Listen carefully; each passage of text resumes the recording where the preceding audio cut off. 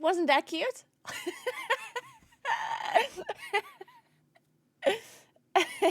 Hey, girl, Cedric, what's up? Did y'all see the intro? Oh, it's cute, right? Have you guys seen all the Easter eggs? There's some Easter eggs. Well, not that many, but there's some. But I can't let it play again because you can only play it once per stream. So next time you gotta just be there at the start when it's playing, you know? I missed it. Okay, you know what? Since I played it for the first time, I could play it one more time. One more time. But if you don't see it then you're gonna have to watch it tomorrow. Okay, wait. Rolling it. Oh. Hi. 1 second.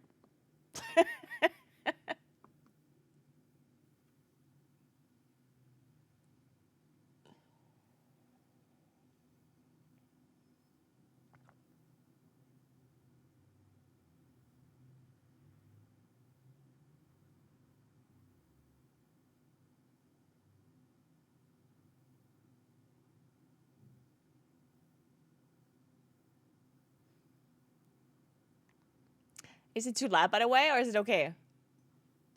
Is it acceptable loudness levels? It's super cute. It is very cute. I don't like it. It's fine. Not too loud. Okay, perfect. Perfection. Well.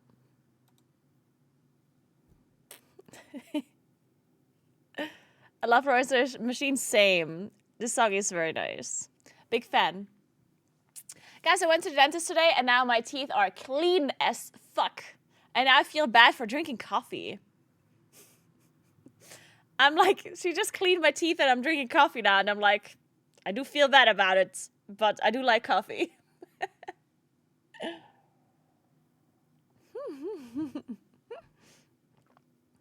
But it won't stop me from drinking it. Killing Underfit and watching the intro. Go me. Liking the intro a lot. Hey, yeah, Blue, I'm so glad you like the intro. That was good to hear. Yeah, but I was thinking, like, obviously the intro is not as cinematic and epic as the previous intro was. I understand a lot of people like the previous intro. But the previous intro was, as I said, like, mainly, like, it was just too epic, you know? Because it's not, like, you know, the intro started and then everyone was like, oh my god, epic intro, you know? And then it's just me sitting here talking to you guys, drinking my coffee, right? So I think the new intro is a little bit more fitting for the start of the stream. You know. And it's also a little bit more IRL stream theme, which is cool. It's me walking through the Alps and through the mountains, and then you can see some of the mountains look like a summoning stone, which is really cool. And then I'm actually, like, a lot of the houses that I'm walking past in the intro are actually based on the town that I live in. It's really cool. Like, some of the houses are literally created, and you can see the castle even as well from this town. It's actually very cool. I need to show you.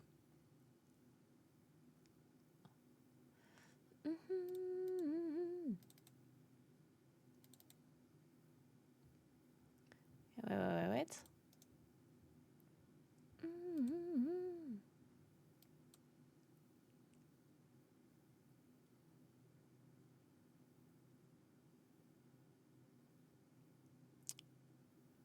Is my VLC working? Oh, it's... There it is. Look. Okay, first I'm just walking. You see how there's like a summoning stone, like that is a mountain? And then we have a Kuro's appearance here. Do you see it? Do you see Kuro's?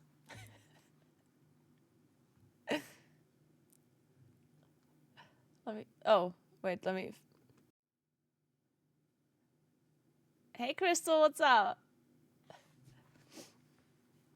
Wait, this is too zoomed in. You can't see Kuro's.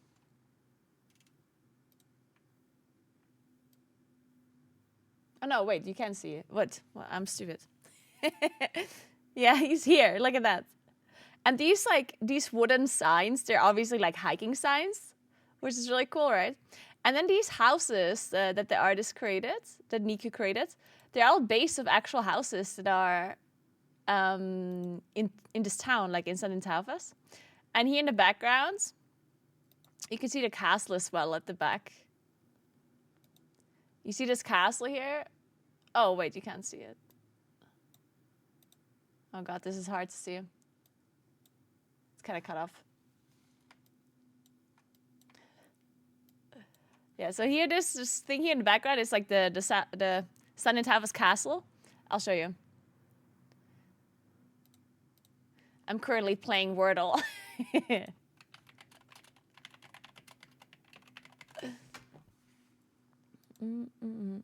This one here. And you see this house too? Like this is the house that he drew here. This one. It's kind of this one. And then the castle's on the back, which is really cool.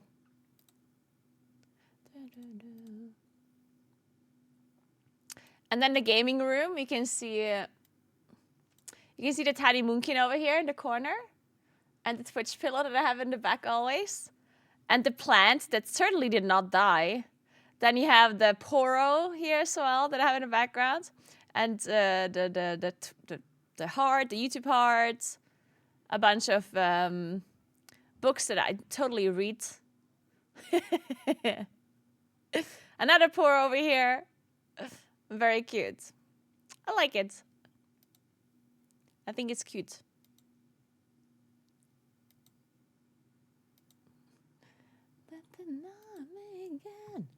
Anyway, so time to game. Hey Layrock, what's up, what's up? The walking pad is where it's under my desk. I will be walking a little bit. It's actually really cold in here, so I was thinking maybe I should start walking just to warm up a little bit. Because she turned off the heating already, and it's now 16 degrees. And earlier when I got here, like 2 hours ago, it was 14 degrees. It's way too cold for an office. But I think she's going to turn on the heating again tomorrow.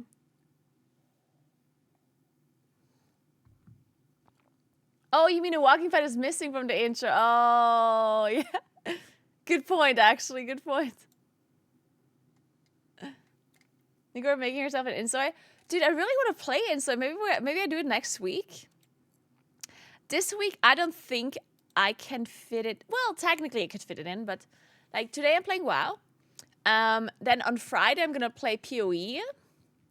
And then I want to do an IRL stream as well, which probably Thursday. Let me see the weather. Let's see what the weather says. Ooh, the weather says Thursday is really nice. Thursday and Friday is supposed to be really nice.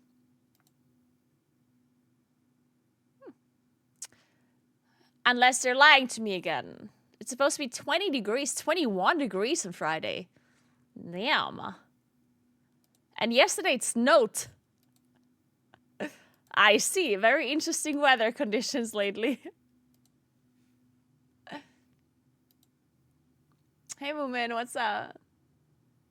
That's the temperature of my house at all the time? 16 degrees? 16 degrees Celsius? What the hell? Why would you put your house at 16 degrees? That's way too cold. Yeah, we're not playing Split Fiction this week because Mike has to do some other things. And I think he's going on holiday. I think he's going to Greece. But we can continue Split Fiction next week. Definitely want to continue the game because the game is so much fun. It is so much fun. What a beautiful game. Like, Split Fiction is so nicely made. I'm a huge fan. I can 100% recommend it if you guys were thinking about getting it or playing it with a friend. Can totally recommend that game. Hey Blackie, what's up?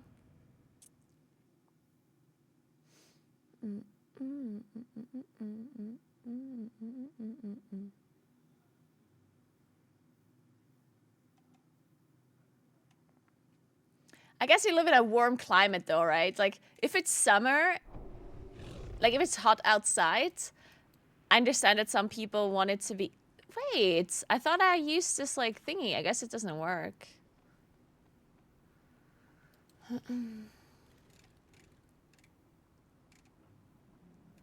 Yeah, it doesn't work.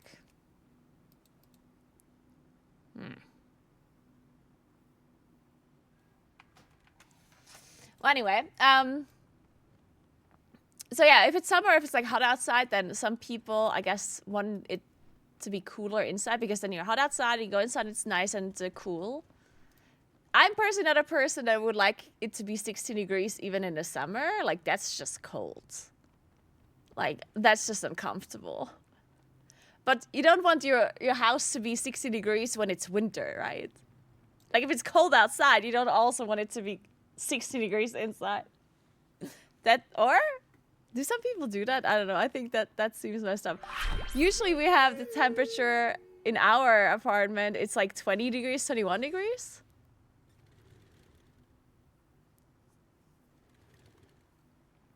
In the winter. And in the summer, it is what it is because we don't have AC. At that point, it's just whatever it is. Thanks for 8 months, Jakaya. What's up? Have a good day to you as well.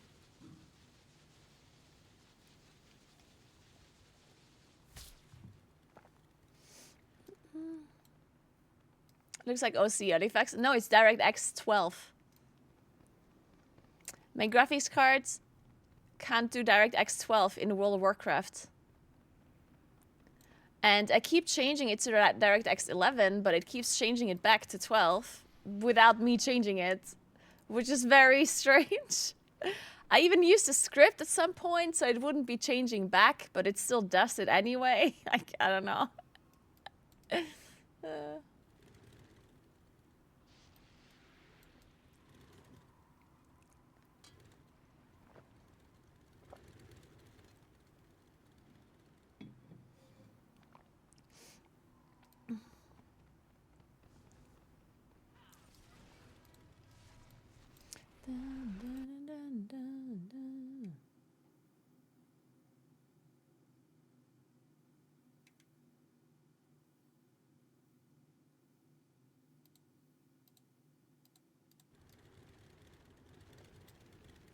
Yeah, my 5080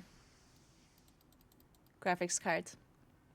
I'm a very cheery person, so it's annoying sometimes because I have it cold, but I can't put the heater on.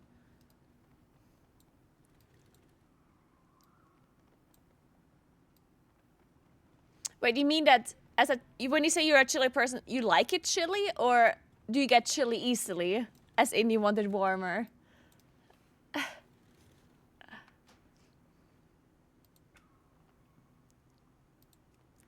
Yeah, as I said, like, my graphics card, like, I have a 5080, and for whatever reason, it just doesn't, like, every time it's at DirectX 12, it just, like, starts glitching out of control. And then if I put it to DirectX 11, it's all perfectly fine. I have no idea what it is. I have not experienced this in any other games. It's just World of Warcraft. But it doesn't matter, right? I can just play with DirectX 11. Like, it's not that big deal. The only thing that is a bit annoying is that the game switches the setting back. Like, every time I log in, it's back to DirectX 12, and I forget about changing it, and then my PC almost dies because the graphic card glitches out, right? And it's just like, I log in and I don't think about changing it every single time, right? And then it's just annoying. But whatever. So.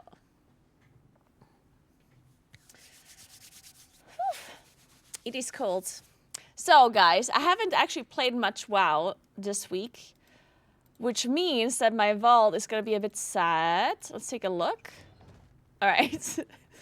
So I don't have a raiding vault, and I do not have, I only have one M+ vault. So I guess I'm gonna start filling the M+ vault. I don't wanna raid. Fuck that. Technically, I could just try and kill one-armed bandit and the first boss, but we all know how that's gonna go. just killing one armed bandit is gonna be a 4-hour wipe fest.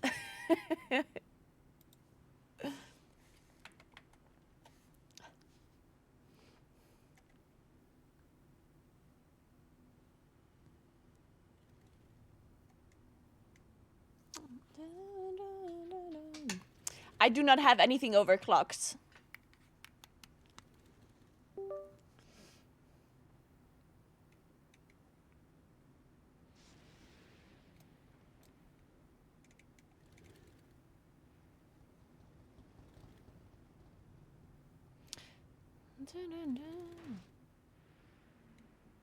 Hey, it's just that I'm hearing 7 keys today. Yeah, honestly, I might get invited into 7s. That might be the only key I actually get invited to. Because I haven't played in a while, and I think people get more score. And the less you play, the more you're behind with score, the less you get invited to keys. The more demanding people get. Ooh, I see the hunter theme has caught on a little bit, it looks like. Okay, let's see, what key do we need? We need floodgate, mainly, and motherload on a 12. Let's try and find a floodgate. Ah, they need bloodlust. Maybe I can find that key.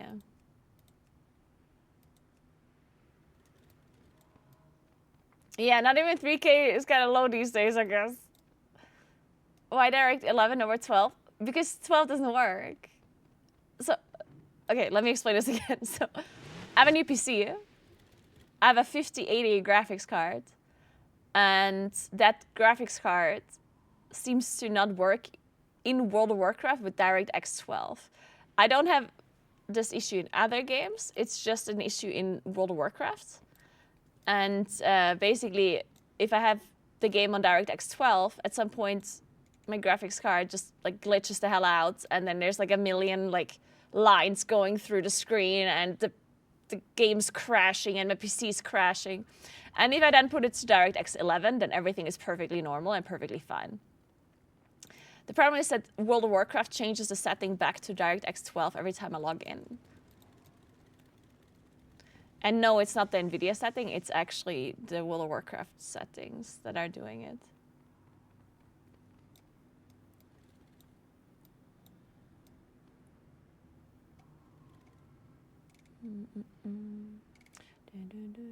Did you just flex on us? Oh yes, I did. In case you missed it, I did indeed do that.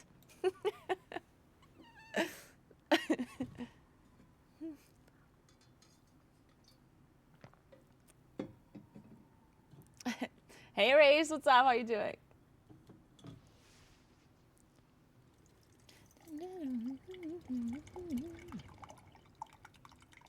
Your card is so good at glitches. Wait a second.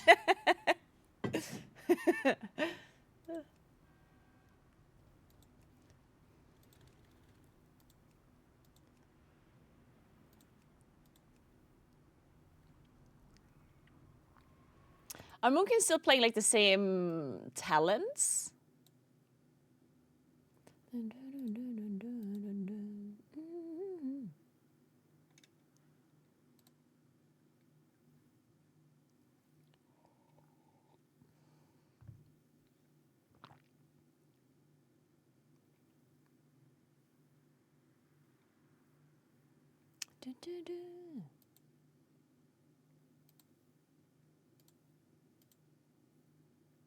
I see more plasters are coming. Really? I didn't see that actually.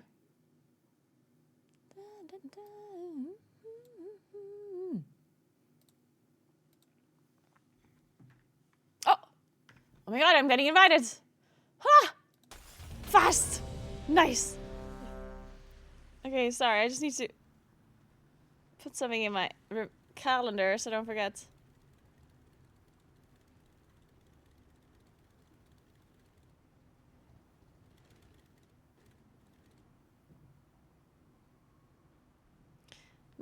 My hands are cold. You know what? Let me just start walking. Fuck it. Then I'm gonna be warm.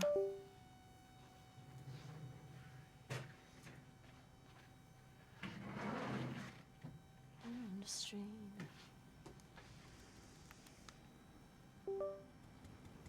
So Crunchtime, mir geht's gut, dankeschön. Und dir? Wait, our healer left. Oh no.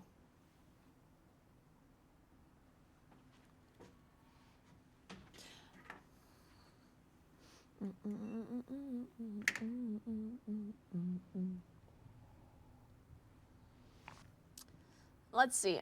We can use a priority in Operation Floodgate nerfs. Very cool. We do love nerfs. Wait a second.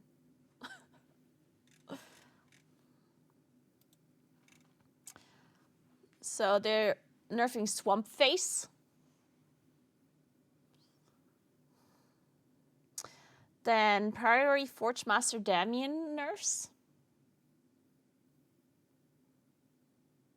Theater of Pain, Cool Tarok. Oh, it's just a hotfix. That's it. Okay, so not like a lot of stuff. Just some very minor adjustments, which is good though. Anyone voted for Floodgate? So, let's go for a stroll.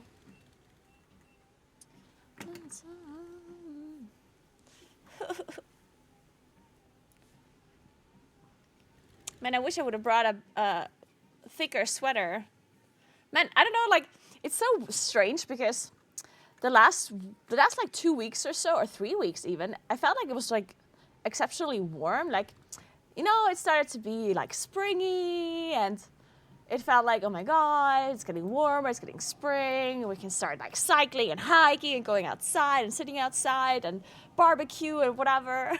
And I got like all excited. And then yesterday, or 2 days ago in the evening, it started like going all like cold, and then it started snowing down the mountains. And then it just got so cold. And I'm just not like, I don't know, like, I don't want the cold anymore. I'm over it. The winter is over. Stop it. No more winter, okay? We've had it. I don't know what I'd do this week for IRL stream though. I could technically still do a snowy thing, because it did snow again. So technically I could still do a snow thing. I could go sledding again or something. One last sledding adventure. If I find a place. But wait, give me a second. Why can't I? Can you hear the sound in game?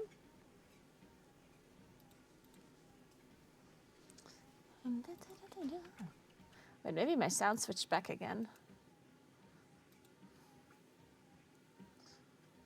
No, it didn't.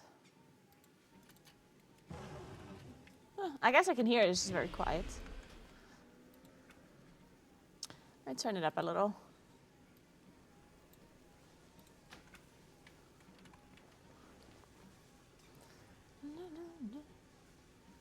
All right, let's see how this goes.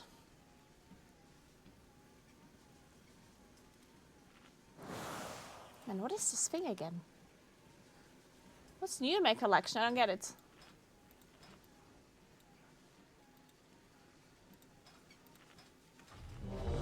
So.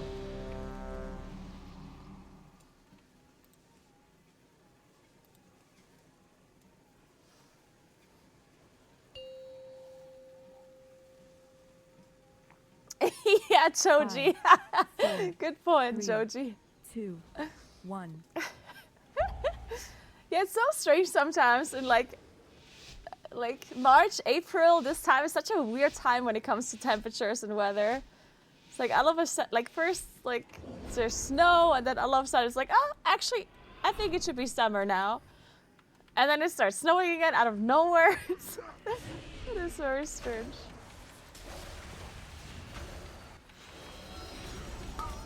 Feet.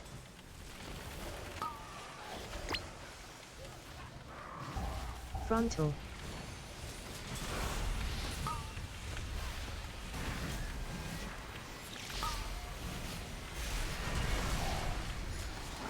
Holy blood decay damage.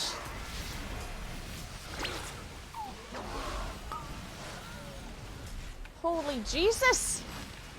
I thought I am doing a lot of damage, and then I saw what the blood decay, what the unholy decay is doing.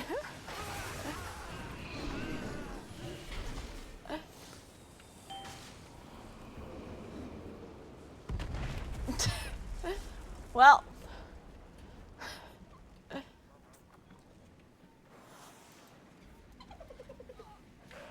Oh, now I can't hold aggro. The tank set.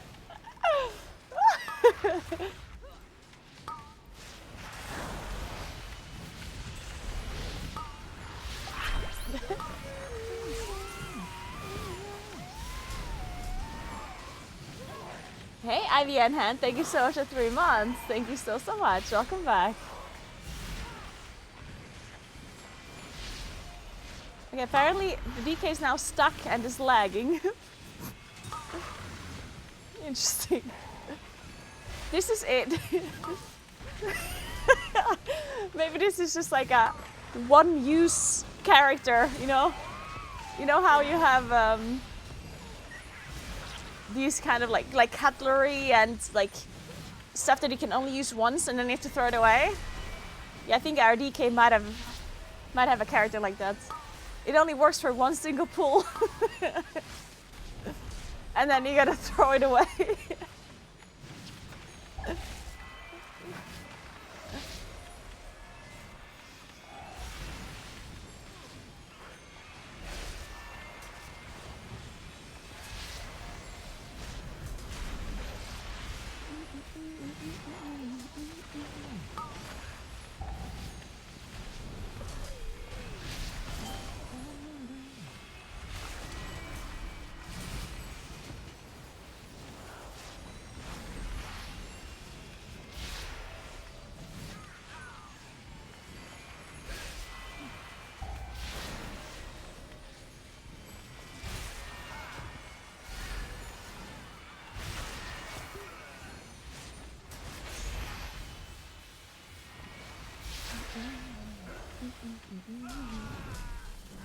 So, I have cooldowns. Let's go.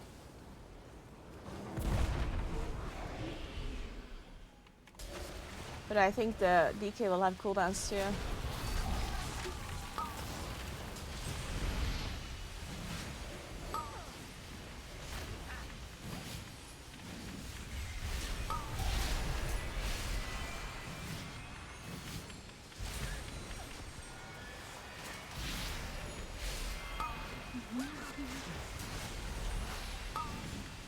It looks like my cooldowns are better than the DK cooldowns this time around.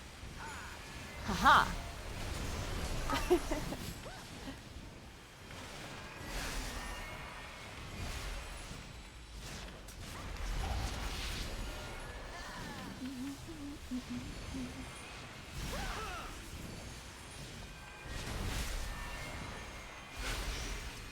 I'm not sure what you mean erase. Are you asking how I generate threats?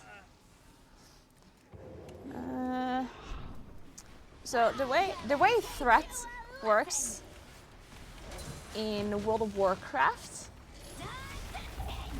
is that if you're a tank spec, you generally just create more threat with your abilities than damage dealers. But obviously, if you heal or if you do damage, you also create threat. One very interesting thing that a lot of people are not super aware of, I guess, is the fact that to basically get aggro, you need to have a certain threshold of aggro that you're overtaking, basically. So, like, you can be at 30% aggro, 50%, 60% or whatever, and to get aggro over another person that is already currently tanking, you need to go at a certain threshold, or over a certain threshold. And the threshold that you require to gain aggro is lower if you are in melee range to the mob versus being at ranged.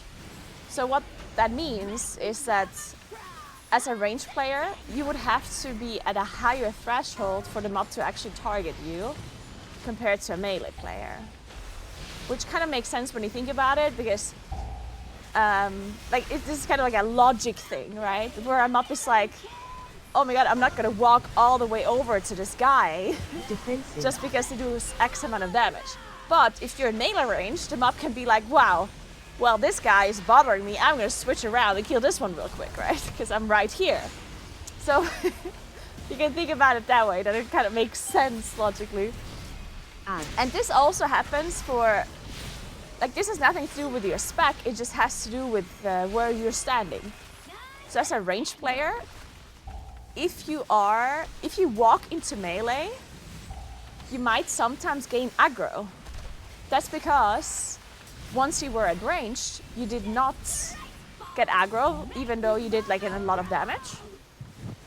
But then when you walked into melee, the aggro threshold is lower, and then maybe you get aggro. So sometimes mages or any other classes that can displace themselves, they might stand at range and they're fine, and then they blink into melee, and then they get aggro and die. It's because, as I said, the aggro threshold that you need to be at to gain aggro is lower in melee range.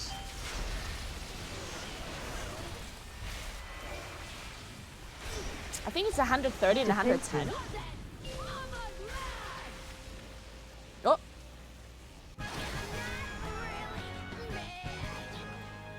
So in melee you get aggro at 110, and at range you get it at 130, I believe.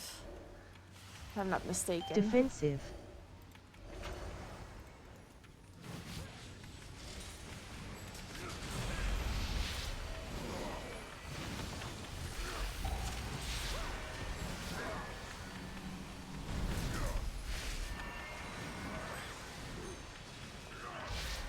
So if you're a range player, you should just, like, if you pop all of your cooldowns or whatever, you should make sure that you actually stay on range and not walking into melee like randomly.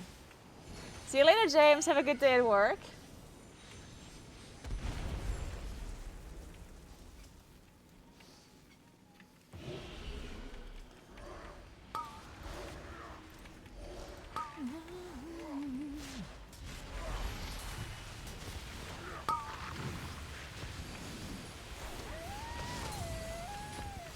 If Druid was not a class, what would you play? I don't know. Whatever.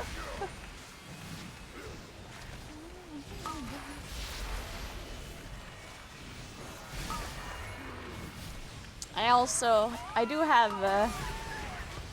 a Warlock, an Argivoker, a Paladin.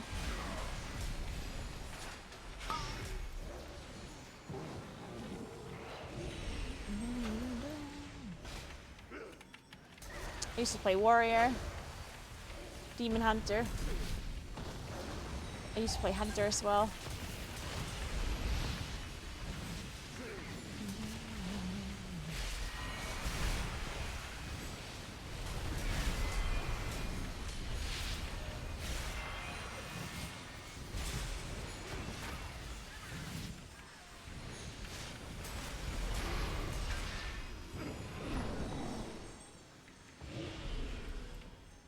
How long can you maintain your... My what?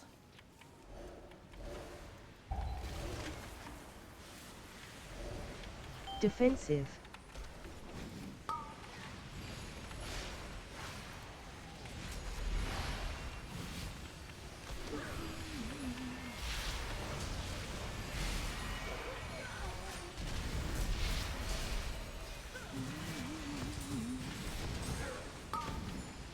Defensive.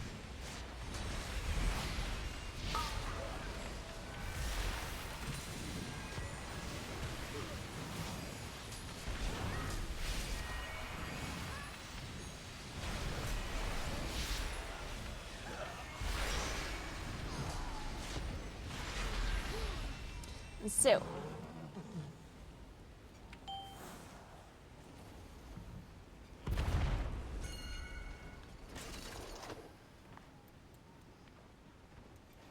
Man, could you imagine that we would have an MMO kind of like Split Fiction, where everything is as pretty and beautiful as Split Fiction. Can we have that happen?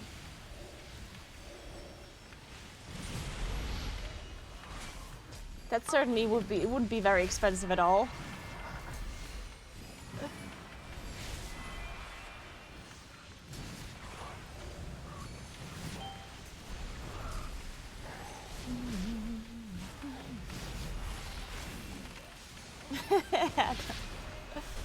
Yeah, I didn't quite understand it either. I was trying to understand, but I'm having a hard time following. The one thing that I think you got wrong though, Everrace, is that it's not spec related. Like, it's not the specialization that matters when it comes to threat. It is just your position to the mobs. So if I stand here, then I will get aggro faster. If I stand here, I get aggro less fast. Hey Rain, thank you so much for the raid. Appreciate that. Thank you so much. What's up, what's up, what's up? Welcome in everyone. We're currently pugging keys. So we're having a great time. What did you guys do today? Feet. Frontal. Frontal. Frontal.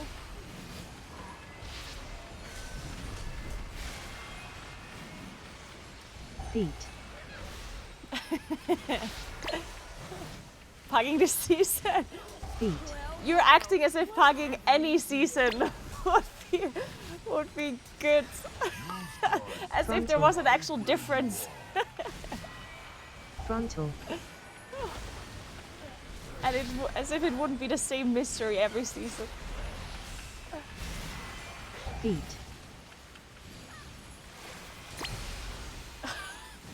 You're running yourself in 15 Cinderbrew for hours. Nice. You're in time it 10 came up and went to bed. Well, fuck. Frontal. Oh, sounds like a great time though. Oh man. Feet. I do think tanks this season, I'm not sure if it this season, at least I had the experience. Like, it felt like tanks are a little bit like more divas than usual. I don't know if it's true for everyone, but like, to me it felt like the tanks just tend to leave faster for no reason really, like literally leaving keys that are still easily timeable, but they're like, meh. The person played bad in their minds and then they're just leaving.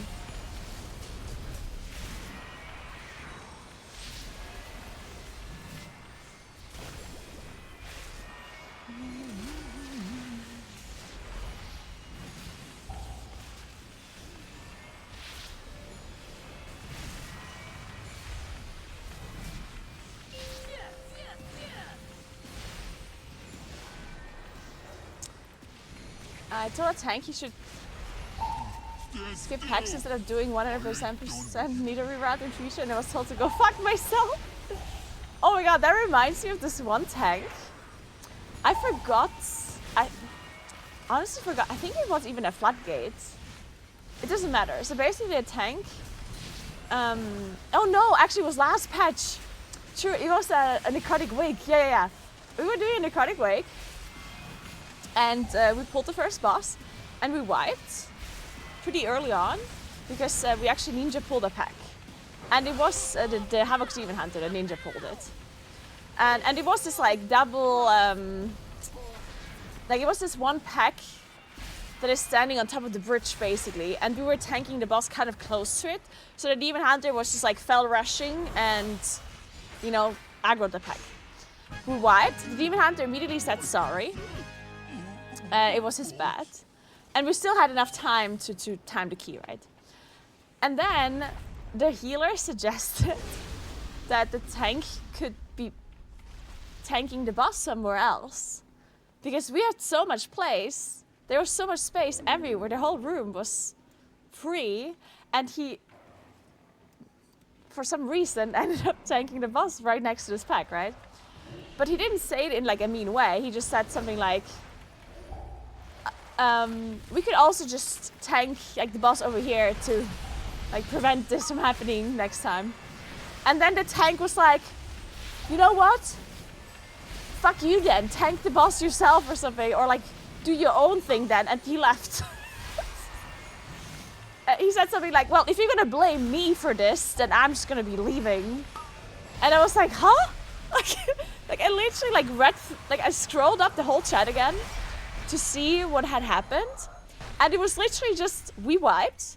Havoc Demon Hunter goes, sorry, that was my bad. Priest goes, no problem.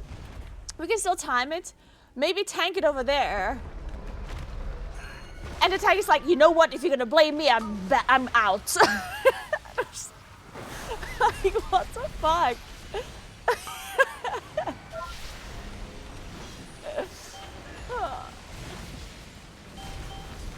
Frontal.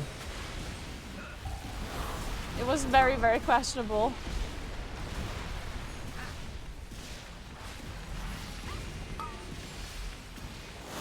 Dodge.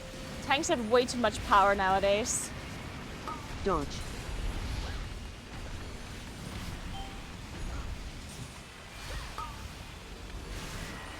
Oh god.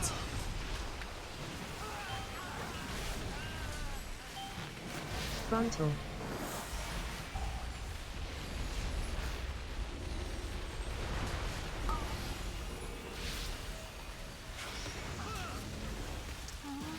Dodge.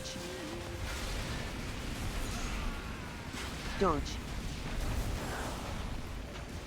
Ah.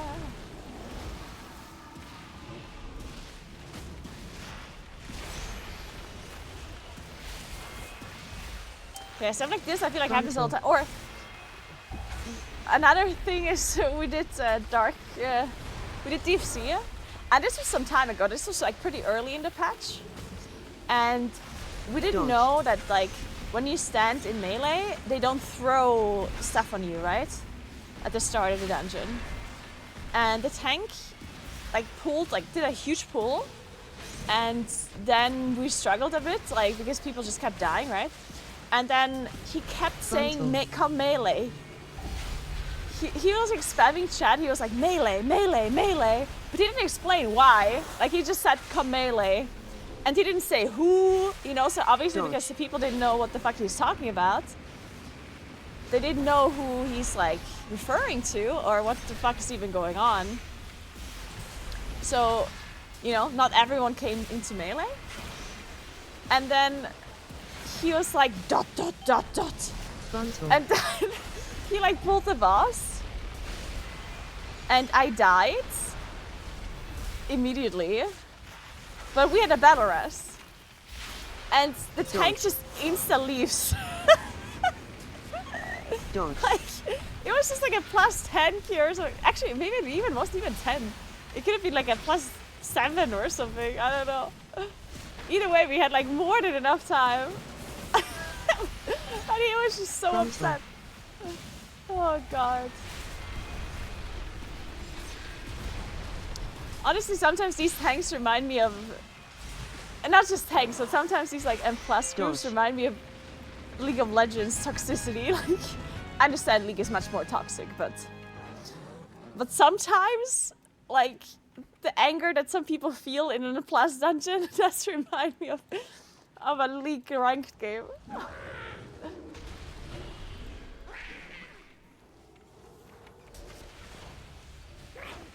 Feet.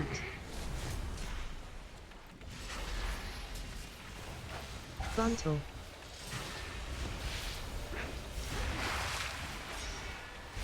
Defensive.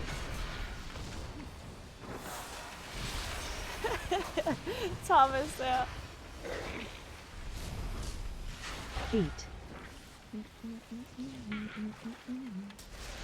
Oh god, I don't see anything. Frontal. Frontal. Ah. Frontal. Frontal, frontal. Defensive.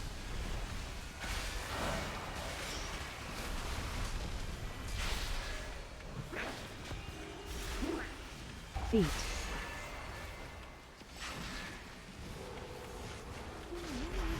Frontal.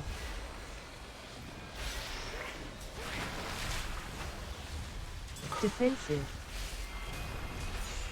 Does it actually help, like when it says those things? I mean, why wouldn't it help? Feet. It depends what it is, right? Like,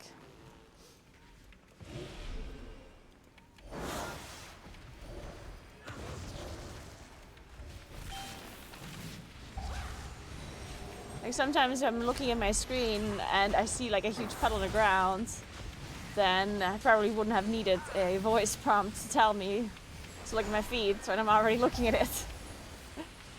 But other times, maybe you're looking at something else or you're distracted in some other way.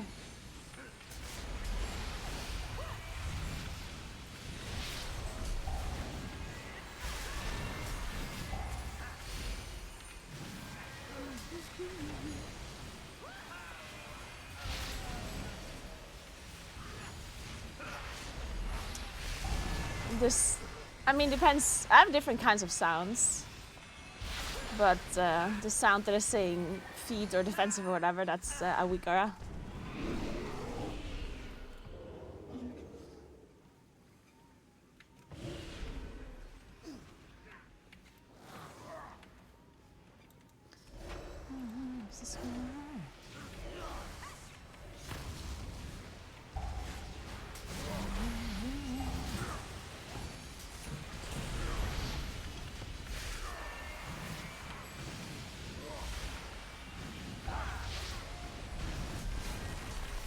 Don't these kind of add-ons seem like it's playing the game for you?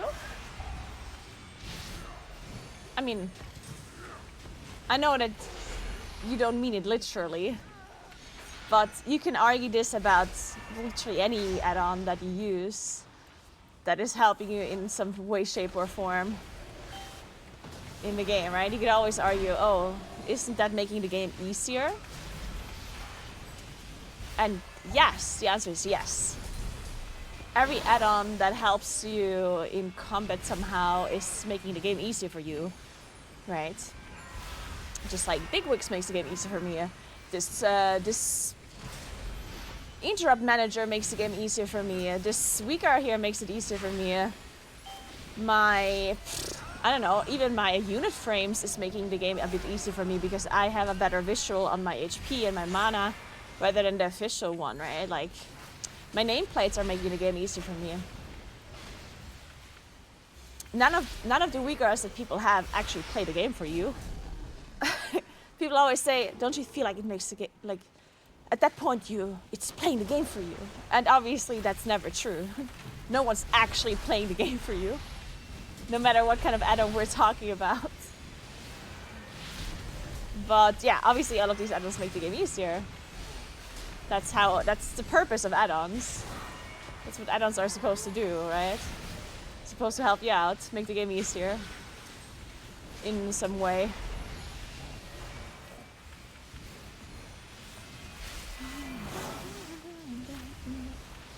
But the game also is created around add-ons, therefore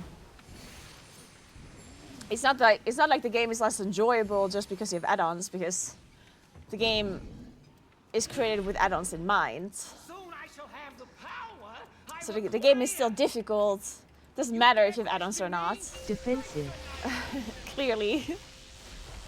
Otherwise everyone would be able to clear the mythic raids and get really high ratings in PvE and in arena and whatnot.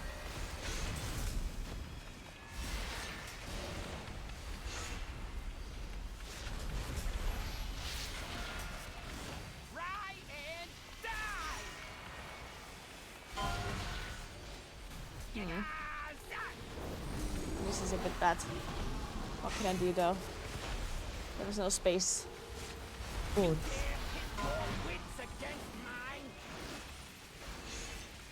Sorry, I'm behind this one. We should.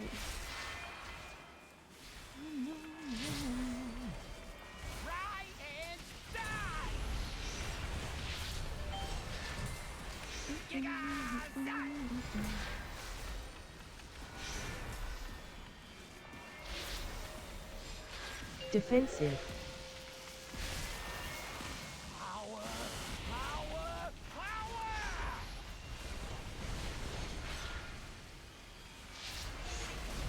So nice.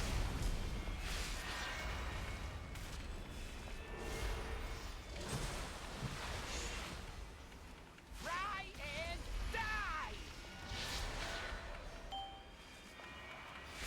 If you play Loon's Chosen with Lunar Calling, then you go VODs. Lunar Eclipse on single target and cast Starfire because you can't actually enter Solar Eclipse.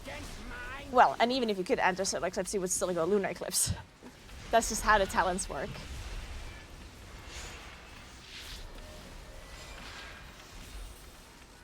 Try and die!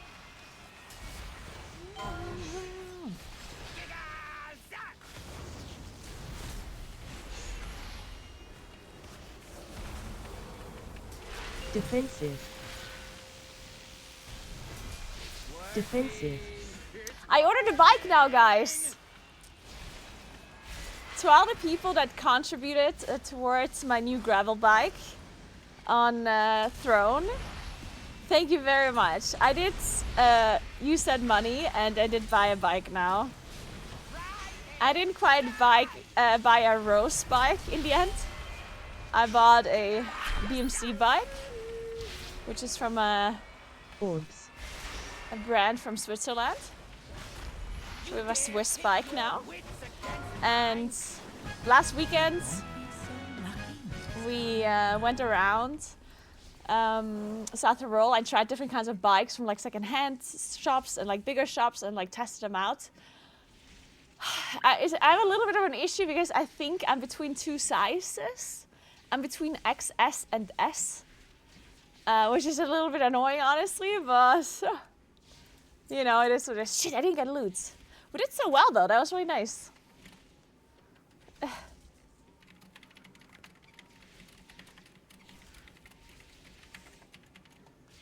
Sorry for the trash route. No, it wasn't a bad route.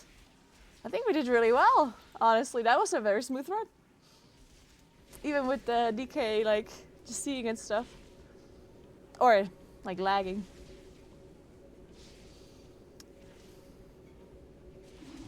Did you check out today's update of the Dreamgrove website? Oh my god, I'm checking it out. Are we playing something different now? They're always hiring temp workers to Oh, pick no. up odd jobs. See if you can lend a hand.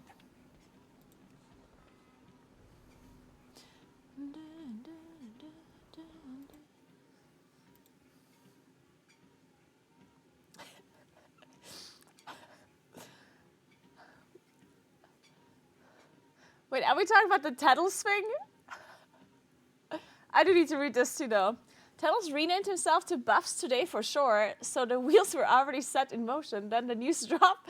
Oh, yeah, that was about the old Buff. Yeah, okay. There's some was rumbling around. The grove started stirring as excitement struck. The Mookin flocked around only to read Wrath Buff by 30%. Beautiful. On the website, I see. What? Oh. Oh my god, it's beautiful. I'm getting a little bit flashbanged here, yeah. Oh my god, look, it's so pretty.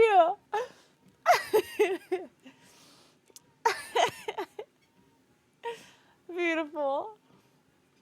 It's so nice. News.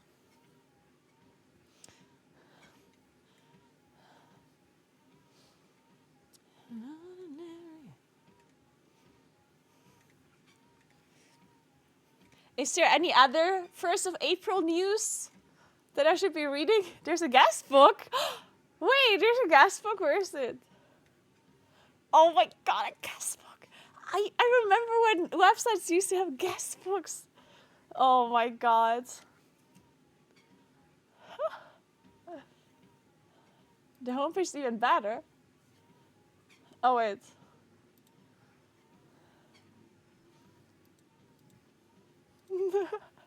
Wait, look at my cursor too.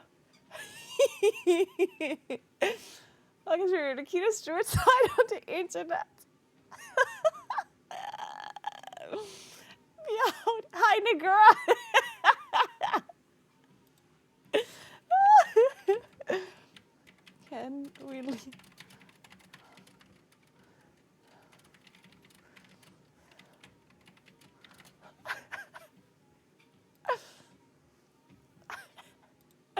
It needs to be approved. Beautiful. Welcome to the ultimate cozy druid hideout. Whether you're a moonblessed balance caster, a claw swinging feral, a sturdy and unshakable guardian, or a gentle yet powerful rest healer, you've found your new home. Here you'll discover lovingly crafted guides, tips, and secrets to help you become the best druid you can be. From shapeshifting mastery to nature's deepest wisdom, we've got everything you need to thrive in harmony with the wild. By the way, I just wanted to let you know that I literally forgot that it's April 1st up until I saw this. Like, I actually just completely forgot until I opened the website.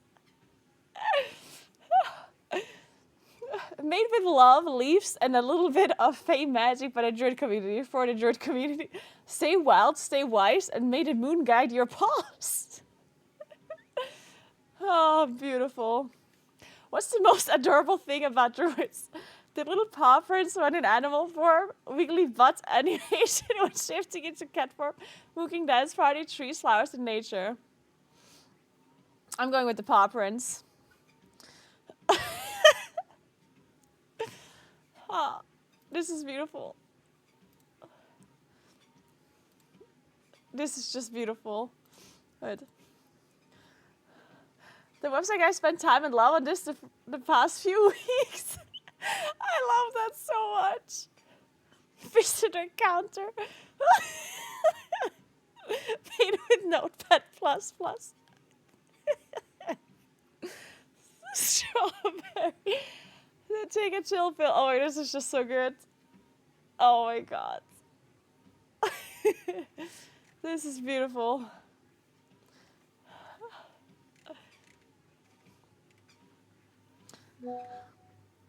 Can I just have this one be copy pasted somehow? Wait. No, I want this one. This is so cute. No, I want this one. How many messages am I allowed to leave? This is just so pretty. Okay, let me just see what David's writing in case he's just writing. Why is there desktop notifications? I hate when softwares just turn on notifications without asking me. God damn it. Okay, what is David saying?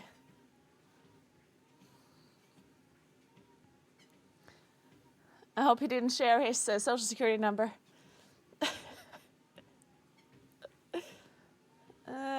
Wait, where's my WhatsApp?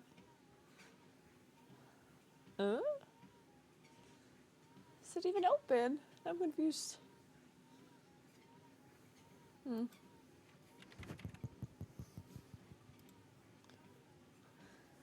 So like we can read anyways, good point.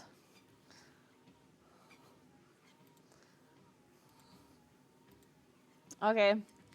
He didn't he did not share his social security number.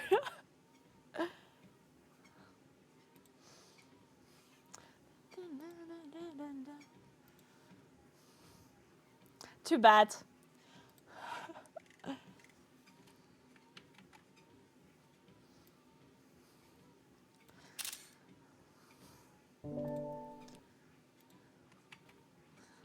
There we go.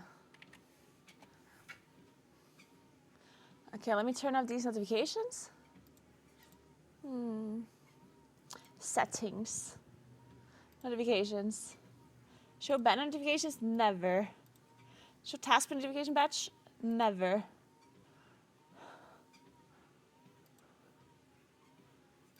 Okay, good. Perfect. So, yeah, I'm very impressed by this website. I do have to say, it is beautiful. I'm very impressed about.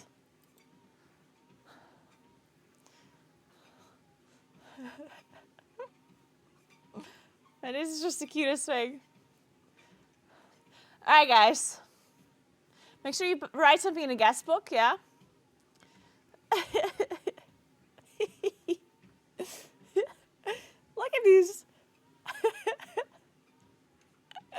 Oh god, this is just so nice. Hey Archer1, what's up? She's gonna get her steps in for today. Yeah, I'm trying, guys, I'm trying. It's a bit warm in here, so a bit cold in here, so I figured it would be a good idea to walk a little. So maybe I'm less cold.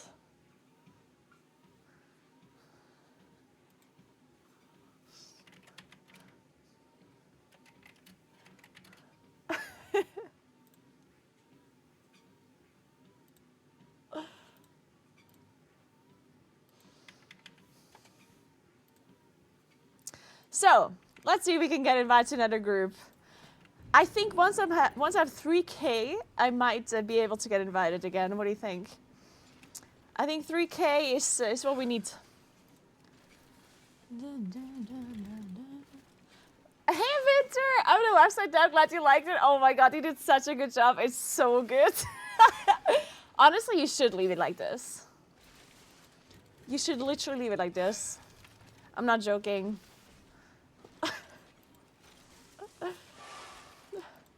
Okay, so wait, what do we need on 13? We need Flaggate? Fuck it, let's just... Do you think I will get invited to a 14? Like, how... What are the odds that I get invited to a 14? What do you think? Oh, wait. My keyboard's not German anymore. There you go. Sooth, that's me.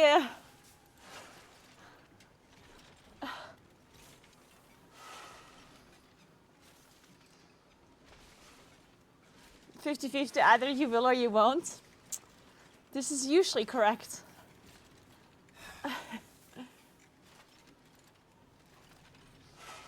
Boomy, well, I'm a Boomy.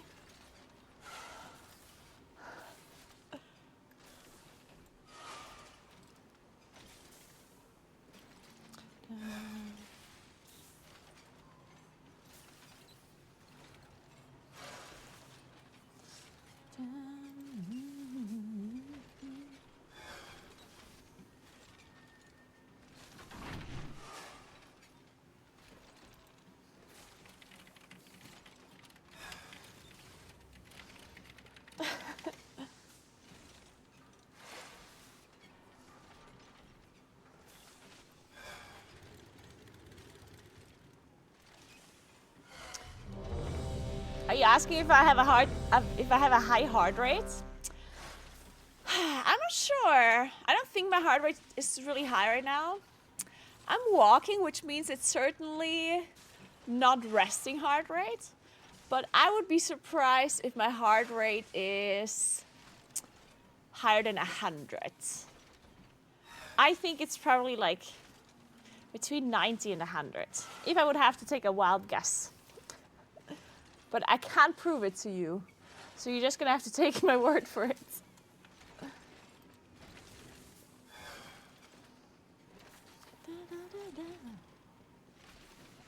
So, what key was this? Theater of Pain. That is here.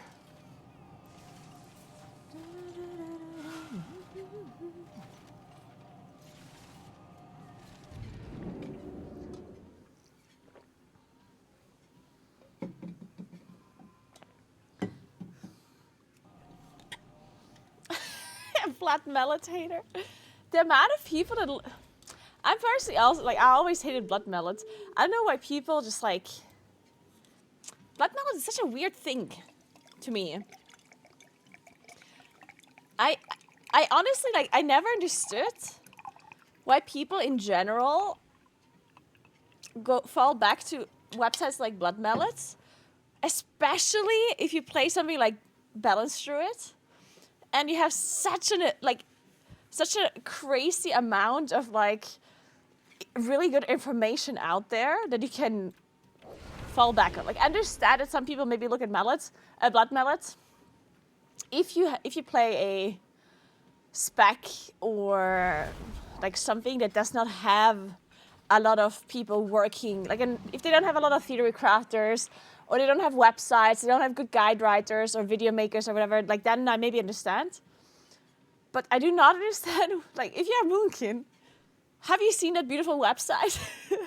Like we have such good theory crafters, such good people that are really care about getting the information out there. So I never understand why people that would play class like that actually have like really good discords, why they look at Bloodmelt or whatever. I guess maybe it's just people that don't know about the Dream Growth channel, or generally just don't know about class discords maybe. That could be a thing. Because I guess it is true, like you do need to be aware of the fact that there's class discords before you can get the info, right? And maybe a lot of people just don't know about it.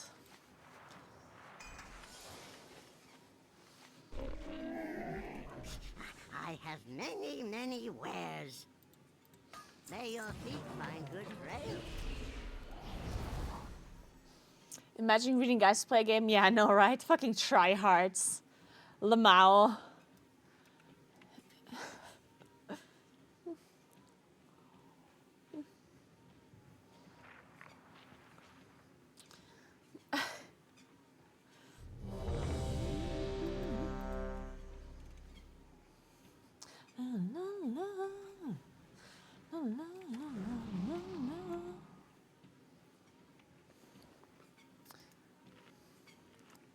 We'll skip the last mini boss. Sounds like a plan.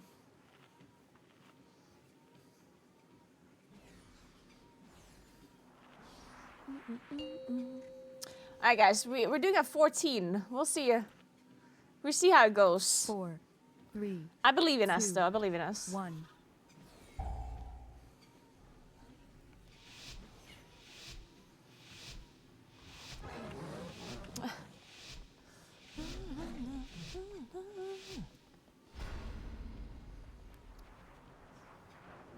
Welcome, one and all, to the theater of pain!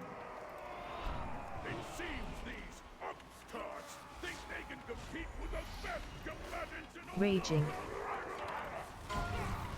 I'll believe it when I see it! Either way, this is Defensive. entertaining. Bring in the challengers!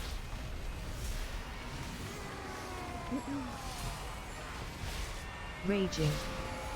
Feet. I hate it when I have raging feet. Oh, someone has a barrel trinket here. Oh, no, I'm gonna stop killing barrels then. Is this a new Teddy Swim song? Oh my god, it is! Feels bad. This song is gonna be playing 24/7 on my Spotify from now on, guys. My Spotify thinks I absolutely love Teddy Swims, and I want to listen to it all day, every day.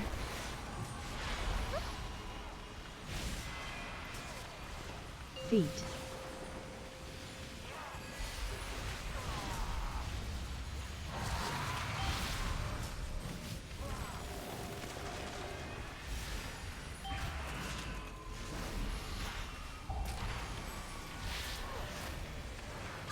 Oh, that's a bit too far.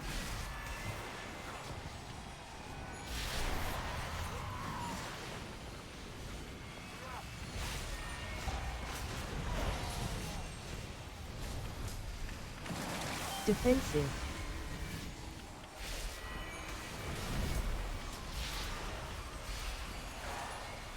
So, okay, I have an interest, like, I have a take.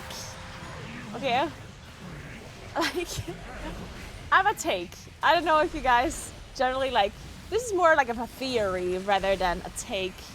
I'm not sure if it's true or not, but I think that games like WoW would generally be more enjoyable if we had less guides. If we had less information. Now, I know that we cannot live in a reality where that is true. It's impossible, right? Because the internet is what it is, and it's not Defensive. gonna go back. Like, we're not gonna stop getting more and more guides and more information. Like, that's just not gonna happen, right?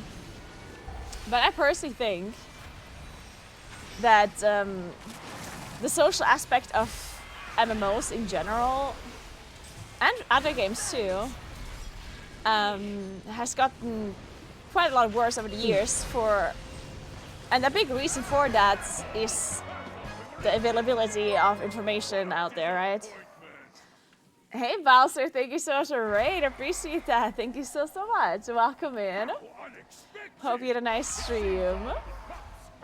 What did you guys do today? Now that the preliminaries are over, the real trials can begin.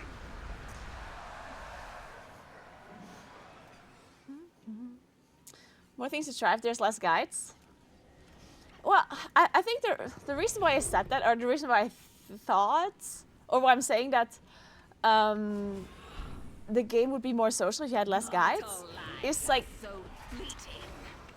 if there's less guides, you kind of are forced in a sense to gain your information some other way. And how do you get the information? Well, by asking others.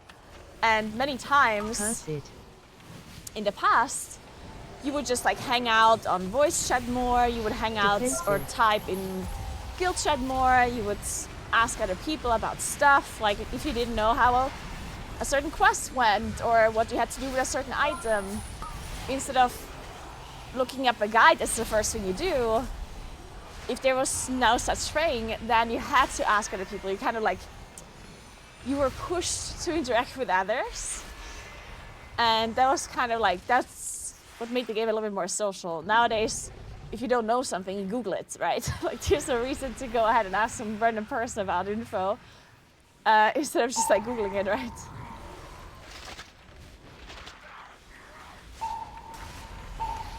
Working on tanks, all right, I see ya.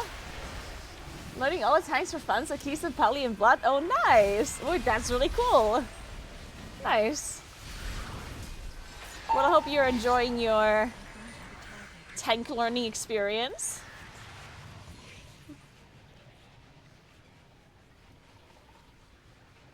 You can still do it, there's no reason to force people to do it, no? Well,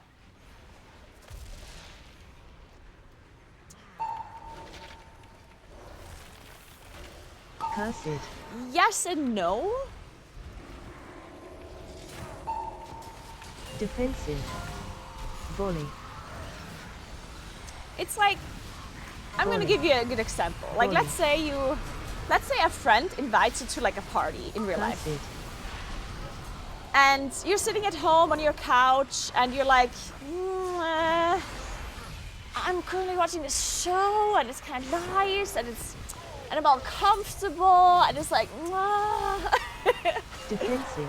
but then maybe you decide to go anyway.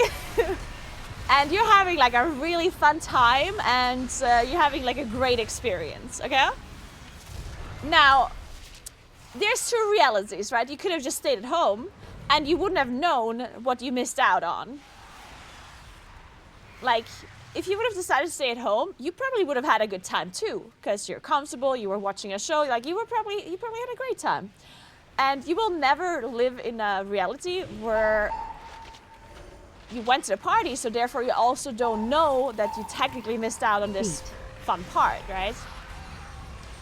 So when it comes to, in my opinion at least, when it comes to the guides and stuff that are readily available, it's like most people don't think, oh, if I would just ask this other person, I might have a great social interaction. Like no one thinks that way, right? It might be true that you're missing out on a really nice social interaction, but how would you know that? Most people just take the easy route and just Google a guide, right? Yes, you don't have to Google a guide. You could technically ask another person and be more social. But people just tend to not do that, right? Also, it isn't as I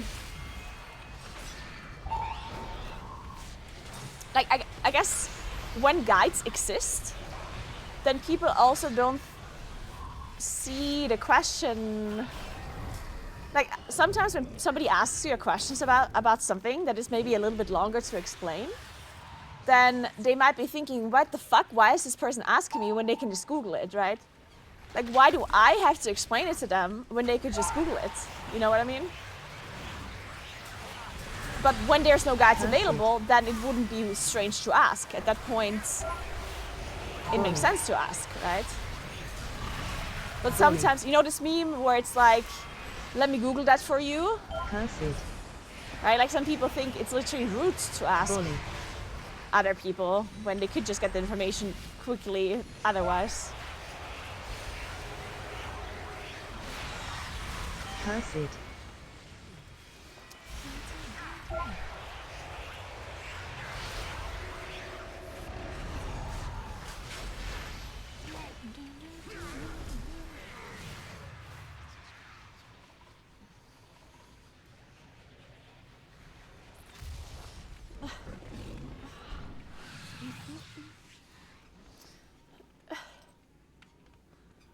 You have to be a little bit more realistic for as an example so I can relate.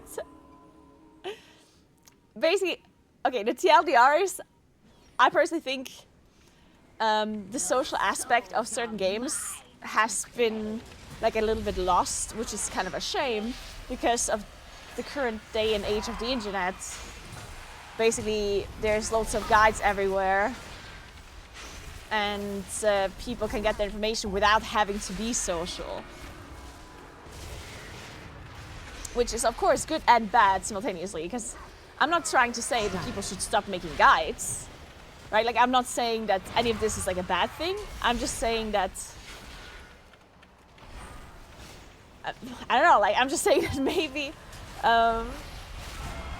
some things that are slightly more positive now also created some things that are maybe a little bit less enjoyable overall, you know?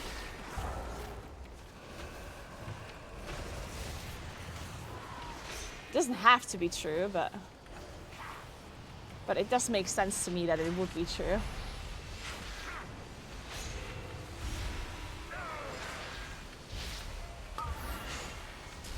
I think it's I have a similar opinion about add-ons existing. So I'm not a person that is against add-ons. Like I'm not somebody that thinks that add-ons should be like gone or whatnot. But I do think that if we could live in an alternate reality where add-ons would have never been introduced, then I think I would prefer living in that reality.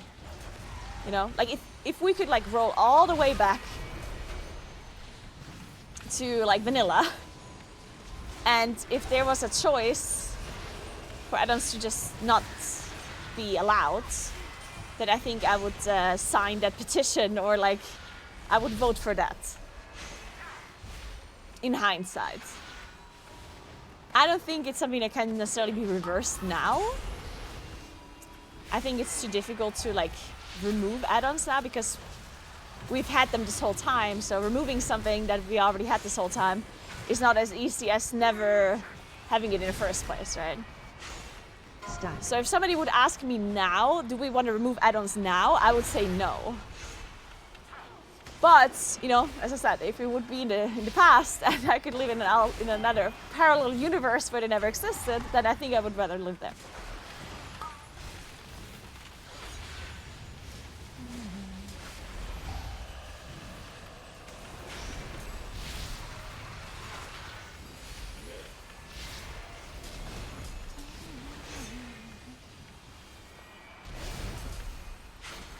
The main reason why I would rather live in a world without add-ons is because I think it's literally just annoying to set up add-ons. Like it's just a chore that wouldn't be needed if the game would have always had, like if the game never would have had add-ons, then a lot of these quality of life changes that we don't have right now would have been added to the game probably. Because Blizzard, of course, having add-ons allowed, many times just decided to not add a quality of life change because they were like, oh, well, people are going to use an add-on for that, right?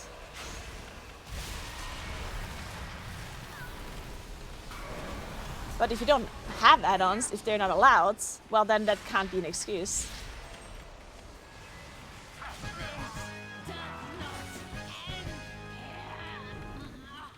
Our challenge Oh my god, I almost fell off. trial, but there's still a long way from the Yeah, and also boss design, game design would be completely different, right? Like all of this stuff. But yeah, like the main thing that I have with add-ons is like, because I like the way my UI looks, because I set it up this way, right? look what we have here. But every time a new patch comes out, you have to like change your add-ons around, and then this doesn't fit anymore, and that doesn't fit anymore, and you have to update your add-on, and then an add-on breaks, and then you're lagging because of an add-on, and then this and that, and it's like, you know, like I think it would just be so much easier if we didn't have any add-ons. Like then all of this stuff would not be even parts of the game. It wouldn't be a problem at all.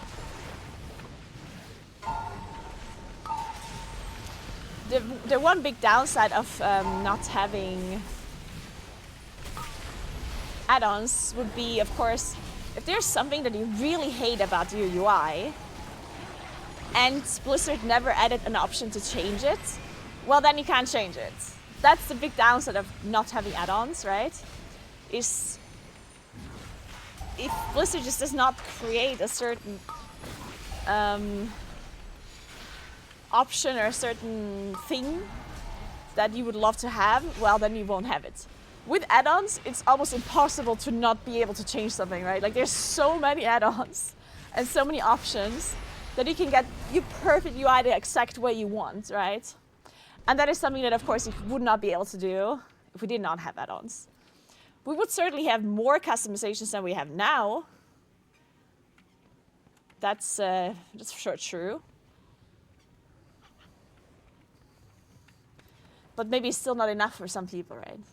Hey Hannah, what's up? How are you doing?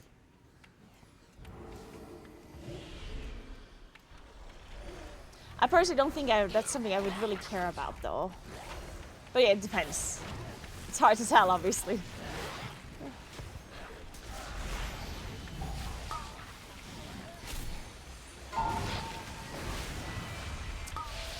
Yeah, it's for new people. It really sucks with add-ons. I even think like for watching Twitch, it's kind of annoying. Like sometimes I watch another streamer, and I don't know how their UI is set up. And even if you figure out how their UI is set up eventually, it's still kind of hard to follow what they're doing, in my opinion. Because I know exactly where everything is in my UI. So if I need to quickly look at something, I know where to look. But if I look at another streamer or if I watch the race first or whatever, it's not that I immediately know where their things are. So yes, I can look it up eventually, but it will take me a while to find it. Which means that I cannot follow the gameplay as well as I could if add-ons would not be a thing and everyone would always have the same thing at the same place.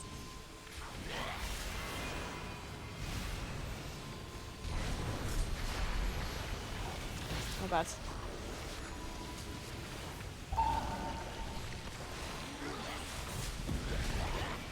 I tried to ask my friends to play arenas for the first time, but the first thing they said was fucking me, get add-ons, rather not do just play PvE. Yeah, for new players having add-ons, or generally that's the fact that you need to set up add-ons somehow to be able to play optimally is definitely like a daunting thing that a lot of people just don't want to do. And I get that 100%.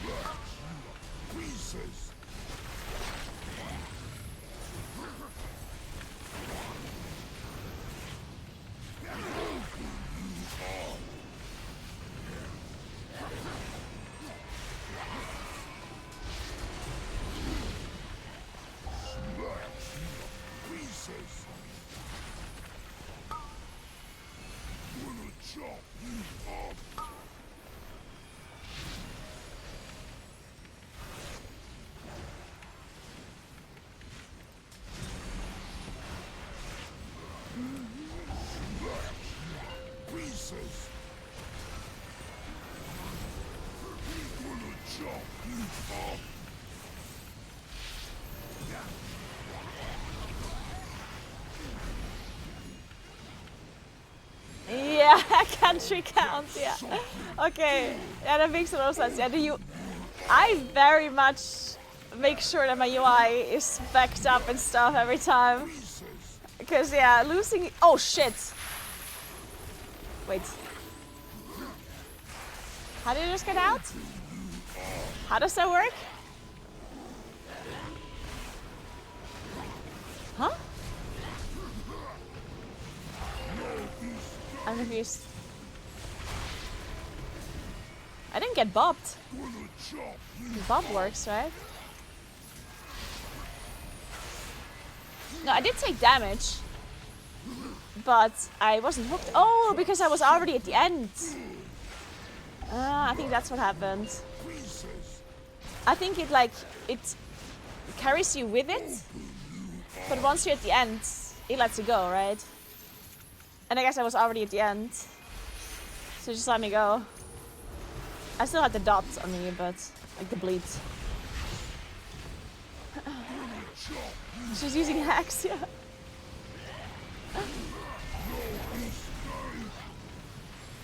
Oh my god. Dude, I'm literally trolling, I swear. I think everyone else is trolling too. Look at us. 3 people got hit. Fuck.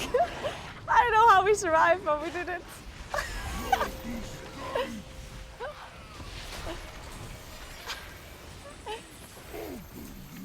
Am I insane though, or is the timing weird?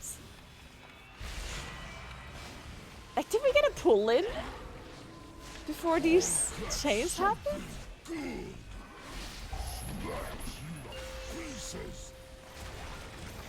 Oh, I'm a bit confused. Did we have weird timing, or did I just like completely not pay attention? Another trial down. Looks like we might have some real contenders here.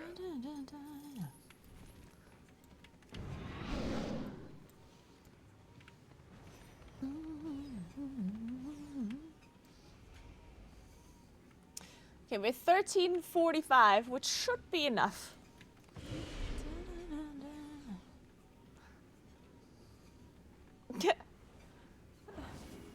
New challenges. We'll see how long you can last.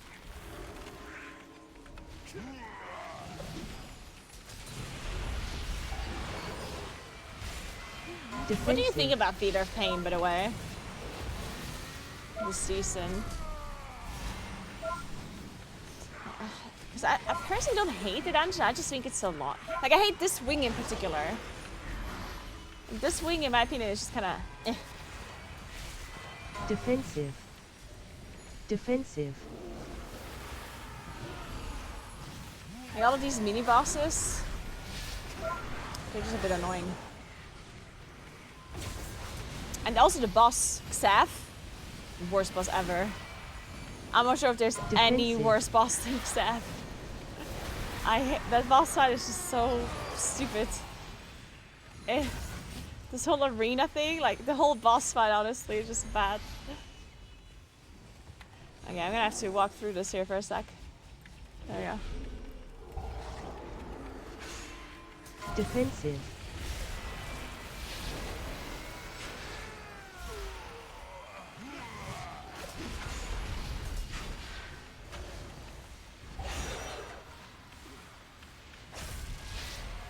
You love the PvP boss? Defensive. Wait, why? Also, what do you mean melee are an advantage? Why do melee have an advantage? I don't feel like they do.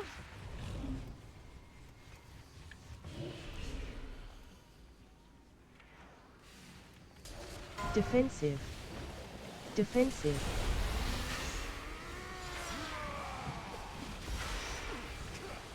Movement is in melee?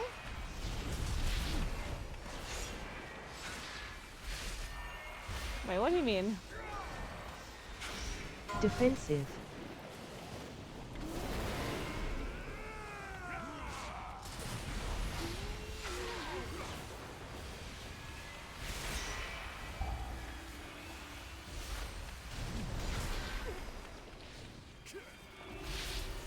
Defensive. Yeah, that's the thing. That's the problem with Xav. Like this, the arena thing is like literally the dumbest thing ever. Cause like you just get pulled in. First of all, you get stunned for half an hour. Then you have to PvP, where obviously just one person kills the other without the other one just defending themselves. Because if you defend yourself, you're just wasting time for no reason.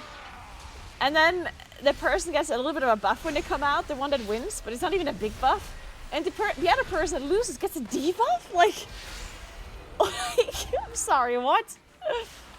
Like, it's just so stupid. Defensive.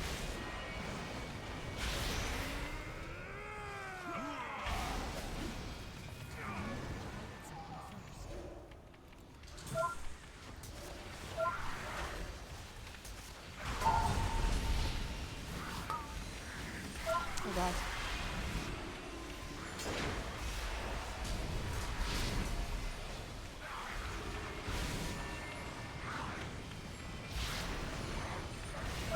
I had some people enhance themselves with 5%. I'm sorry, what? Giga chat.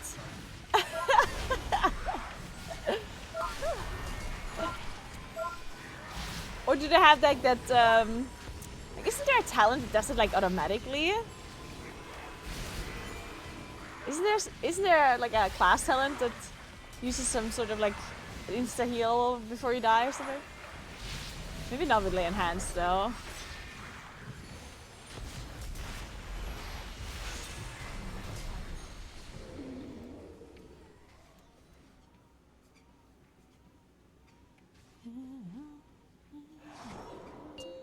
Two, one.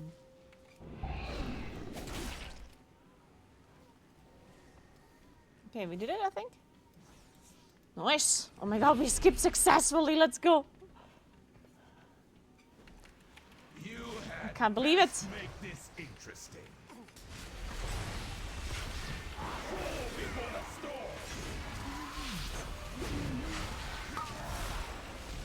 And then the fact that he also have to kill his stupid banner as well. I guess it's not that bad anymore, but in Shadowlands, when this dungeon was actually properly active, or like the first time out, the banner had so much HP, and then you actually had to Fall before the storm. you had to kill the banner, and you wouldn't be able to kill the banner because two people were down in the arena. And then when they came out, they had to like make sure they killed this banner somehow. And then once they killed the banner, the next banner already spawned. So at some point on high keys, people just stopped killing the banner altogether. So you had to play this boss while just being permanently slowed. But at some point it just like made no sense anymore to kill that banner. It was like way too much HP that you would be losing.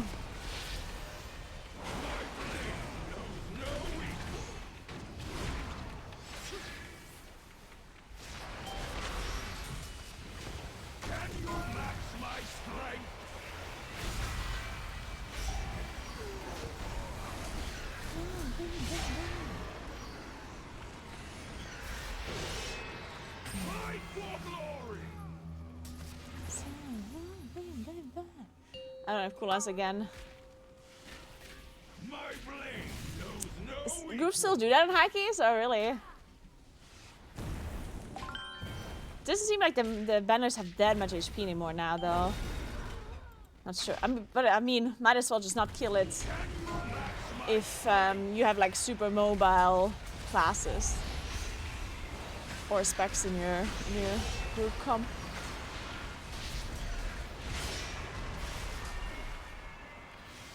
Hey, Blasted Daddy, thank you so much for the prime. I appreciate that.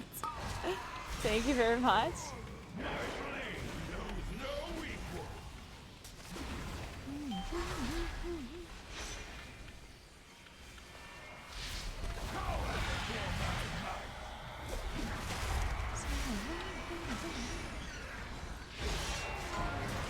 Yeah, I guess the banners are a bit easier to cleave now.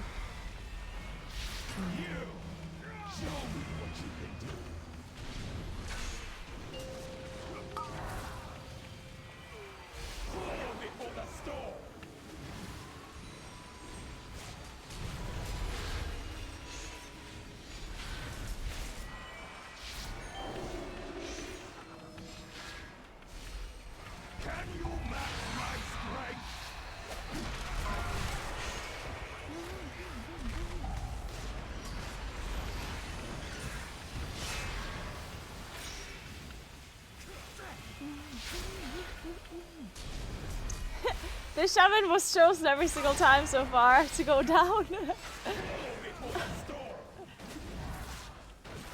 Feels good.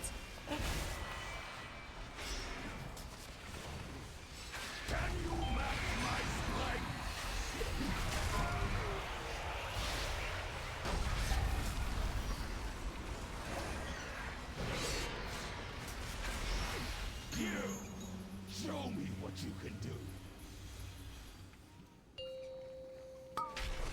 I'm walking in a walking pet. Crawl before the storm.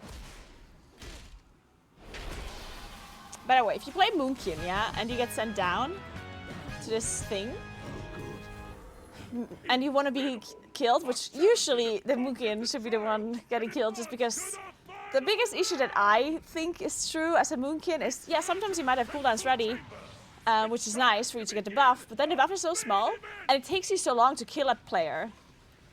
Like, other people or other classes are so much faster at finishing off a target, but we have to put our dots up.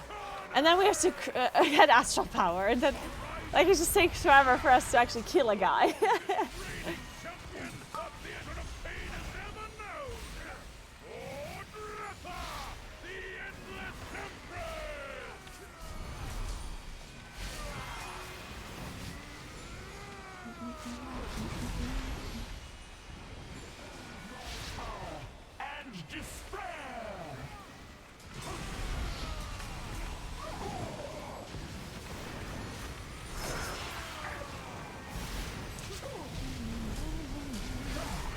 Frontal.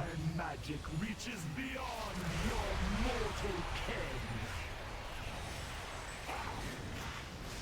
Reality turns its ire against you.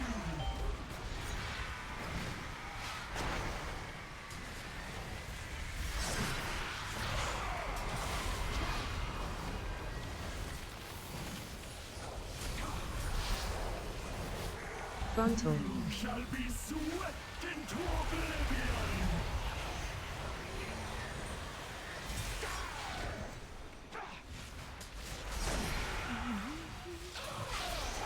Death itself demands your souls. I hate when the portal on this boss, like the one that grabs you like this, spawns on top of you. Like, I just never see that thing. And all of a sudden you're just stunned. Frontal. Shall be swept into oblivion.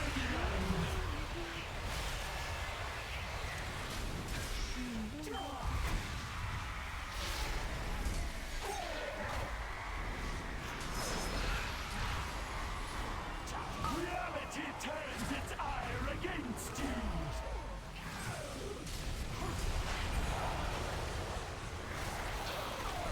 Frontal. Magic reaches beyond Frontal. mortal ken. This will be tight. No, I don't think so. We have 2 minutes. The boss is 50%. We have all cooldowns. We're fine. Defensive. We're super fine. Are we lusting? Nice.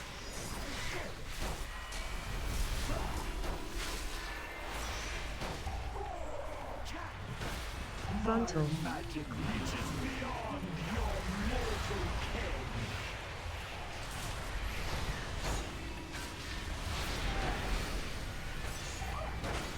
Reality turns its ire against you. Reality.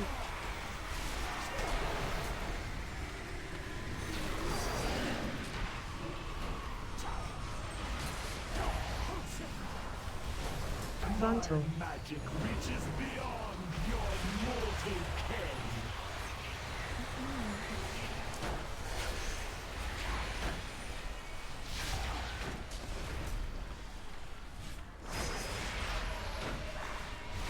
Death itself demands your souls.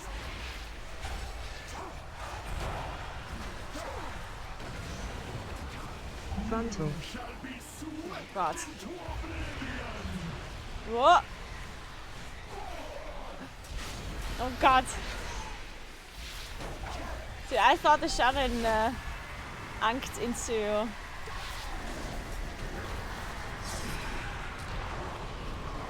death again.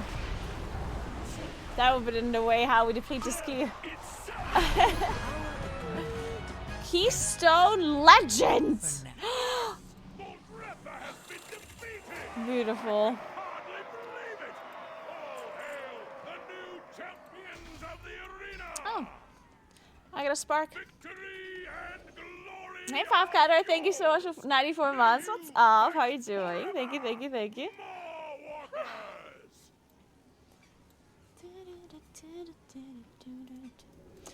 We did actually almost complete it at the end. Close it up.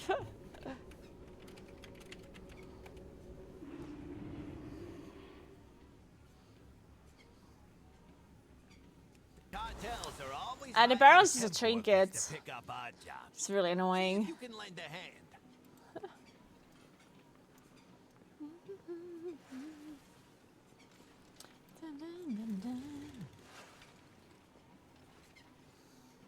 Alright guys, I think it's time to have a little bit of a snack. Why can I not scroll? Oh.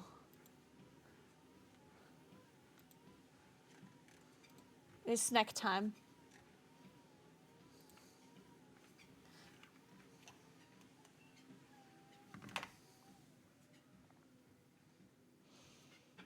Hey Sawoy, thanks for the group. It was fun.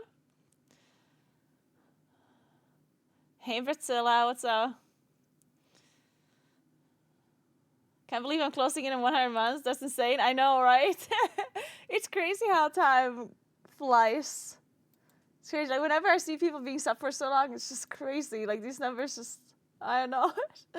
It's insane.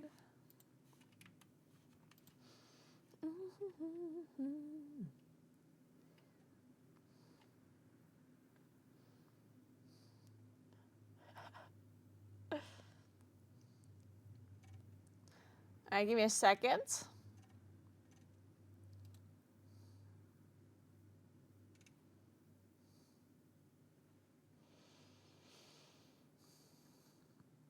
This song, by the way, is the Dark Flame Cleft song.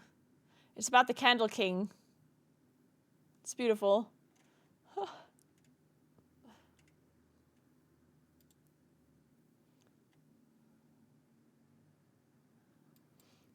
Okay, so since this weekend we're gonna play PoE, there's a trailer for Dawn of the Hunt, which is a new patch. So let's take a look at the trailer while I'll go get my food. Let me sit down.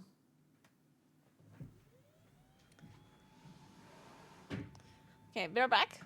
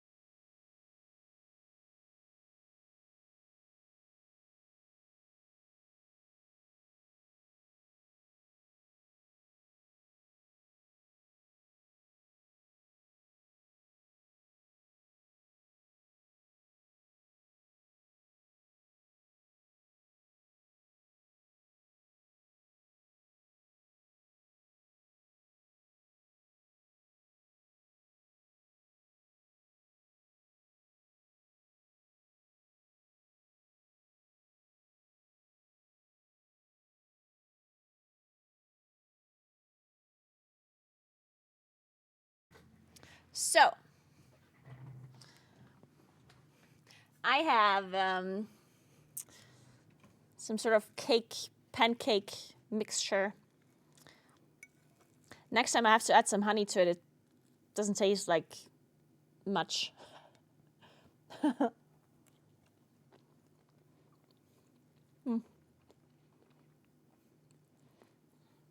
It's okay. Yeah, it really doesn't taste like much. Honestly.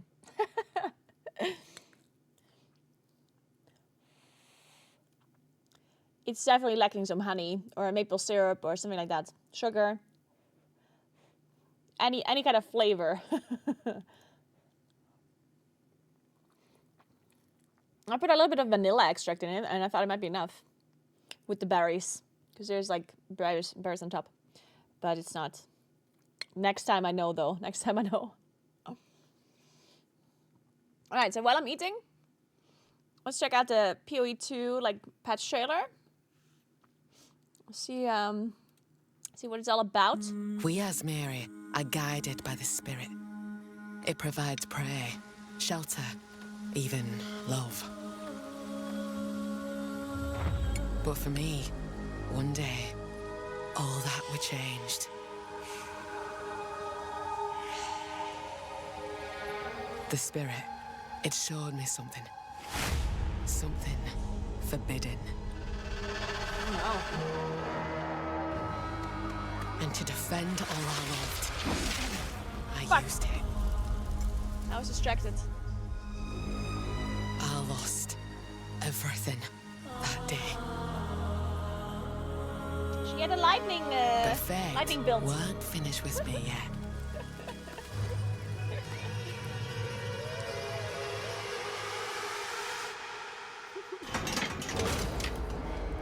I'll right the wrongs I've done. I'll do what I must. No matter the cost. Ah, I shit. will hear the Spirit once more. Let's go. She's hearing the Spirit, guys. She's hearing the Spirit.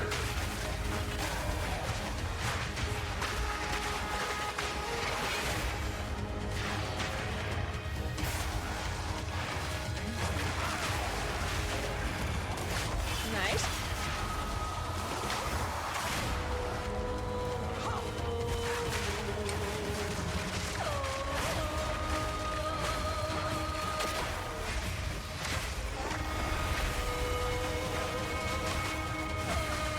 New skills. Nice. Asmarian Wisps? What are those? Rogue Exiles? Okay.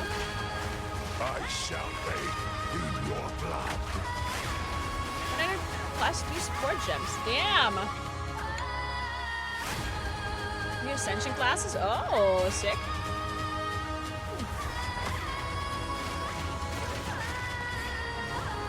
Do that. Alright.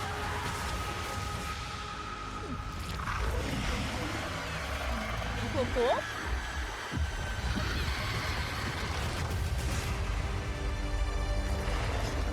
Very nice.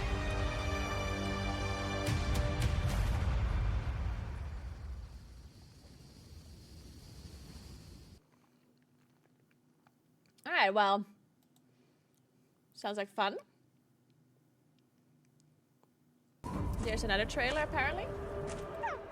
Hi, I'm Jonathan Oh, Roger, nice. This is like a proper... Okay, this is 40 minutes. I don't think we have time to watch all of this. Game Director But on let's Path watch of it a little Exile 2. Welcome to GGG Live. Well, it's been a little over 3 months since we launched Early Access, so it's about time for our first major 3 content months update. already? Oh my god, it's just crazy. I can't believe it has been 3 months ago already. Shit.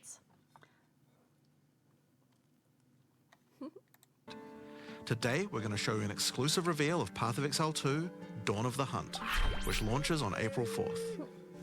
Twitch drops are enabled on today's Hey, live Tom, stream, thank you so so, make sure so you much follow for the 1 year. instructions I below in appreciate order to that. claim Thank your you Executioner's so Guillotine much. finisher effect. How are you doing, Tom? Now, on How today's was your stream, we're going to weekend? take you on a deep dive into the new Dawn of the Hunt update. We'll cover a new class, 5 new Ascendancy classes, and huge expansions on character systems like No, unique we didn't, items and support gems. finished Split After that, Fiction. No, it's we onto only the played in-game once. improvements, including far. changes to systems, We'll bunch of probably new play again encounters, next week. and I'm lots not of sure other which day content. yet. We're going to finish up today with a live Q&A session where Ziggy D will ask Path of Exile 2's game directors, myself and Mark, your questions from Twitch chat. Now we have Twitch a lot chat to cover questions, today, let's go. so let's get started with a trailer for Path of Exile 2, Dawn of the Hunt. We already watched this. We as Mary are guided by the Spirit. Most stressful weekend ever. The upcoming week is so short. We got it. Oh shit. Well, that sucks. But it's over, so that means it can only go up from here, right? So that's good. Now, as you can see, in Dawn of the Hunt, we're introducing the first new class since early access to PoE 2, the Huntress. The Huntress is a spear-wielding Asmeri warrior. Born into a society with Oh. strict traditions, she was exiled from her homeland after using the power of a skill gem to defend her village. As a dexterous spear user, she specializes in both melee and ranged combat, dashing into and out of Oh, battle. she's a melee and range. Spears Nice. have extended range red and a mage. short dash, but unlike other melee weapons, you can also throw them. In order to make a hybrid ranged and melee character work, we had to do a lot of thinking about ways to make it fun to both enter and exit Interesting. melee range. The first skill you will get as a Huntress is Whirling Slash. As well as striking in a circle around you, this skill creates a whirlwind that blinds your enemies. Leaving the whirlwind will make it explode. The more Whirling Slash is used, the bigger the whirlwind, and the bigger the explosion. Once you're out of there, you'll want to follow up with something ranged. Whip your spear around to shoot twisters towards your foes. These okay, twisters interesting. bounce off walls and can hit enemies multiple times. You can also throw twisters inside a whirlwind to shoot out extra tornadoes that do way more damage. In her offhand, the Huntress will usually want to hold a buckler, which allows you to do a new skill, parry. While holding down parry, your character will counterattack any incoming attack from monsters near you, stunning them. In addition, the monsters will take extra attack damage from your follow-up strike. Some specific skills are Interesting. designed to be used after a parry and have extra effects. Disengage is a skill that does a quick jump back, damaging enemies in front of you, and it can be used to interrupt other actions, like dodge roll. If you use it against a parried enemy though, it causes an explosion and gives you a frenzy charge. Okay. Kind of cool. Just be careful. If you parry too much, you're going to get stunned and possibly killed. You can combine this combo with Whirling Slash. Slash, parry, disengage, and you'll get an explosion from the disengage and the Whirling Slash. The Huntress also has a variety of elemental spear throw attacks. You could use Lightning Spear to bounce lightning between your foes. Or you could I throw like a lightning explosive spears spear. into the ground. These spears take a while to detonate, but when they do, they'll incinerate anyone caught in the blast. All spear throws on the Huntress can also be empowered by frenzy charges. For example, explosive spears will do an even larger explosion and leave fire on the ground. And these empowered versions can activate even more combos. Using Whirling Slash over ground fire will suck it into the whirlwind, adding fire to the explosion. Using twisters inside a fire whirlwind will shoot out fire tornadoes as well.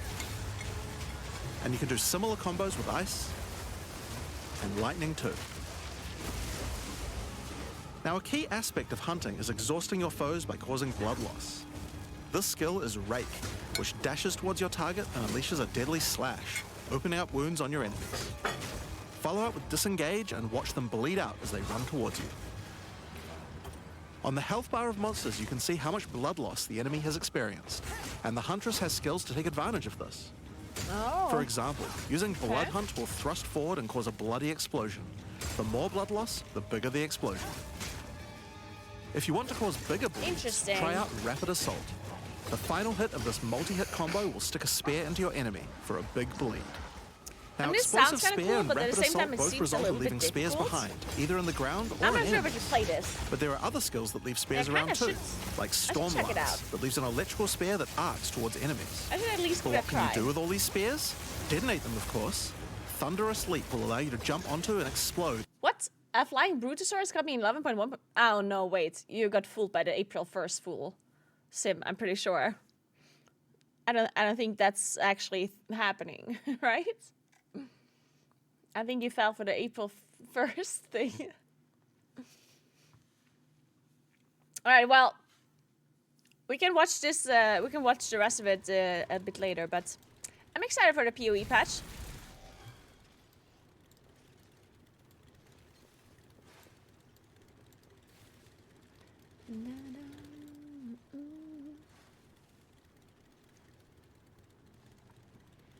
Are you guys still playing PoE?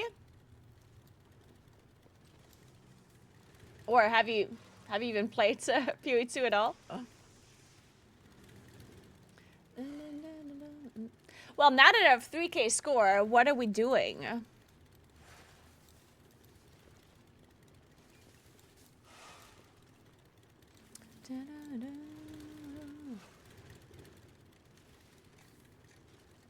At this point, we get invited to anything, certainly.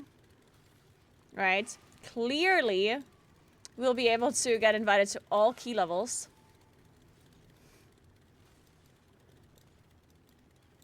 Don't think I will play PoE 2 till it's free. Honestly, that also makes sense. When is it gonna be free? Like, do they know that? Did they say that? Because this whole early access thing, like, I personally am not generally against early access. Like, I think, like, through payment, I think that's generally fine. But I do think it's a little bit long that they're, like, having it going on. Like, if it was, like, a month or 2 months or whatever, then okay, right? But like, how much longer do you want this early release to be going on? Like, I feel like it's a bit long, no? Like, having half a year of early release is a bit, yeah, I don't know. I haven't announced one, but there's like a million ARPGs I can play. Yeah, I guess, yeah. Yeah, I mean, if you're not really somebody that is pressed on having to play it immediately whenever there's hype around it, then I guess the fact that it will be free eventually is still good about it, right? Because I guess, technically speaking, the game could also just never be free. Because, I mean, it's still a game that costs them money to make, so, you know, it wouldn't be unreasonable for it to just always cost money, right? So I think it's okay.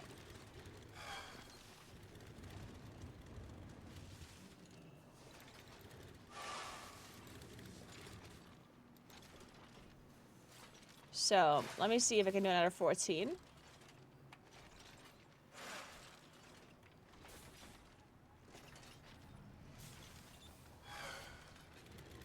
Okay, everything except Theater of Pain. We don't want to do that dungeon again.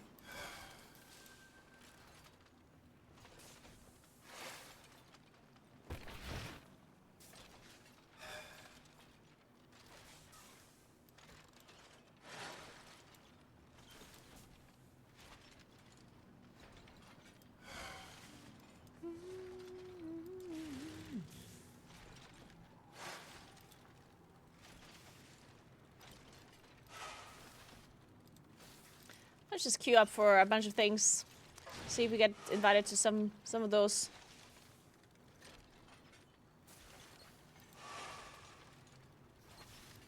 So what do people play in high keys now? Are they playing like a melee comp mainly, or what is it people are doing?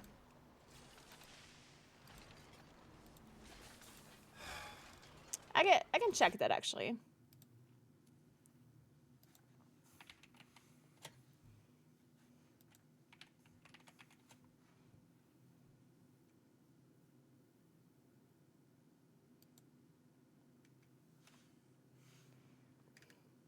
It still seems to be Mage Moonkin and DK. There's some hunters still, I guess, creeping up. Some rogues. And mainly Vengeance disc. And the biggest problem with this comp, I guess, is like the lack of interrupts, right? Like, if you play Disc and Moonkin and Mage, then you really might be lacking some interrupts.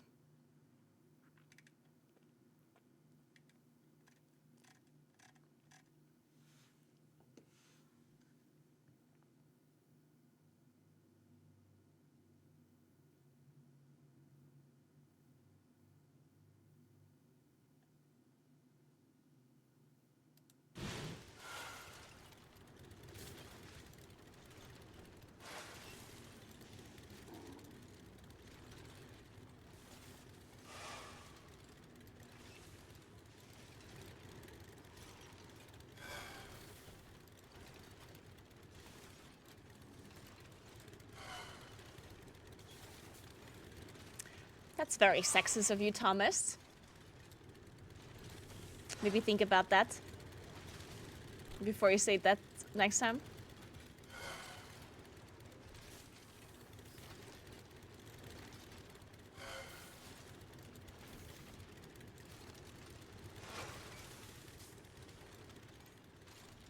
Not intended?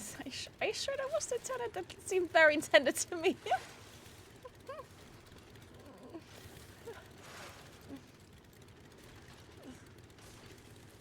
Okay, well, let's see.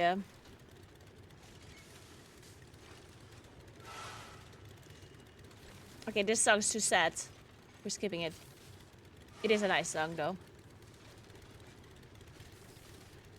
Okay, this song also seems sad, but I don't know the song, so we're gonna have to listen to it. Sorry, guys. This one we have to listen to.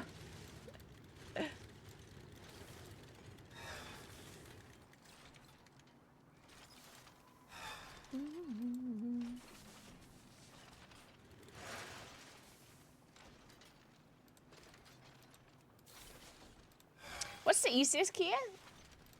Is it Rookery? Wait, are you telling me there's a pretty decent... Oh no, it's Darkfang left and Motherlode, okay. And I guess Rookery afterwards. It honestly seems somewhat balanced, even.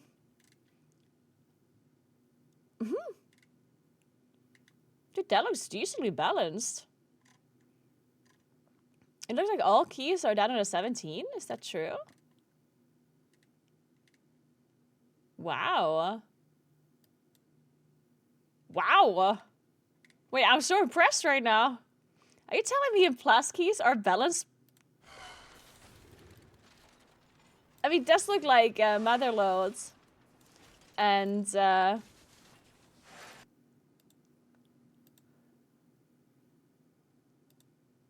wait, what else? It's Motherlode and Brewery? Oh no, Motherlode and DFC that are a little bit easier than the other dungeons, it seems. Well, actually, Motherlode might be the one outlier a little.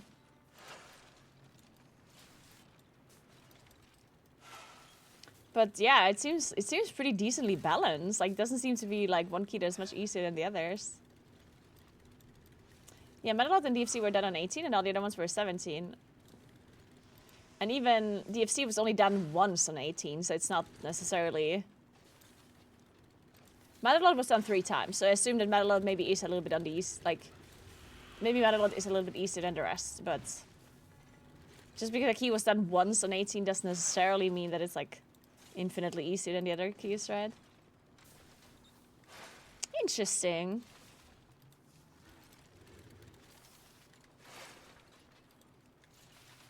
What makes DFC easier? Is it just the timer being very free?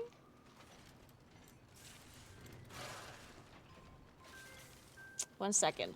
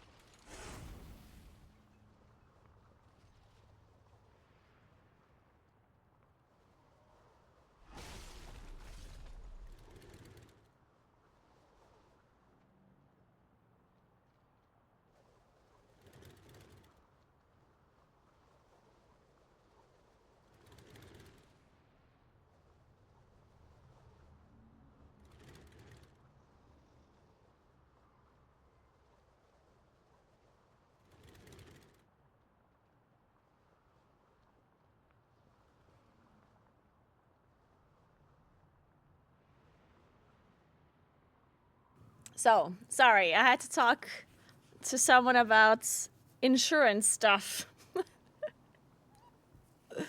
Ay. Ah. I hate insurances. It's the worst. I hate it.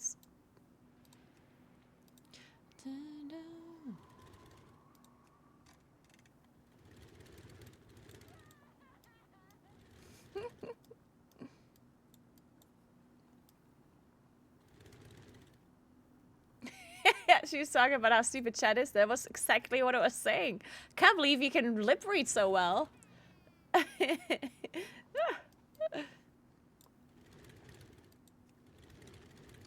I think, honestly, I mean, I think most people are like in the same boat, but like, insurances are such a scam most of the time. Like, it's so dumb. The amount of money you pay for insurance is like throughout your whole life. Ugh, it's the worst. Hey, Ace. No. I'm just gonna go through my LFG. Thank you, though. Legalized extortion kind of is, honestly. I hate that it's not... I mean, there's parts of it, I guess, are going through law here in Italy, at least. Like, some things are kind of required. But there's so many things that are not a requirement, but it kind of still... And that's where the issue is, right? With those stupid insurances, the biggest problem is that as a consumer, how the hell would you possibly know what makes sense and what does not make sense? And like, it's so difficult to compare prices. In fact, it's almost impossible to compare an insurance to another one, right? Like, let's say you would insure your apartment, right? There's so many things you can insure, things that are more important, less important. And depending on how much value you insure for each different kind of category, the price changes for that insurance, right? And then you can get another offer from a different insurance company, and the third offer and the fourth offer. But in the end, it's super difficult to compare them because they will all have like different kind of amounts that they go for, right? Like, one insurance might be cheaper, but they have... like, they insure electrical damages more than the other. And the other insurance is a little bit cheaper when it comes to, I don't know, like, break-in damage. But the other thing is cheaper on that side. Like, it's all so different that it's impossible to really compare. And I think, honestly, there would have to be some sort of...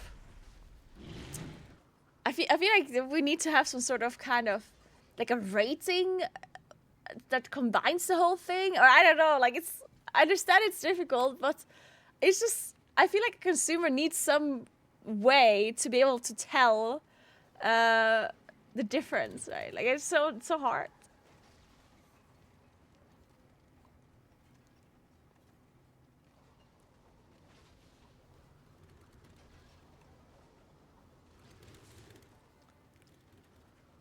Yeah, you're me that as well, of course. You should not look too much at the cost, but instead the likelihood of the insurance company to actually take the cost when something happens.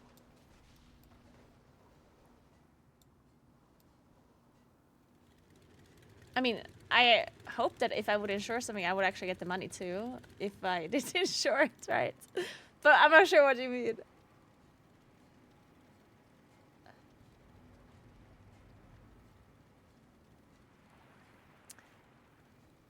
I've never even heard of medical malpractice insurance. It is insurance that the doctor purchases, so if they get sued by patients, they don't lose their business.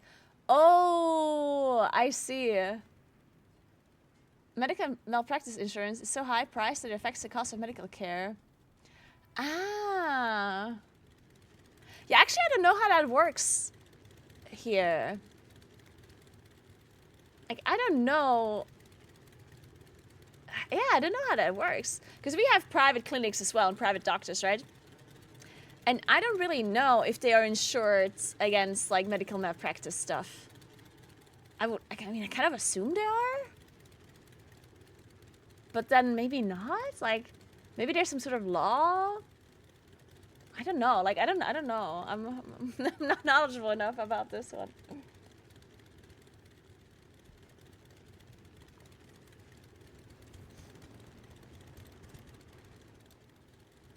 But yeah, either way, it's just, that's what I mean though, right? Like obviously there's certain values within an insurance. I'm mainly talking about different price points because insurances are expensive. And the fact that you don't know the value of different stuff, like I think that makes it impossible to compare. And I think that really sucks. Because sometimes, as you say, sometimes the likelihood of getting paid out is really important, right? And having that in your insurance versus not having it in your insurance is not like a number that you can compare. Like, you don't know how much value does this have. Like, I'm going to give you a good example. So there's like a part of the insurance that would insure like break-ins, but no, wait. It was actually electrical damage. Yeah. So there was like, I was looking at 2 different insurances for my apartment.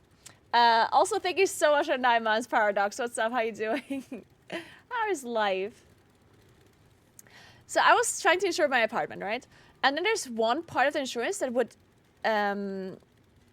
insure electrical damage. Basically, if lightning strikes the building and it goes through some systems and for some reason all of the modern protections that we have nowadays all fail and it breaks something, right? Or any other electrical, like anything breaks. There's one insurance who insured up until a certain amount, but it said like Selbstbehalt. I think it was like 100 euros. So basically, it insured the electrical items up until like a pretty high number. Like, I think it was like 5K or something, which is a lot for like, just, you know, like an appliance, right? Because if, let's say my dishwasher breaks or my washing machine, like, or even if all of it breaks, like 5K is a lot to replace stuff. And then the other insurance, I had that amount only at like 1,500. But it didn't have the 100 threshold. Basically, and I first did not understand this, and I just looked at the big number, and I was like, oh, well, this one insures a lot more than the other one, right? And then I was like, oh, it must be better to have the higher insurance. But the catch was, for the higher number, you have to pay 100 euros yourself, and then they'll pay the rest. Or like 150 euros, I think it even was. And then I was thinking, well, what if something crazy happens and my dishwasher breaks? And then, yes, they'll pay for it, but I still have to pay like 150 euros myself. At that point, it would have to be like a somewhat expensive appliance that breaks, and all of the other ones that I have, they're probably below that even, and then what's the point, you know? Or if I have to pay for each individual, like if my TV breaks, obviously a TV is more expensive than $150, but still. If my TV breaks and that breaks and this breaks, and I always have to pay $150 myself, at that point, it might actually just be better to go with the insurance that is a lower amount, but I don't have to pay anything, right? So the other insurance, they would pay like 1,500 at maximum, which honestly, what do I have that costs more than 1,500? Like nothing really. Right? Like, the most expensive like electric appliance that I have is probably my my TV, and that one costs 1,000. And yeah, a PC might cost more, but even a PC doesn't cost like much more than 1,500, right? So it's like, why do I need an insurance for appliances more than 5K? Like, I feel like that's, or more than 1.5K. That seems a bit much. So anyway, like these kind of things, like you can't really put a value to it, is what I'm trying to say, right? Like which one should be more expensive? The one where you don't have to pay anything at all, but it only insures for 1,500? Or is the other one that has the higher number better, but you have to pay 100 yourself? It's like, it's this weird thing where, like, I have no idea. Like, I can logically think about it a little bit and be like, I actually value this more than that. But I don't really know what the, like, a price difference is. How would I be able to tell? Like, it just makes no sense. Well, it does make sense, but it's, like, too complicated. Not to mention the fact that you would have to renegotiate your insurances every year because they try to, like, fuck you over every time. So you should, technically speaking, if you want to pay the least amount for your insurance, you would need to, like, renegotiate every year, go to different insurances, and, like, go back to the ones like, oh, I can get the same offer for, like, this, blah, blah, blah, right? It's like, oh.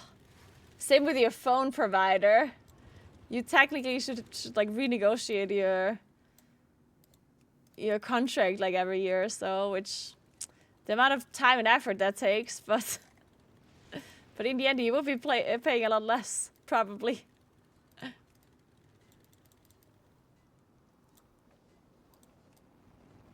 Because what just happened, so I was called earlier by my insurance company. This happened like some hours ago. And they told me that there's a new law in Italy that if you own a business, or if you are like a self-employed person, you don't even have to like own a business. If you're a self-employed person, then if you have like a place or some sort of like property, it doesn't matter if you own it or if you rented it. Apparently, and this is what the insurance company told me, is if you have a place, you need to insure it for natural catastrophes. Because otherwise, if you don't do this, then the government will not pay out certain, I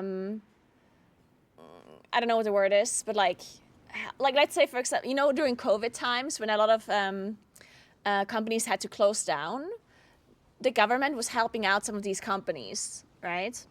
And that money that you get from the relief funds, and stuff like this exists for loads, right?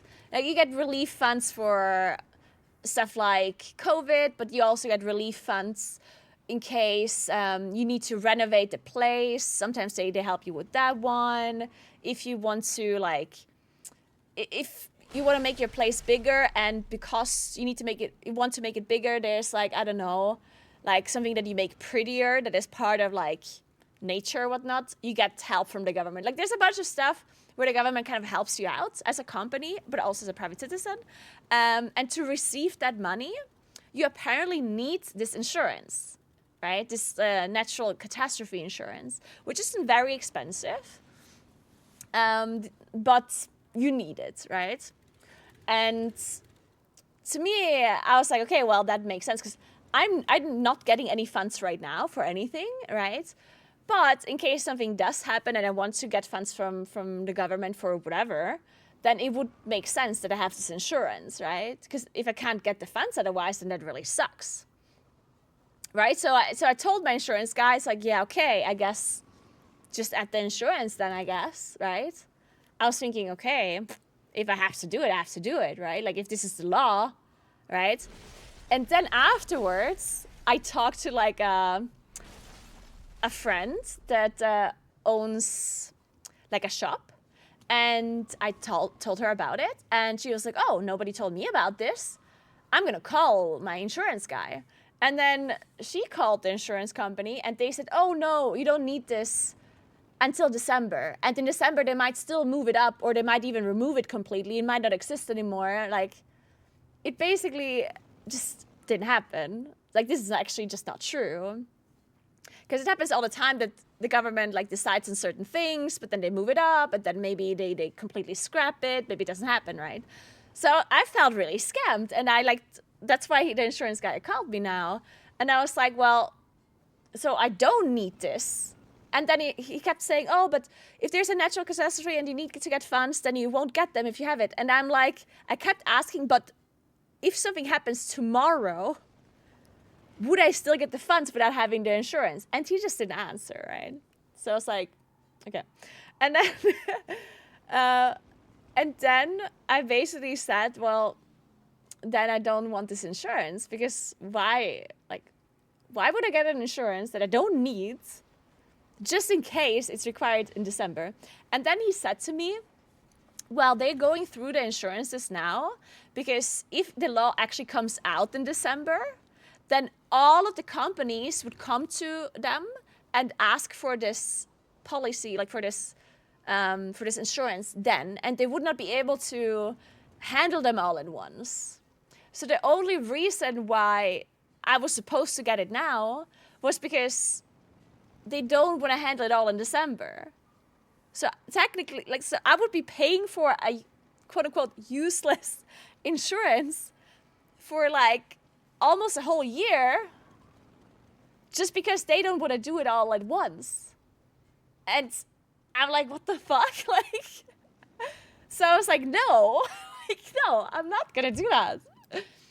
I'm gonna, if the law actually goes through in December, which we don't even know yet, then I'll come and say and like sign the paper or like ask for insurance, right? Like, why would I do this now?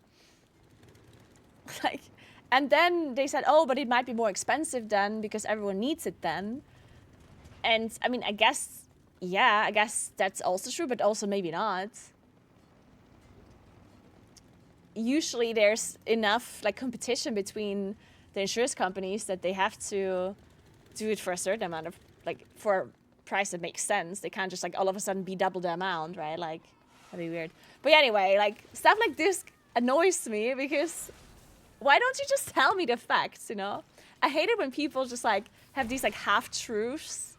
And I feel like insurance companies do this all the time, where partially they tell you what is true, but then they leave out stuff like this.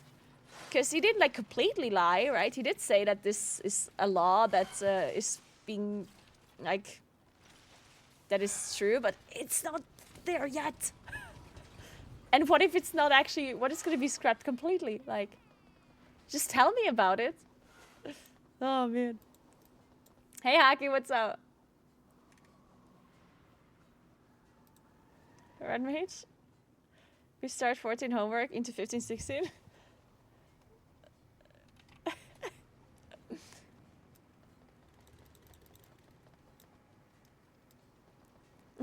Yeah, gaming bar. You think Hadley paid for my hot tub? Also, I'm getting my wife some implants. Got nerds.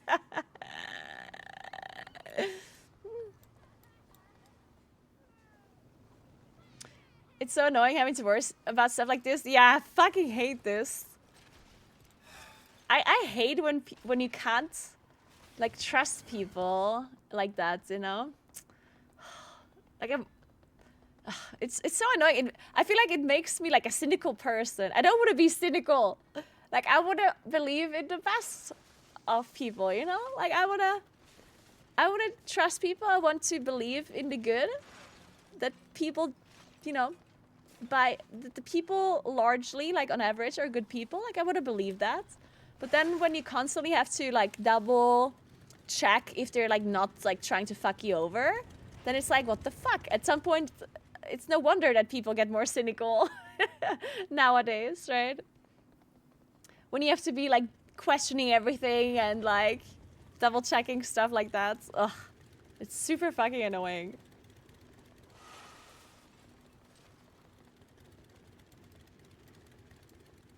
Embrace the inner Karen, yeah.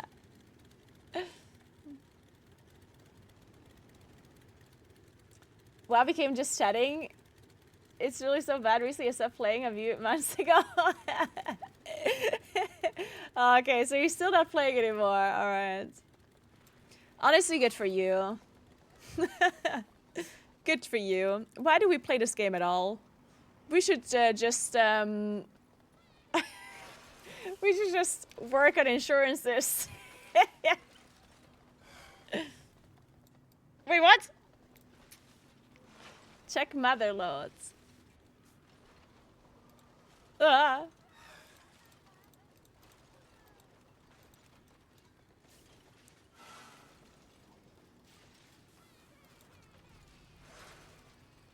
see a mother load. Oh wait, is it... What key is it?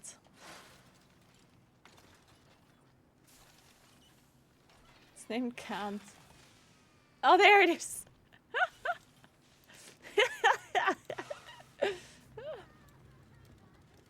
The more I live, the more I prefer the dogs over people. Yeah.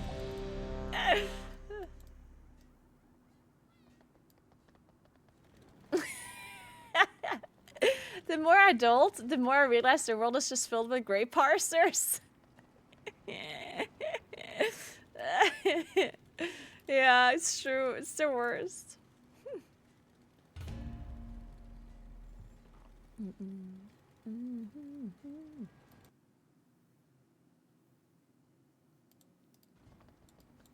It's okay though. At least all of you guys are nice, right? You would never fuck me over, right? You would never tell me an insurance is required even though it isn't, right, guys?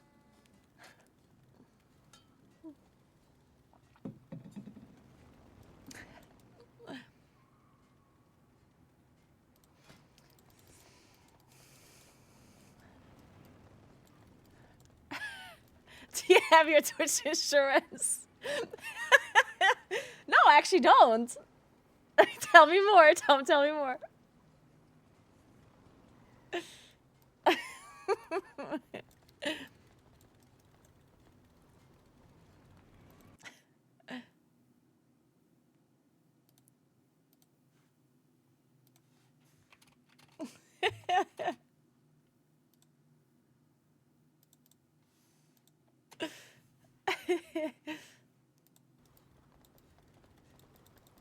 Flatgate, let's go.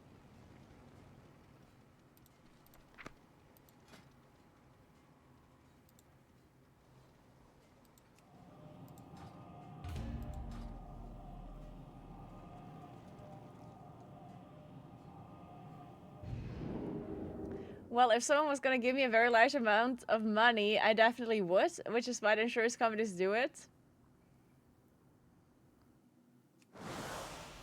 I'm confused. Wait, what do you mean? You're telling me you would fuck people over for a lot of money? Wait.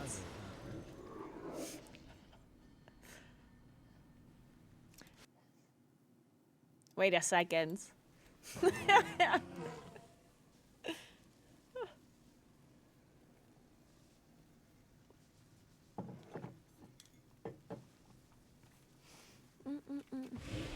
Yeah, I don't know, like, I do sometimes struggle with, well, struggle, but I do sometimes, like, I try to understand people a lot. Whenever something, like, somewhat controversial happens or something, like, weird happens, I'm doing this thing where I try to rationalize with the person. And the thing is, there's almost always a reason why they would be doing the shitty thing. Because in the end, there might always be a reason, but does that make it any better? Like, it depends, of course, on the nuance. Like, it's more than just black and white, right? Like, it's very complex, depends on the situation, right? But sometimes if someone does something really bad, and then you're like, well, but... And then, you know, you bring about a bunch of reasons why this person might have done something bad. It's like, yeah, okay. It's like, yeah, but does that make it any, like, does that mean he didn't do the bad thing? Like, I mean, he still did the bad thing. Like, I don't know. It's like, you know, when sometimes there's actually, like actual criminals that did something, like, actually bad, but then you hear about the backstory of the person and you almost feel bad for them. And then you have to, like, stop yourself. It's like, wait a second. This guy literally did, like, this bad thing. like sometimes even, like, murderers or whatever can have, like, a really sad backstory. Like, they can actually, like, a lot of them even have, because, I mean, clearly they're fucked up somehow in the head, right?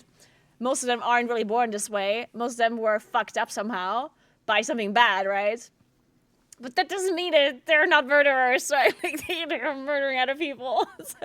So at some point you have to be like, wait a second. Like, no, we're not pitying this murderer right now. Like, no, this murderer does not deserve our pity.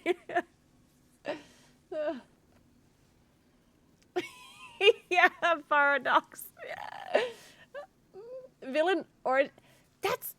It's so true. That's why sometimes people side with villains in movies and stuff. Yeah. It's actually such a good point, yeah. But I only killed him a little bit. This is bad, guys. Oh no, this is so bad.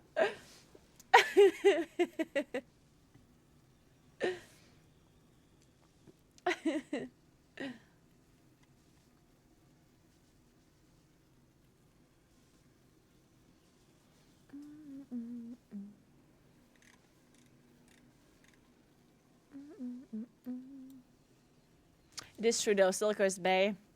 I also love Sylvanas.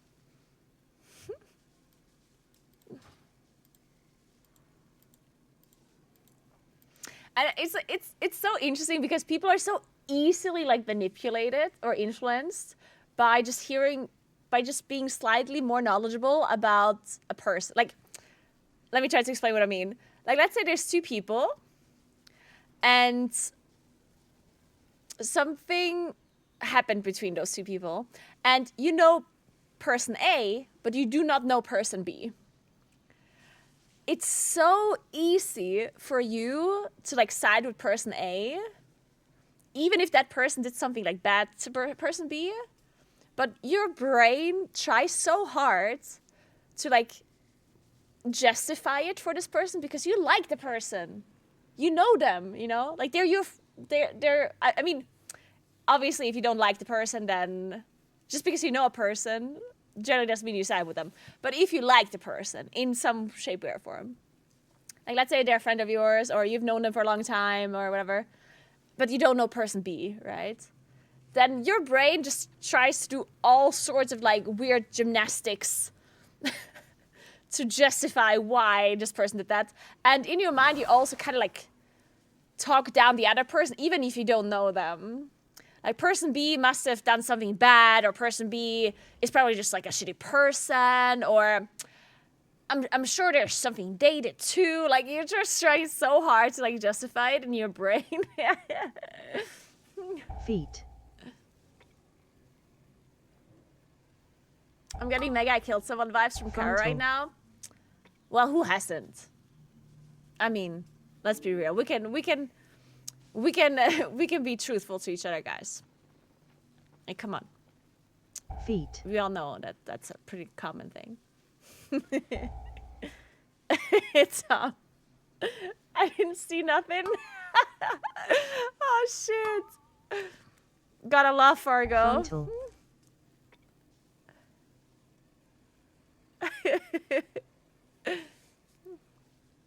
Where do you think the salami comes from?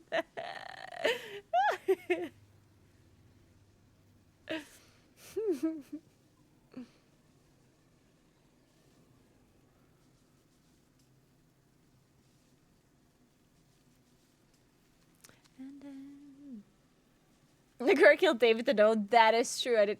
Wait, that's a lie, actually. David the Doe turned into a delicious apple crumble cobbler. And I did eat him, which technically means that I did kill him. But the way he wanted to die. Ish. I think he probably would have preferred to be cookies, but... But I'm sure an apple crumble cobbler would have been his second choice.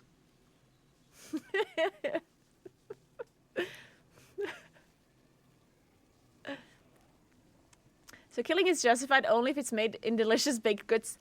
That's exactly what I'm saying, Sirkin. Dermis.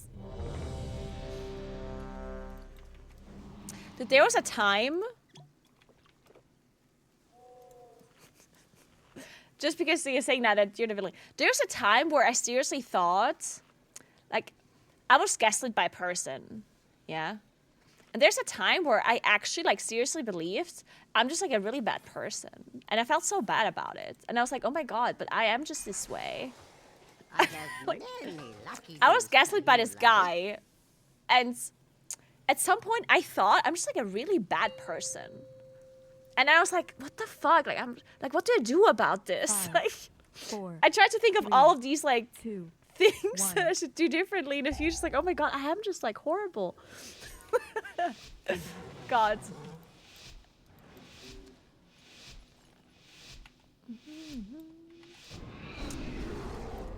This was yesterday. No.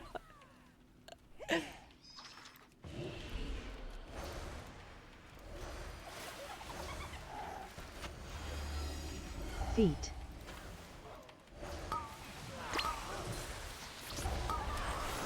Frontal. Frontal?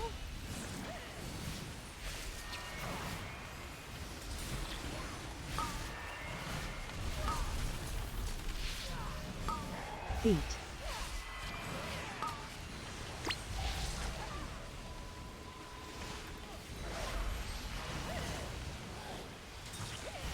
Dude, I don't know, the case broken. Frontal.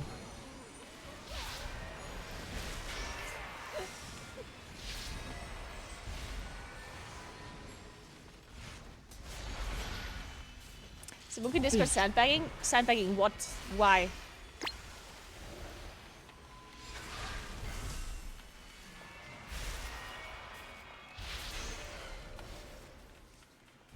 What? Frontal. I ordered food a few days ago and the driver was like asking weird questions and said this is your phone number. Later at 11:45 p.m. my phone rang. The guy called me. Was like, I have your order, open the door and I should give him my address. I couldn't sleep, was alone at home. That is so fucked up, Paradox. Oh my God, I'm so sorry that happened to you. I had something like this too once though. Like a guy that had my number through a delivery service actually called me or like messaged me. It's so fucking like what? Like, dude, people are so fucked up sometimes. Like, and the worst part is that they don't even understand that it's fucked up. Like, that's the worst part. And I'm sure, like, if they would tell the story to their guy friends, they'd be like, haha, like laughing about it. Like, right? Like, sometimes people really don't think about how fucked up things are. It's the worst. The best example, Vicator, thank you so much for 53 months. Appreciate that. Thank you so much. The very best example was, so I had a friend. And it was actually like a really close friend of mine. Like an online friend that I met through WoW. And I spent time with this person all the time and we just played together a lot, right? And then at some point I had a stalker, like an actual like stalker that would do serious stalking, like not just some guy that like messaged me once in a while, like an actual like stalker, yeah, that came to my place in real life without telling me and stuff and like sitting in front of my house or whatever, like really bad stalker stuff guy, right? So anyway, so I had this stalker. And I told my friend about the stalker. And I told him about some of these stories, right? And then at some point, it had turned out that this friend of mine was giving my stalker a lot of information about me. Like, my stalker had contacted him behind my back. And I do have to give it to this stalker person. Like, he was very smart and very charming, right? And he very easily, like, manipulated people. And somehow, I honestly don't get it still to this day. This is, like, long ago, right? To this day, I still do not understand how he managed to convince so many of my friends to just, like, somehow, I don't know, like, turn against me or whatever. But anyway, like, this guy convinced my friends and like just talk to him, and they became friends without me knowing. And then my friend gave my stalker lots of information about me, which then like I was so paranoid because this guy knew stuff about me that he wouldn't be able to know. The reason he knew was because my friend told him, and a bunch of other friends told him too. So a lot of my friends just told my stalker stuff about me, which he then used to intimidate me and make me believe that he would just constantly like have surveillance somehow set up. You know, like I was so paranoid. At some point I thought my literal like real life brother was the stalker. Like I was so fucking paranoid. When I went outside, I looked behind like every tree. Like I couldn't do anything. I was super paranoid. And then at some point, I figured out that my friend was talking to him. And I felt so, like, honestly, like, I never felt so betrayed. I thought I couldn't trust anyone anymore, right? And then sometime later, this was like maybe like 2 years later or something, I met this friend again that, you know, wasn't my friend anymore then, but anyway, so I met this friend, and then he was like, he said to me that he had no idea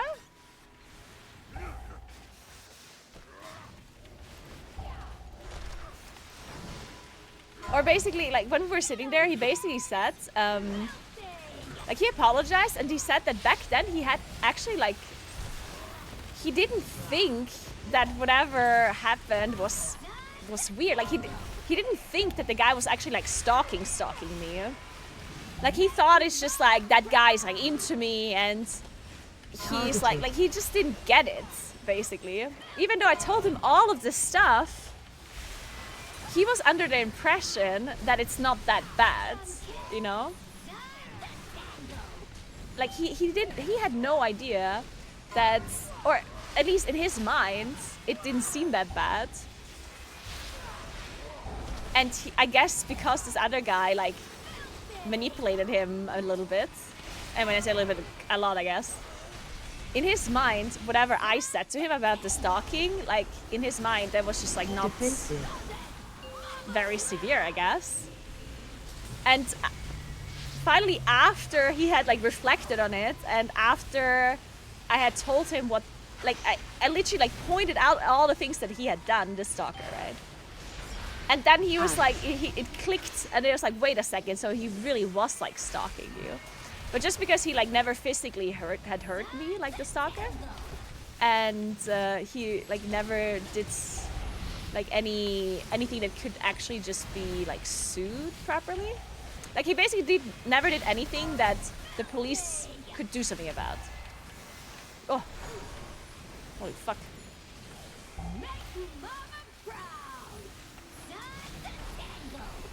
Guys, I think we might not be able to kill this fight. I think we need our major life.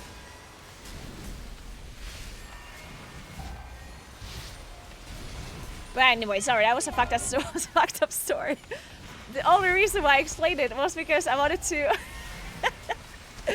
I wanted to tell people how sometimes the others, they just don't get it.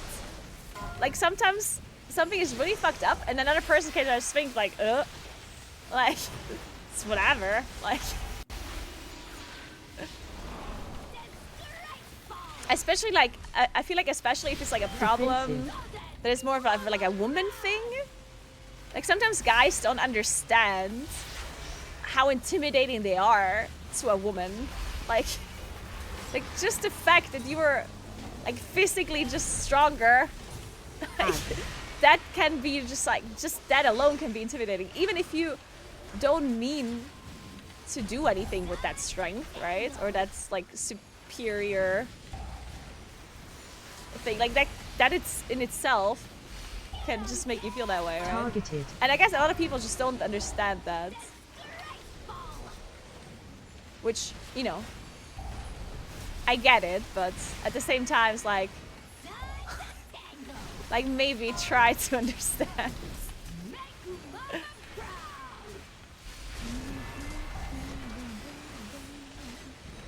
Okay, we have a rest in 40. I don't know if we can do this. Oh. Yeah. I like how I start talking about like very deep subjects while we do have plus 14 floodgate. You're Targeted. welcome, guys. You're welcome. Oh, my healer has died. Your Shit. survival wasn't necessary. Even if the gorilla is allegedly tame, do you really trust it? Defensive. Yeah, I guess something like that. Yeah. Well, we tried.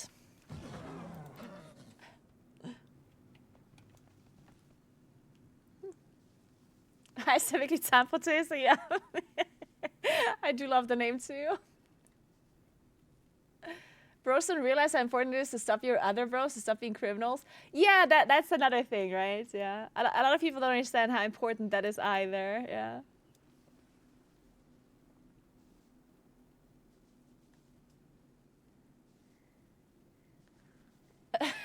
Luckily, us WoW bros don't. Dude, it's crazy. Like, so I'm a like I go to the gym and actually lift weights, right? I'm not like in any shape, way, or form some like super strong or anything. Like I'm not like a bodybuilder or whatnot, right? But I do like work out, and I'm decently active, right? But the amount of guys that would still be able to like physically like overpower me is like most of them. Yeah. Even if they don't work out at all. Like it's just kind of how that works, I guess. Thank you so much for 15 months and for the tier 2. Thank you so much, Elftagi. Appreciate that. Thank you so much. Thank you. Welcome back.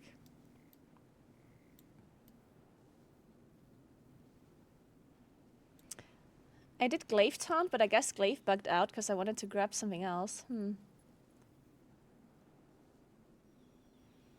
we tried.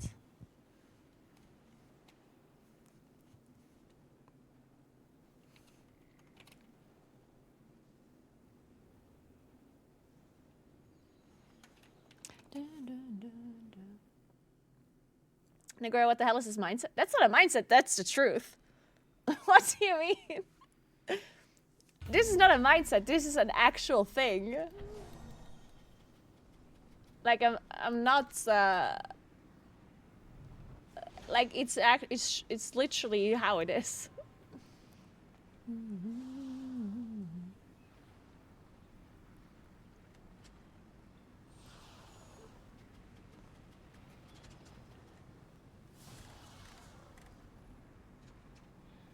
You thought about boxing? Lots of young and older women box now. No, like I'm not looking for any kind of activity. Like that's not what I'm trying to say. Like, I'm not looking for solutions for the problems because I know there are none. Like obviously I could go to like I could go to different kinds of courses to learn how to like defend myself or like stuff like this. Like I could do that, or I could go boxing or whatever, like martial arts. Like I don't know, I could do stuff like this. But that's not the point I'm trying to make. Like I'm not saying it's impossible for me to technically like defend myself against a guy. Like I'm not saying that at all. I'm just saying like the thoughts, the realization or the knowledge of generally just physically being weaker as almost all men is intimidating. Like I'm not saying that it's impossible. Like I'm sure there's some guys that I'm strong, like that I would be able to overpower. Like I'm sure that's true. I could also, as I said, like go to a course to defend myself, like learn how to defend myself or whatever. I could carry like weapons around all day. Like, I don't know, like there's stuff I can do. I'm not saying that I'm incapable of doing that. It's about the principle.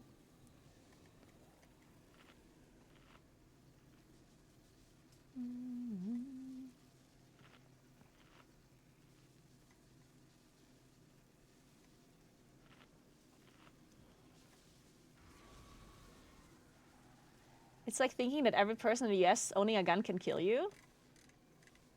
But they could. I'm not sure I understand what you're saying. Every 5, person 4, with a gun could kill me, 3, yes.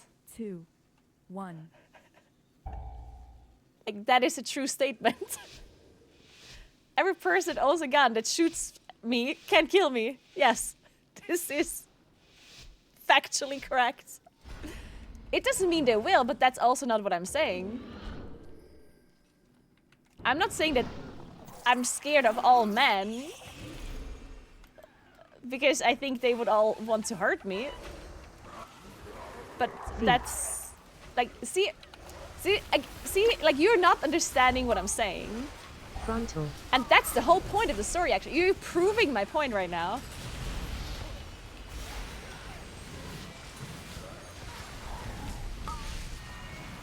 And not even proving, like, you're like a prime example of what I'm trying to say.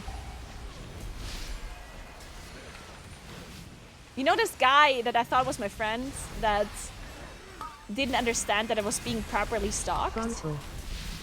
Because he just didn't get it. Because all the things that the stalker did to me, maybe he thought it wouldn't be like bad for him, right? And I'm just trying, like, I'm explaining to you how the thought process of being just like generally weaker a guy can be like intimidating, and you don't get it. Which again, like, I understand why you don't get it. But the fact, like, you just, like, it's, I don't know, it's just, I mean, it's difficult to explain if you're not in the same shoes. Like, I understand why it can be difficult to understand. Like, something that you never have to think about, or something that, I don't know, like, I guess generally stuff like this is just hard to understand.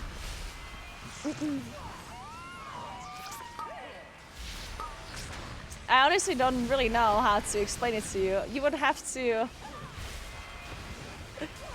I don't know, it's hard to explain. As I said, like, I'm not saying that...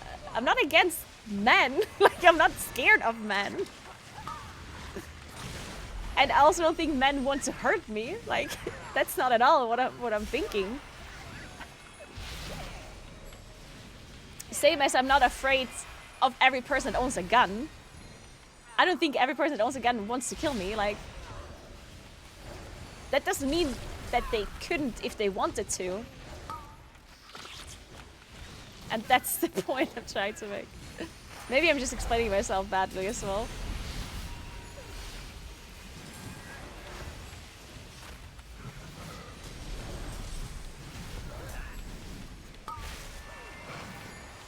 Yeah, I'm so glad that DK died in the first pull, because that means we can now be looking really good on the damage meter for the rest of the dungeon.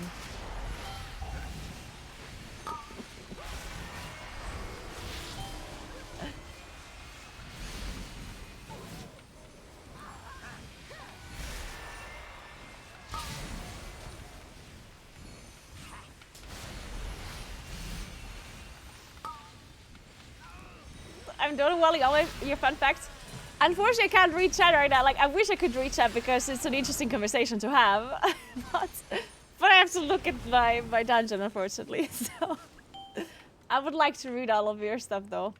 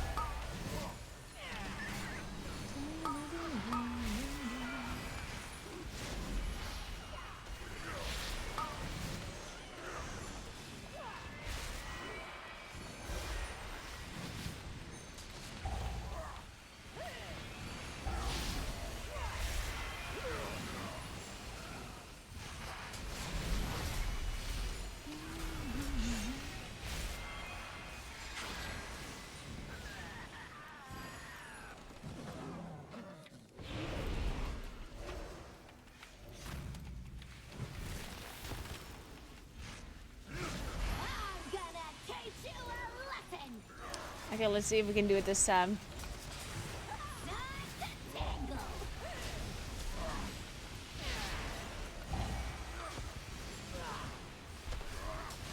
Okay, so far so good. Man, I'm getting cold again. I need to start walking again. How cold is it? 17 degrees only. Okay, 17 degrees is kind of okay, but when you're sitting on your PC, not moving at all, 17 degrees can be a bit cold. And I guess I'm also not wearing like the thickest sweater. Targeted.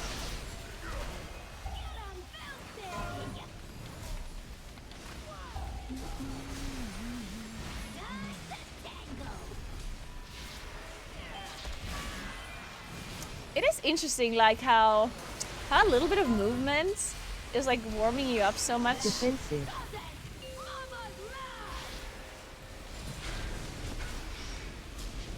Like just like normal walking, which is not like some super like insane workout or anything, right? But just like really slow walking will usually like increase my heart rate enough so that I wouldn't be cold anymore. Even if it was like 16 degrees in here. I'd probably be fine.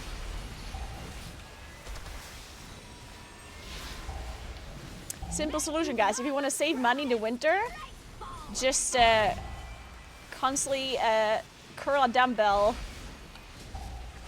and do jumping jacks instead of turning on the heat. If you want any more live tips like this, make sure you subscribe to the channel. You're welcome.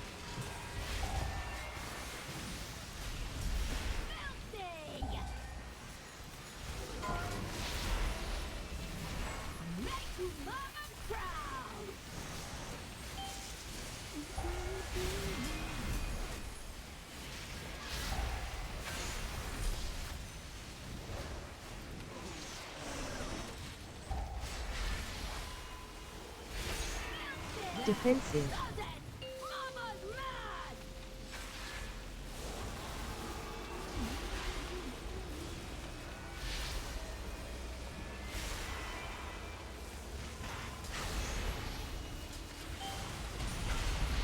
Ads.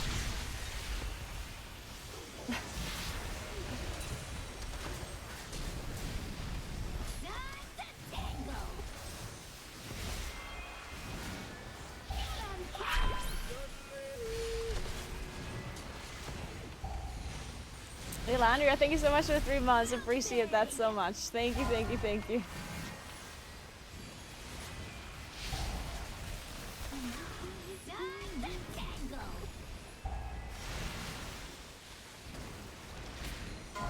I recently also, like this whole stalker thing, like I'm over it, yeah, but like I'm not trying to be like, it's not like it's affecting me anymore or anything, or that I'm like sad about it or whatever.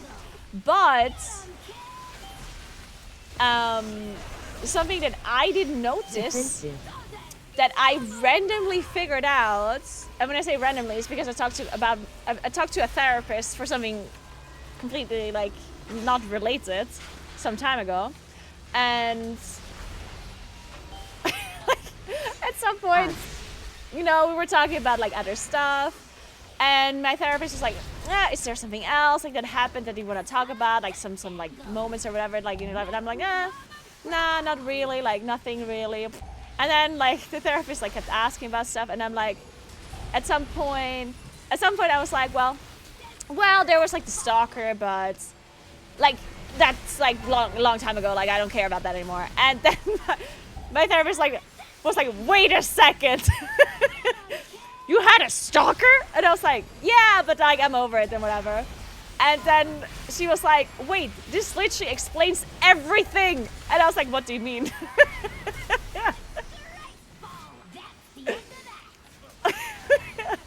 And then, because basically what happened was, and I was not aware of this. So basically, whenever I had something going on in my life, I would not talk to anyone about it. Targeted. Like to know, like online friend, to know real life friend, no one. Shit. Okay, I jumped too early. Oh, I think they can do it though. Just kill this mecha drone, guys. Kill the one drone! Guys! Defensive. So anyway, I would not talk to anyone about it. And I struggled so much to like to solve some of these like issues that I had.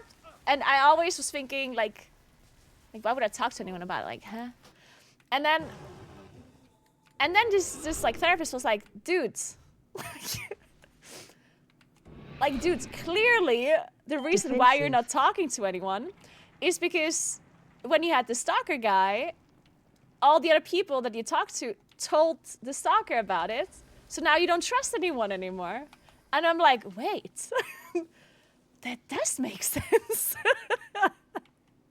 And apparently this whole time I had no idea that this is why I'm doing that.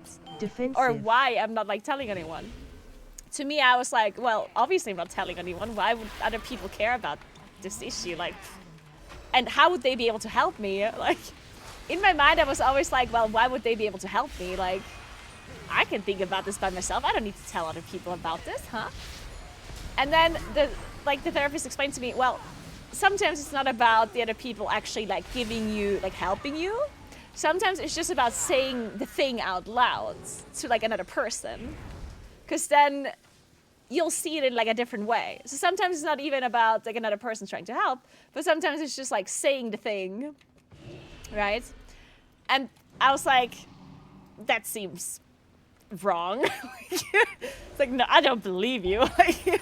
And it actually took me quite a while to understand that this is actually correct. Like the fact that talking to other people about like some, you know, struggles might actually be a good thing. I for years and years and years, I did not think that's true. I only recently started doing this again a little. I'm still like really bad at it, as you can imagine. But yeah. Now in hindsight, it's just so obvious that this whole thing with the stalker made me think that, right? And that it's like that I really have issues with trusting people now. Like it all makes like a lot of sense now. But the fact that I didn't understand this is crazy to me. Like it just makes so much sense.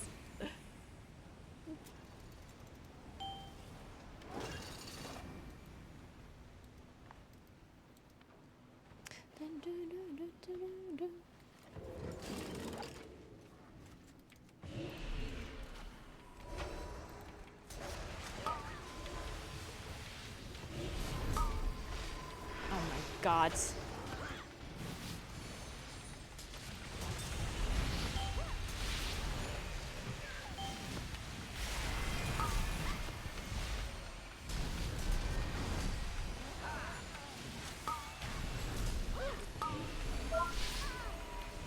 Totally, my cat used to get all my problems. You telling your cat your problems, honestly? As long as your cat's listening, I'm sure it's helping. And I'm sure your cat's listening. I'm sure your cat cares a lot. As long as you give your cat food afterwards. Sorry, cat. If my dog could talk, the entire family would fall apart. And a few people would get arrested. Feet. Oh man. Frontal. Frontal.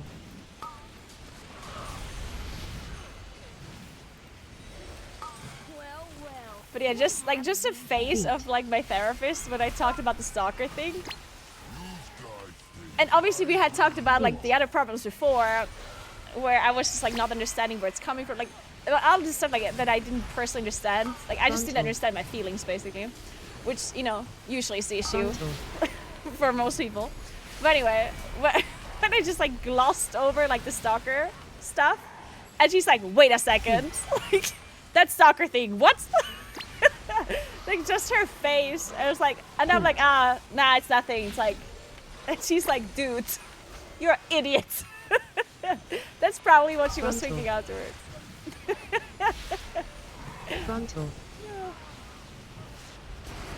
She probably still tells her like therapist colleagues about it. She's probably like, oh my god, this one time I had this this person that literally didn't talk to anyone for years, and she thought it wasn't important that she had a stalker, Lamau. Welcome to the firing range.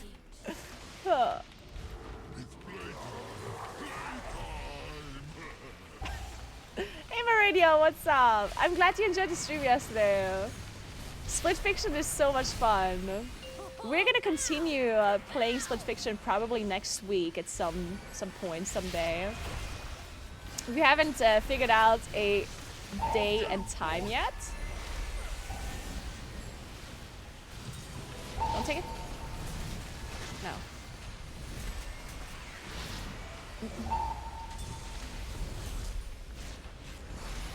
Targeted.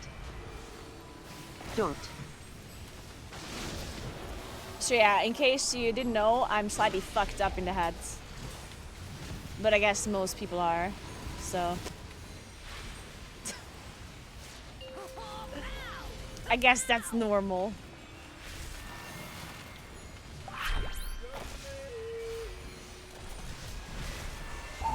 Stand still. I ain't done with you. Ah.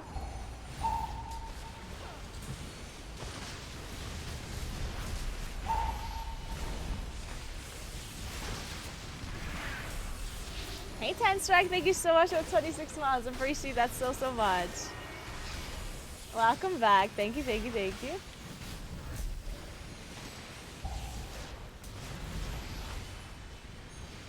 Wait, I do know that. Oh yeah, Shrinking with Harrison Ford. Wait a second. Yeah, I started watching that show. I actually really liked it, but then at some point I stopped watching it. Dot. Shrinking, yeah. True, that's about... Harrison Ford plays it, and Marshall from How I Met Your Mother, right? Yeah. That was a really good show. I have to continue watching that. I don't know why I stopped, but that was a good show.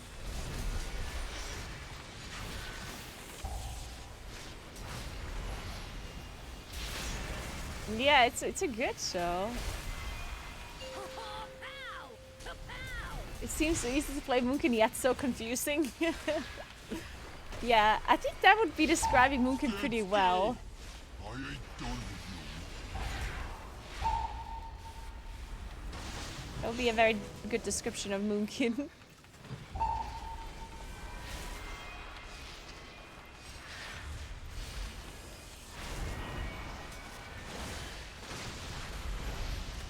There's a bomb over there.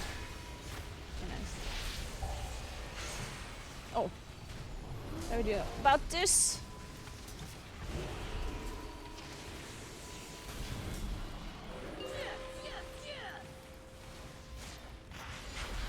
How did we manage to do so much more damage to the other guy? How did that happen?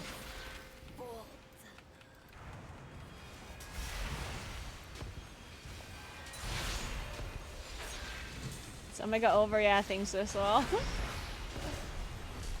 I do think it is Omega over.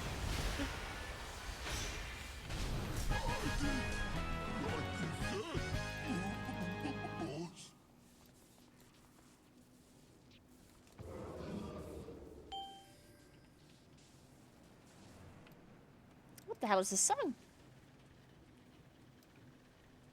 I like it. It's kind of, it's interesting.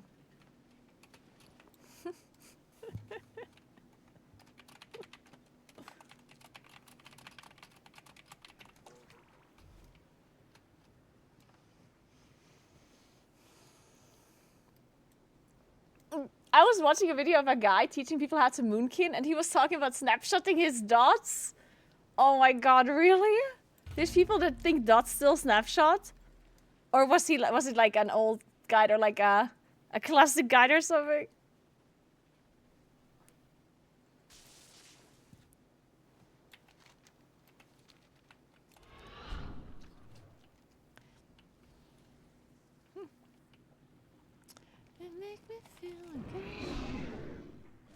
Oh shit.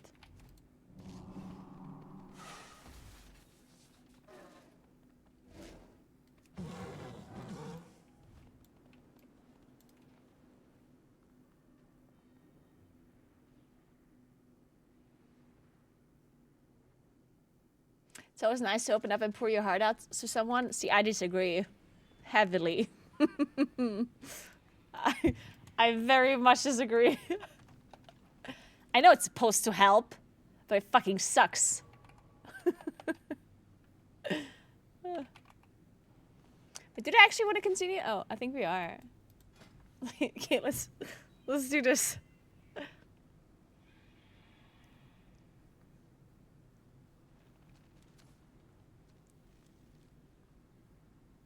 Has your therapist seen a Naguura fest before?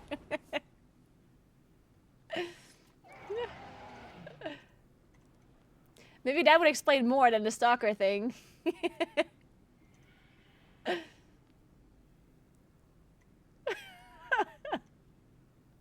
She probably talks to her therapist about it.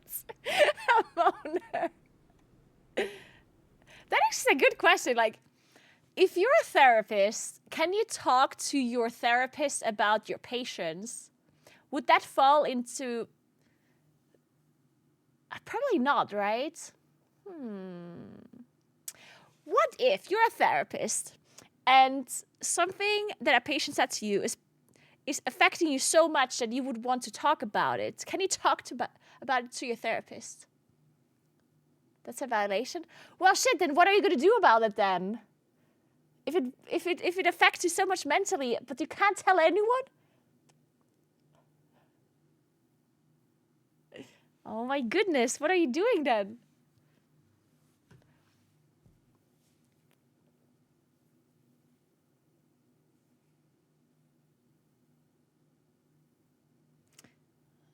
You can talk to another therapist about it? You can, but can I give any details which could identify the patient? I guess maybe that makes sense. Yeah. AI therapists? Well, I don't know about AI therapists. Do you think that would be a thing that works?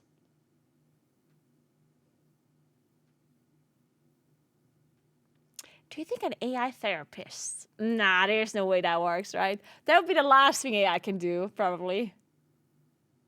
Well, maybe not the last thing, but... I think that would be very difficult for AI to be able to do.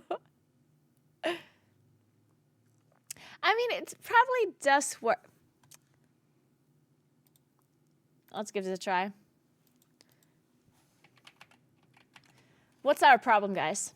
Hey, could you act as a pretend therapist? Me, I have an issue I want to talk about and would like some advice. What's the issue we have, guys?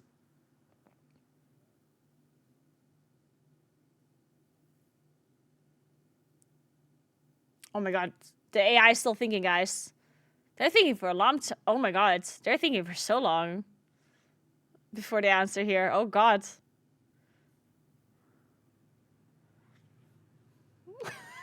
I'm worried.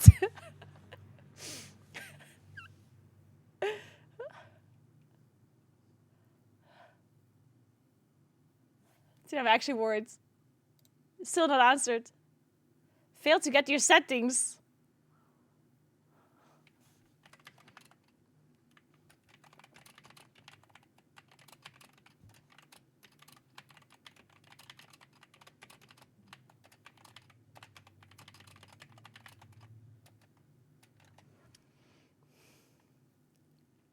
Of course, what's on your mind? I'm here to listen and help however I can. Okay, what's the issue?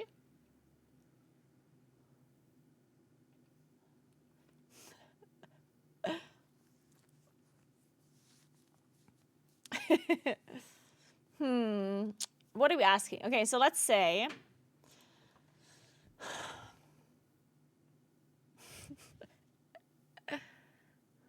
What's the issue we have?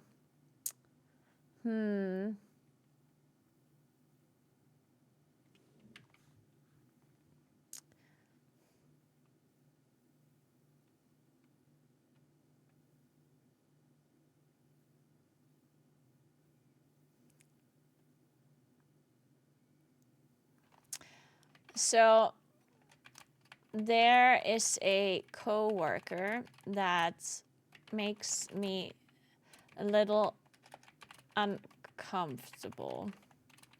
I don't know if I'm just being paranoid or if there's something to it. What should I do about it?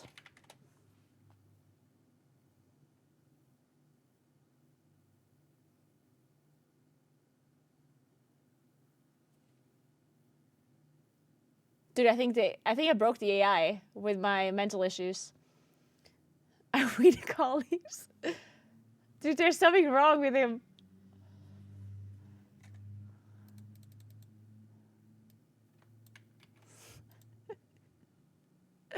He's not answering. Guys.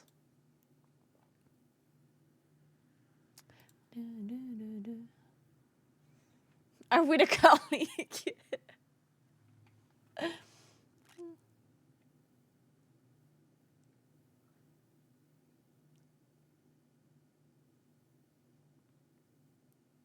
Connection timeout.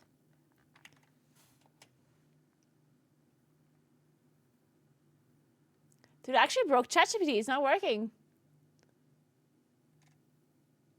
Oh, there we go. So trusting your instincts is important, okay? But it's also good to take a step back and assess the situation objectively, okay? Here are a few things to consider. What specifically makes you uncomfortable? Is it their body language, comments, the way they look at you, or something else? Are they only like this with you, or do they act similarly with others? 2, patterns versus one-time occurrence. If it's happened repeatedly, that's worth noting. If it was a one-time weird interaction, it might not be a pattern. One sec. Hello?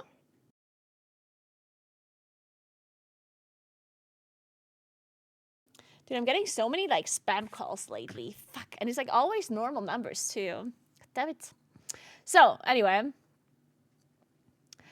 How does it make you feel? Do you feel unsafe, disrespected, or just mildly uneasy?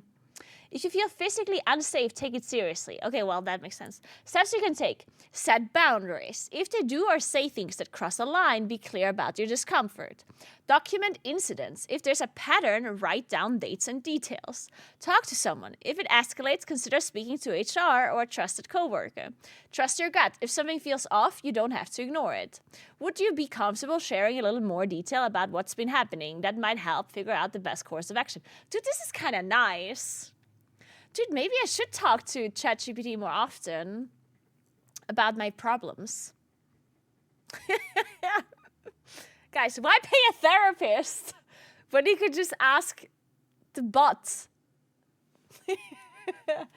I mean, honestly, that's a great answer. To be fair, that was also like a very generalized issue, and I guess generalized problems like this, they probably do have good answers for it. I guess the more detailed it becomes, the less helpful they would be. Computers understand us better than we do, confirmed, yes.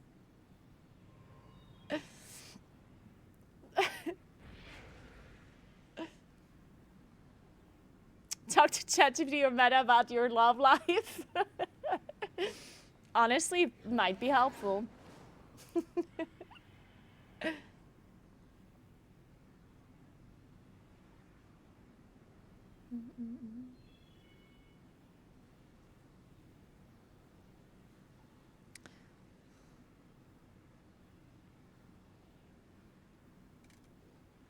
Okay, actually, let me start walking again. I'm actually too cold. Let me walk a little.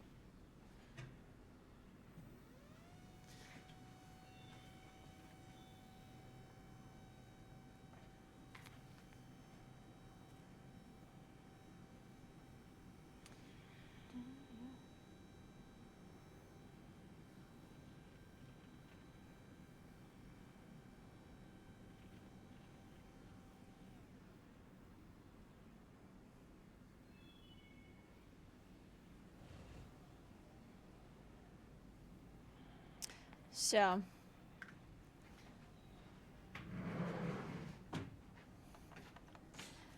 Third time's the charm, guys. We've got another incursion. I think we're timing this 14 floodgate now. It is happening.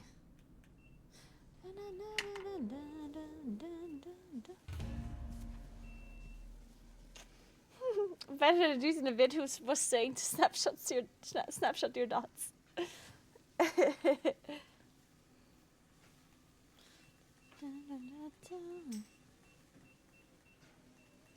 Guys, I read the weather forecast, and apparently it's supposed to be super good weather Thursday and Friday. Oh, we go DFC. So I'm super excited.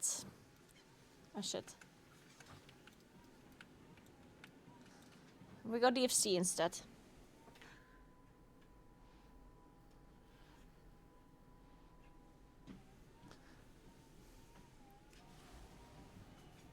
I'm not raiding now. Where's DFC again? I forgot. Oh yeah, I remember now. It's down here somewhere, right?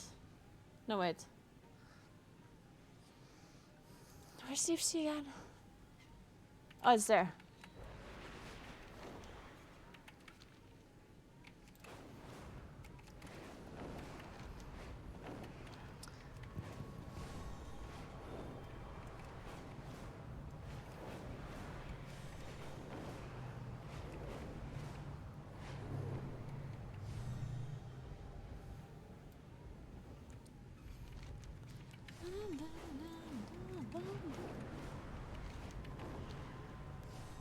It's time. Go take counter. It's time.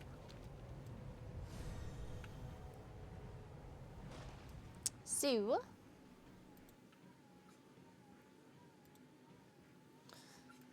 Ah, shit.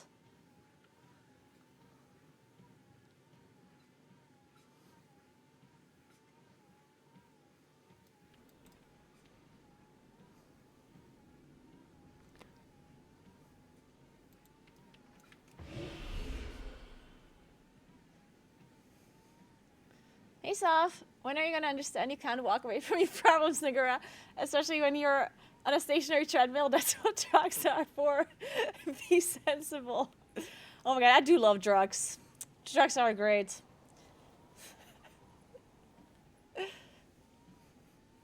Then there's a time where I was, like, generally my my parents, and I guess like the older generation here where I live, is super against like any kind of like pills.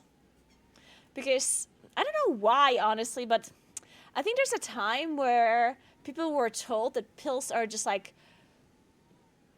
super bad, or like they're like generally, like, I guess pills are kind of were related to drugs, like drug issues. People generally, like older generations here, have like a fear of any kind of like pain meds, all of that kind of stuff. Like people are super afraid of, and they will not take any like pain meds unless they have to. Like unless they're like basically dying, they will not take anything, right? And a lot of this knowledge is kind of passed down a couple of generations. And my mom and my parents are like this too. They will not take any like medicine for like anything really, unless unless they have like a specific issue. Like otherwise they're very like careful about it. And I was like this too because I was raised this way, and I honestly did not understand. Like, I did not know that we have painkillers. I did not know that painkillers exist. I thought that any kind of painkiller is like something like almost like a actual tranquilizer. Like, I did not know that you can take a painkiller that does not affect you in some other shape, way, or form. I thought painkillers are only something that you get at a hospital, that you get like, and you're like properly like it affects you like mentally, like actually like being dazed or like sleepy or whatever, you know? Yeah, like morphine or whatnot. Like I thought there's only like super like high potent painkillers. I did not know that there's just like low dosages that people like take like this normally. I had no idea. And for a time, when I was like a teenager, I had like really bad like period cramps every month when I would get my period. I would actually have like really bad like cramps, like literally so bad that I would like throw up from the pain and just generally like be incapable of doing anything, like at least for like a day or so. And that was like miserable, right? Because then you just like once a month you're like basically almost dying, right? And you're like, fuck. And at some point I was like, this was like years later, like this had happened to me for years. And then at some point I was like, fuck, like I'm tired of this. I'm gonna go and ask in the pharmacy if they have something against it. And then I went to the pharmacy and I'm like, hey, so I have like pain, like blah, blah, blah. And I explained it to her. And she's like, oh yeah, here's some ibuprofen, right? And I was like, okay, give me this miracle drug. And I take this ibuprofen that I'd never heard of before. And the next time I got my period, I took ibuprofen and it just like worked. And I was like, no fucking way. Like when it actually like worked, I was so mad. Like I took ibuprofen and I was literally like not in pain anymore, and I was so mad. I was sitting there and I was like, no fucking way that existed this whole time. Gamer, thank you so much for 38 months. Welcome back. I was like, there's no fucking shot I didn't know about this. Oh man. Unfortunately, it did not work anymore that well after some time, because I was so sensitive to painkillers because I'd never had taken any, that it worked. And then eventually, 4, I mean, it still worked, but 2, 1. eventually it didn't work that well anymore. But yeah, like at the start it worked really well. And I was like, fuck. Oh man.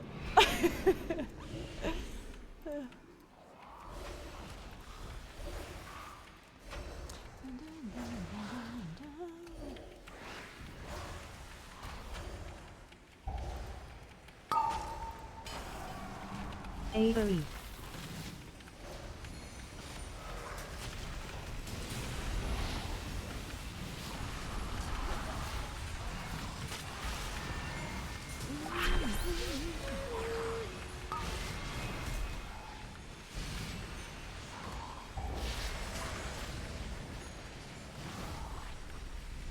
AoE.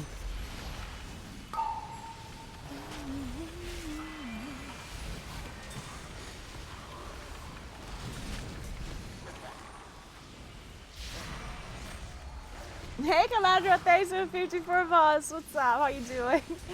Thank you so much. I'm canceling my sub. This is terrible content, by the way. Whoa, what the hell? What the hell? Calandra just wakes up, shows violence. Fine. April Fools. Oh, true. Wait, I actually forgot that it's April Fools again. I do keep forgetting about it like every 10 minutes or so. which is great for literally everyone that does April Fools jokes. I'm falling for them every 10 minutes. AoE.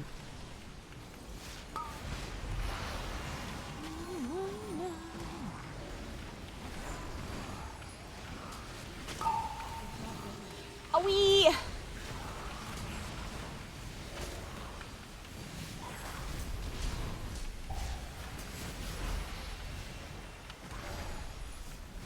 AoE.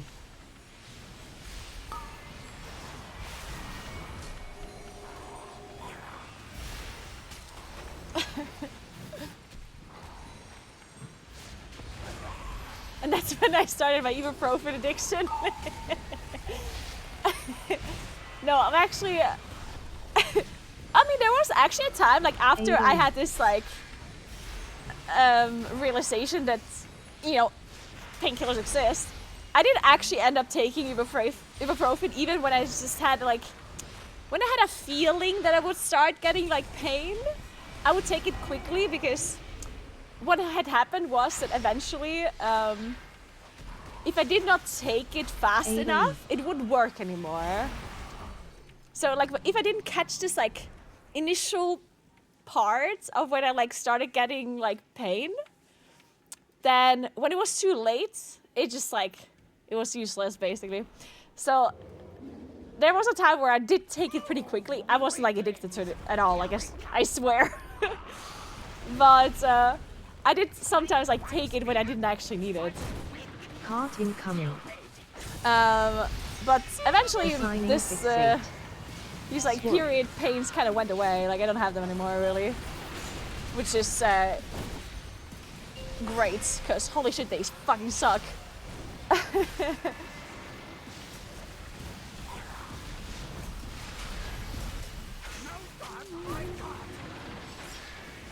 I still have it once in a while that I'm like, you know, but it's not like deliberating pain anymore, so that's good. Swap. But yeah, I'm still a person that doesn't take like Assigning painkillers super quickly. I did take it quickly for a while back then, but nowadays I'm not somebody that would take a painkiller like really fast. At first, because the reason why I don't take them fast now though, is because like usually I'm trying to think of why, like where's this pain coming from for like face, like is it because I didn't drink enough? Is it because, I don't know, I have been like laying around all day doing nothing, or like did I eat something bad, or you know. I'm trying to think of the reason first and try to solve that issue, because I feel like that makes more sense. So it's not that I'm against painkillers, I'm just sometimes trying to like fix the cause rather than fixing the symptom, right? And if that doesn't work, then I'll probably just take a painkiller, like fuck it. But yeah, if I get a headache and whatnot, I don't immediately like take a painkiller usually, because I'm like, oh, you know what, let me just drink some water first. Cart incoming. Maybe that'll like do the trick, you know? Swap. Assigning fixate. Fixated. Drinking water Charge. seems to be the solution for almost anything. Oh god, I'm dead.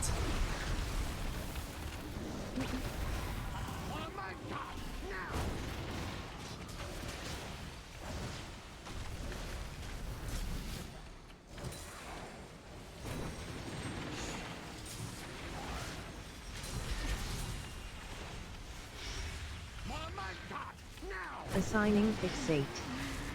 Cart incoming. Swap. Swarp. Charge.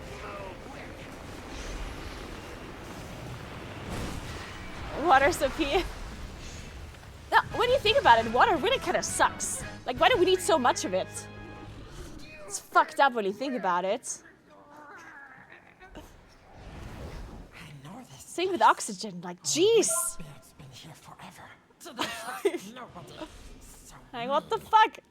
Who came up with that idea? Oh, you need oxygen to survive. Well, Quick. what kind of dumb idea was that?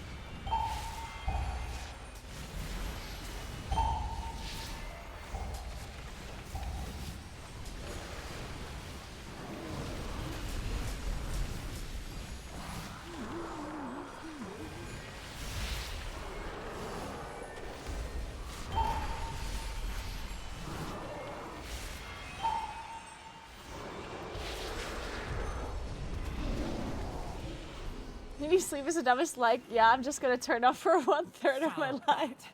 Not wax. Yeah, there's this one thing. Like, this conversation is actually something that like I really thought about. Like, I had this conversation with a bunch of friends where somebody like asked the question. So, if there's like 3 things that you like, if you could choose one of these 3 things to stop having to do for the rest of your life, which one would you choose? And he basically said, would you just stop needing to eat so that you never have to eat anymore? Would you stop needing to sleep? Or would you want to like stop having to go to the bathroom or any kind of digestion, just like no digestion basically? And almost everyone immediately said sleep, which would be the most logical thing, that you don't have to sleep anymore. But one of my friends said food. He's like, oh, if he wouldn't have to eat anymore, like his life would be so much easier. And I was like, huh, I don't get it. Food is delicious. But then he said, well, yeah, food is delicious, but if you don't need food anymore, then you wouldn't think that it's delicious, because usually Baked candles. you only want Defensive. to eat because you're somehow hungry in a way, right? If your body wouldn't require food, then you also wouldn't think stuff is delicious, right? Then you probably would still like the taste of it in a sense, but you wouldn't like crave food anymore.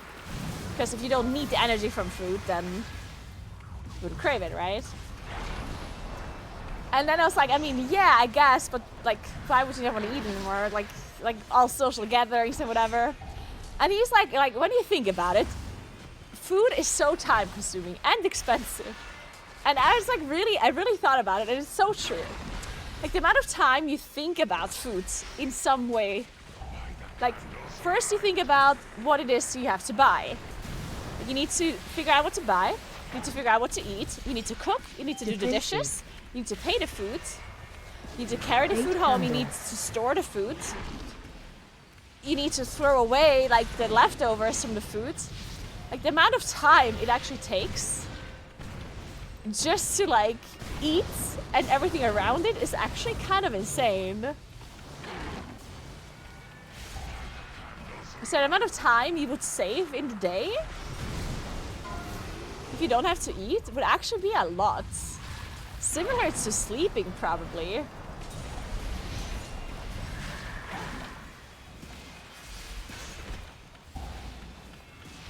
And then obviously if you never have to eat, you also never have to go to the bathroom.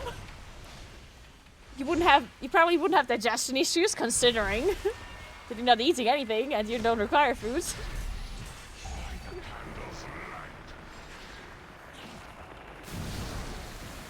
So honestly, now I do think that not requiring to eat probably will be a good thing. As long as you can still eat if you want to, I guess.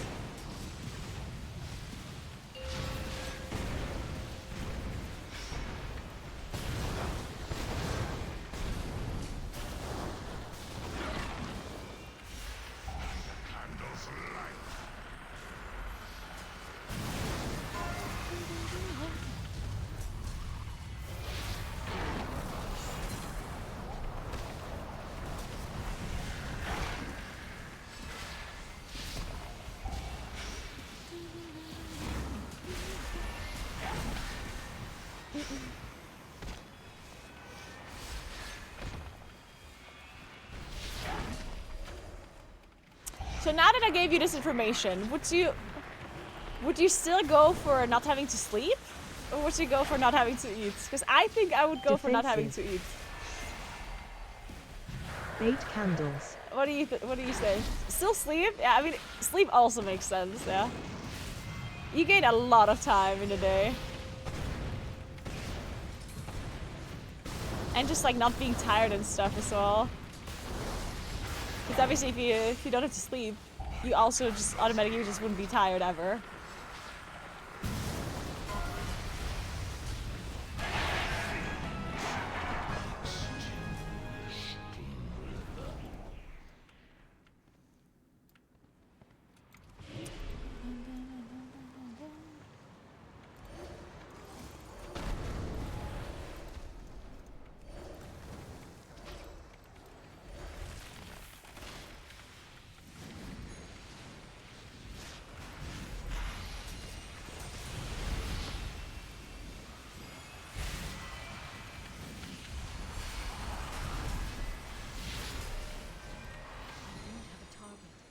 So much culture on eating, though. A lot of social interaction is built around it. Yeah, but you can still eat.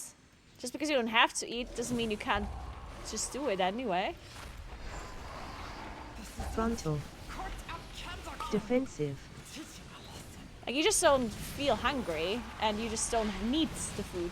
Basically, your body creates energy out of nothingness, I guess, basically. You can still eat it if you want. Defensive. You would just never feel like eating. If it's awkward if you don't eat, then you would just do it anyway, though. And it would still, like, taste good, I guess. You wouldn't lose your sense of taste. You would just not crave it, and you wouldn't, like, necessarily want to eat unless... Frontal. Unless it would, like, be socially weird to not eat, I guess. Then you would just eat. But otherwise, you probably wouldn't feel the need to eat.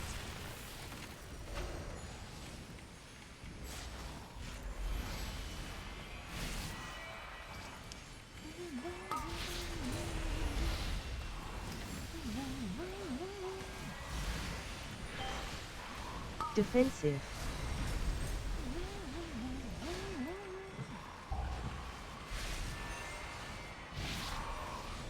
Frontal. Frontal.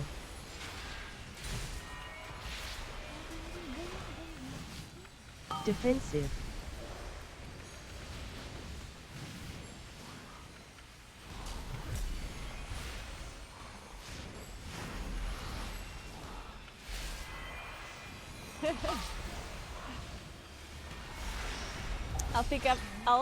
I'd still pick 8 hours more in every single day. Frontal. Yeah, I don't know how much time you would actually save overall from not having to eat. I think it would be a lot of time, but it probably wouldn't be quite 8 hours per day. It would be a lot cheaper though. You would save a lot of money, that's for sure. And it also depends how you're eating right now, I guess. Like, if you have to cook all of your food yourself and you have to buy everything yourself versus having other people that help out with groceries and stuff. No take candle. Wax and ruin.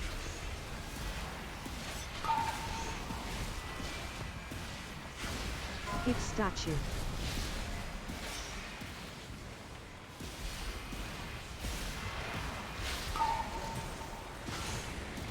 Clear statue. Stack soon.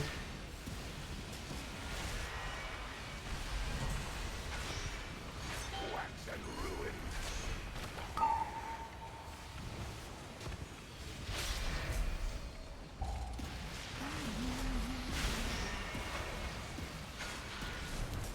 Your time is more valuable than any time you're saving for...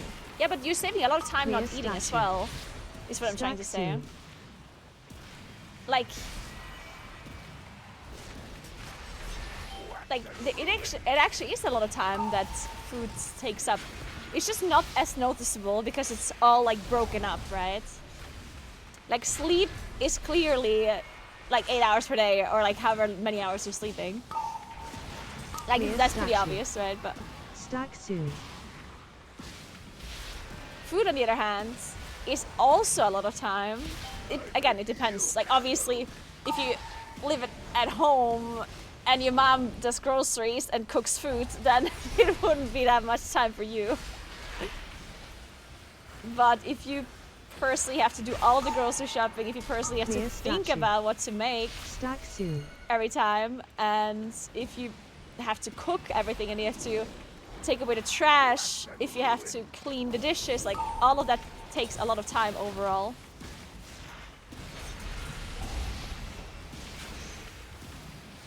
Again, probably not 8 hours per day, but honestly, quite a lot still. Clear statue. Stack soon. Fuck. That was just too much damn.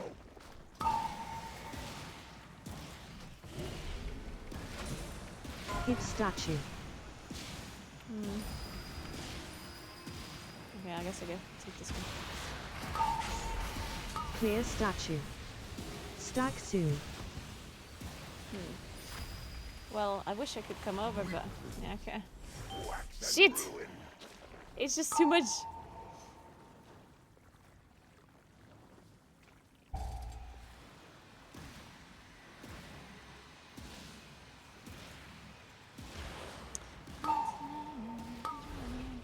Stack soon.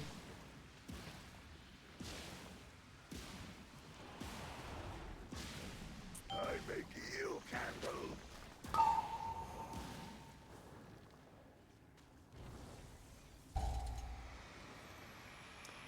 Yeah, that's what I mean. Like, just thinking about food, like the time that it takes you to think about what you're gonna do with the Stack food, soon. then the act of grocery shopping, the act of throwing away the leftovers from from like cooking.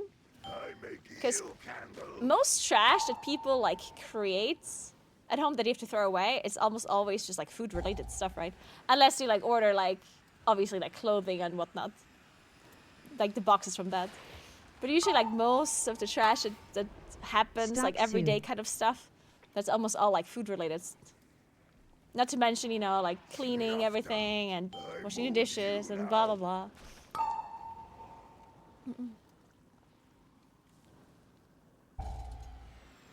Most of the cheddar's time mean nothing, so just eat and chill. I mean, again, like I still think that I would. I don't know. No more I don't know. It's hard to tell. We can be free. But first, This is such a dumb topic to talk about anyway, because obviously it can't actually be true or happening. we can use big candle cart to escape. I think it's still interesting to talk about. The one thing I was also thinking with sleep, because I mean, obviously you're gaining 8 hours a day. The problem is you gain kind of pretty bad hours of the day when you think about it. And I just recently noticed this because, you know, I did a 100-kilometer walking marathon thing on stream, right? And I started that marathon at midnight. And because I started at midnight, I had to change my sleeping schedule to wake up at like 10 p.m. because I needed to be well rested for the 100-kilometer walk. So I needed to make sure that I can sleep for like 6 to 8 hours before midnight, which required me to kind of change my schedule around, right? Because I could just like randomly sleep at 4 p.m. So slowly I was trying to adjust my schedule to sleep earlier and wake up earlier. So at some point I started waking up at like 1 a.m., 2 a.m., midnight, you know, I woke up at these like super strange hours. And the weird thing about it was, like when I was awake during that time, it's like, yes, I was awake and I could do things, obviously, but there's like, you're very limited in what you can do in a sense. Because like, obviously everyone else is asleep. All of the shops are closed. All of the like things are closed. So if you have to get anything done, you can't actually do it. Like obviously you can spend time watching shows and play video games or whatever. Like you can do that, which is much better than wasting your time on sleeping for sure. The amount of books you could read and shows you could watch and games you could play, like that would obviously be nice. But you still wouldn't be able to like get things done that you have to get done, I guess, at that time. Which is worth mentioning.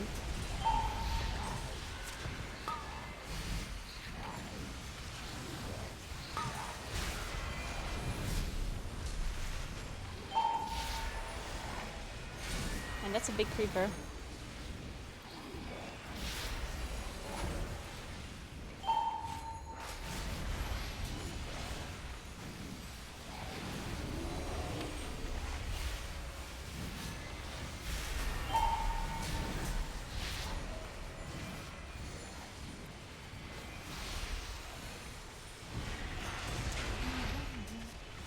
I appreciate sleep even if you weren't needed. Yeah, that's another question, I guess. Like, if you would never have to sleep anymore, would you still want to do it? Like, would you still wanna, like, lay down or, like, take a nap or whatever? Probably not. I guess if you're not tired of at all, you never feel like taking a nap. Grab some dynamite and let's go. Okay, wait, this is wrong. This is actually not true. I do feel like just lying in bed sometimes and like closing my eyes and like just like doing nothing, even if I'm not tired. Wait, yeah, that is true. I do sometimes just feel like doing nothing. I guess you could still do that. My cats don't need sleep and still sleeping 8 hours per day. Good point, actually, good point. Very true, very true.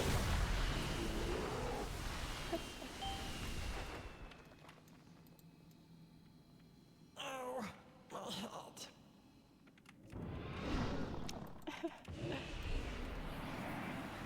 Come on, can we still do it, guys? Can we still do it?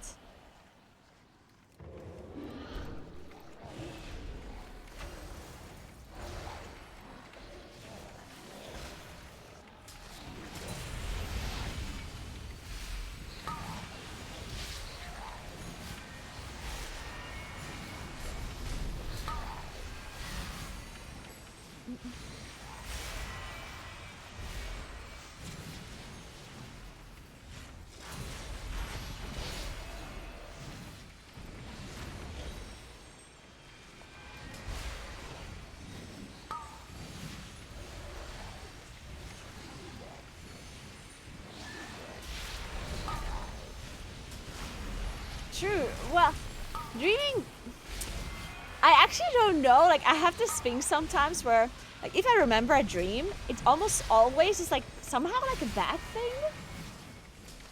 Okay, not always, but like many times I feel like it's a bad thing. So I have this feeling that all of my dreams are just fucking nightmares, but I don't remember them.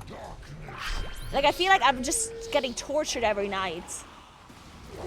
I feel like I'm just like, I just have like the most horrible dreams every night and I just don't know about it because I forget about them. I feel like this might be true. Hey Paranoid, thank you so much for the 35 months. What's up? Very appropriate sub, by the way. Ads. Very appropriate name for the conversation. Defensive.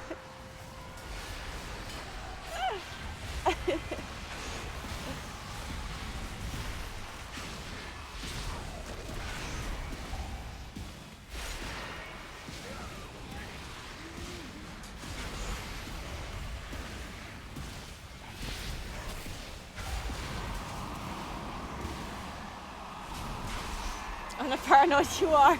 Wait a second. Oh my god, the authentic user. Oh no.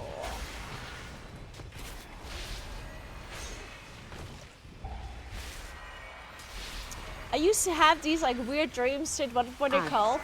Well, I don't want to say I used to have because they were very rare, but it's got like sleep paranoia. I had that like a few times. Not like as a regular thing, but I think like in total maybe like 4 times, 5 times. Defensive. God, it's the worst. Oh god, literally one of the worst things ever.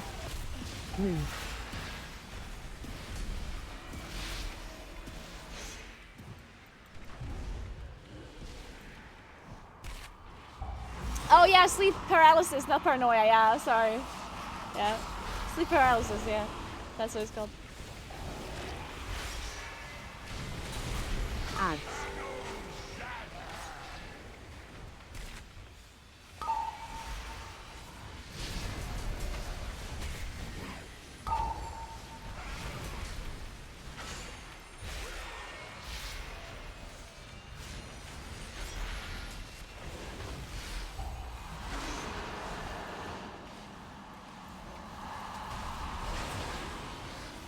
Are we still doing this? I guess so.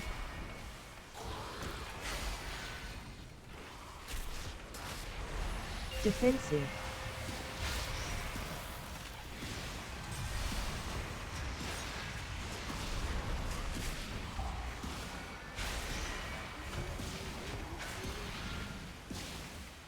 Ads.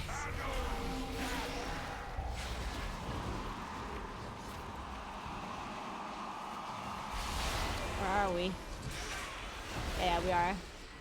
Maybe.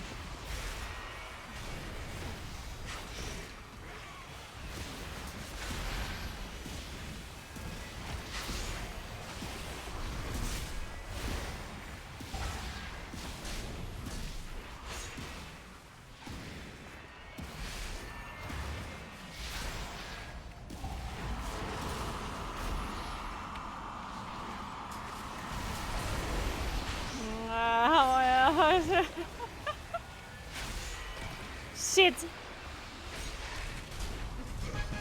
Oh, we did it! Oh my god! Wait, we got it right? No, we did not! No!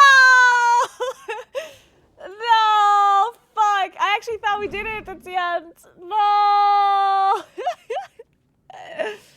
No, that was so fucking close! Shit. It wasn't even a second. It was less than a second.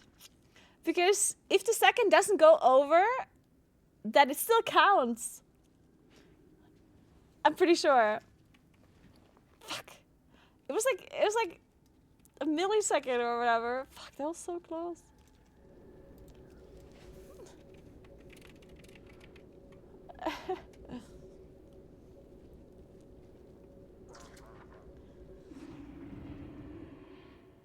I lived by the sea. I had sleep paralysis once, and it sounded like the seagull outside my window was evil and maniacally laughing at me. Oh no, I'm laughing, but I'm sure that was terrifying. Fuck. Oh man.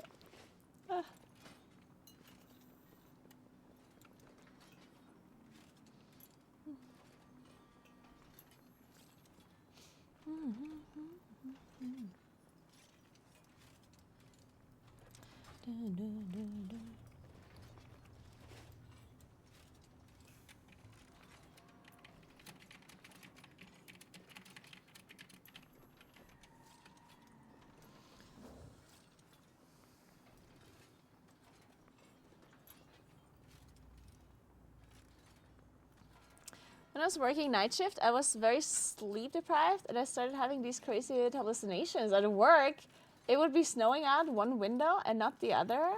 Or an earthquake on one side of my window, an owl crashed through my front window and I moved out of the way, pulled out to pass someone and the car disappeared. Oh my god, Eric, like that's crazy. Fuck, that's so messed up, oh god. Well, I hope you're getting enough sleep now.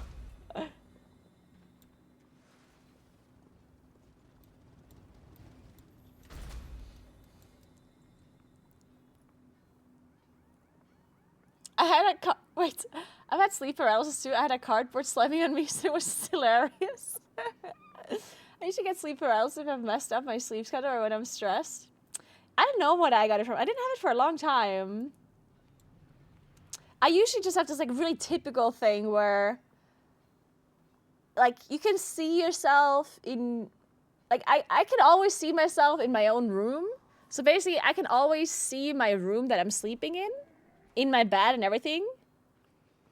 And it's dark, but it's like, it's not, like you can see a little bit, basically. And it's almost always like some sort of shadow that's like standing next to the bed. It's always like a shadow that stands there. And obviously you can't scream and you can't move. That's, you know, like you're paralyzed, obviously. So yeah, like it's just like crazy thing where you're awake and you think you're about to be murdered or something, or there's some intruder in your fucking bedroom, but you can't scream and you can't move, which is obviously terrifying.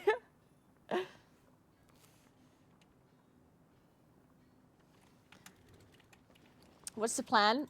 I don't know. What's the time? 4:30.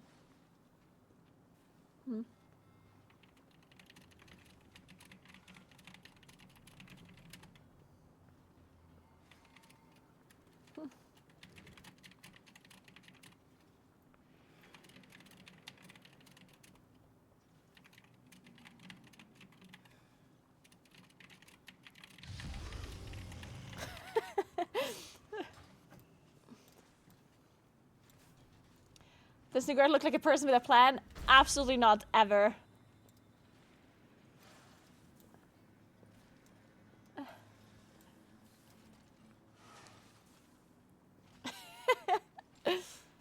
The lucid dreaming thing, like, that's not something I... Well, I used to have it a little. But it's like a long time ago.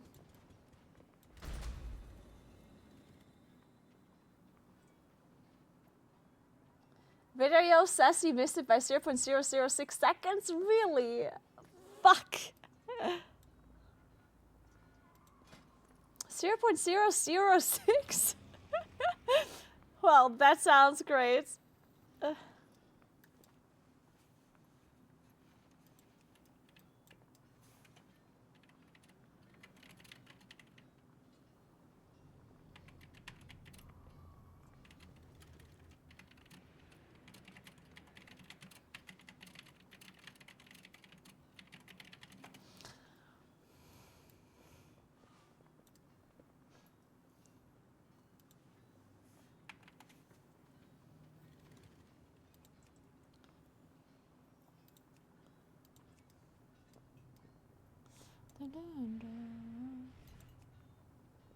Maybe we get invited for this mother load.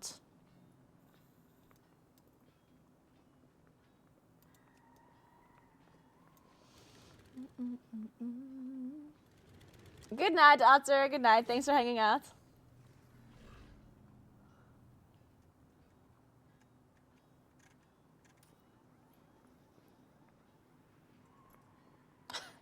I figured out during wintertime I can't sleep because of stress. Over the summer I can't sleep because it's way too fucking hot. Yeah, fuck. There's this one thing where, you know how people always say in the winter they're depressed? Which, you know, like, I guess we all know it's happening. It's actually like a thing. It's true. And some people think it's related to like the vitamin D deficiency being higher in the winter, obviously, for most people. Even if you spend a lot of time outside, in certain countries you really just don't get enough fucking vitamin D, and then like it can affect you. Obviously, it's more than that, but I guess you can at least give it a try. And trying to still go outside, I guess, is something that a lot of people don't do in the winter. Like not getting fresh air and stuff can definitely contribute a little bit too. And just not, I guess also just not being active enough in the winter versus summer. In summer people walk more, people are more outside, people are more in the light. Like there's a bunch of stuff that generally just makes you healthier in the summer that you don't really do in the winter.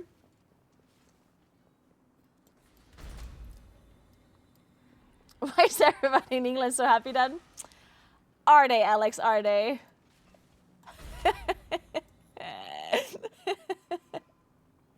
Hello, Alex. What's up? How are you doing? I guess you did say you're a bundle of joy, so I'm assuming you're happy.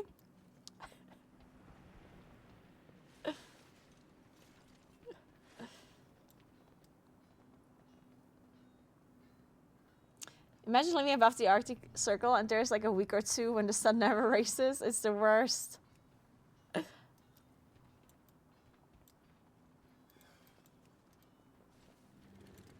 It's also like a lot of people say though, oh, but in the summer you get so much daylight. It's so nice. And I'm like, is it?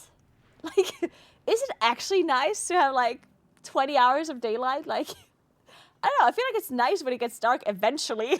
Like, right? Like, eventually it's nice when the light's actually gone.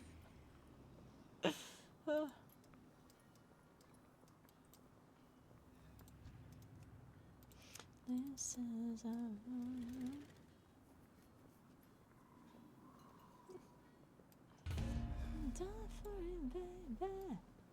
okay, we're trying 14 floodgate one more time. Maybe it's happening. Hey Neri, thank you so much for the prime. I appreciate that. Welcome, welcome.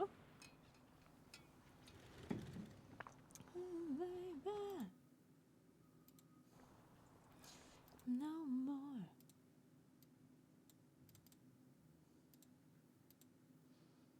And I shone in the door.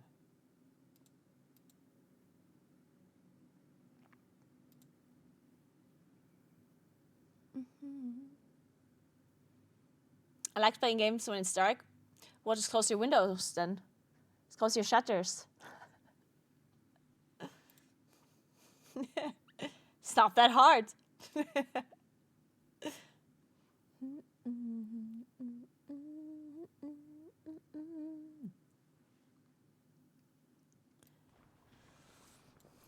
It is true though. It's so much nicer to play games when it's dark. Actually, one of the best times to game is when it's like raining outside and kind of like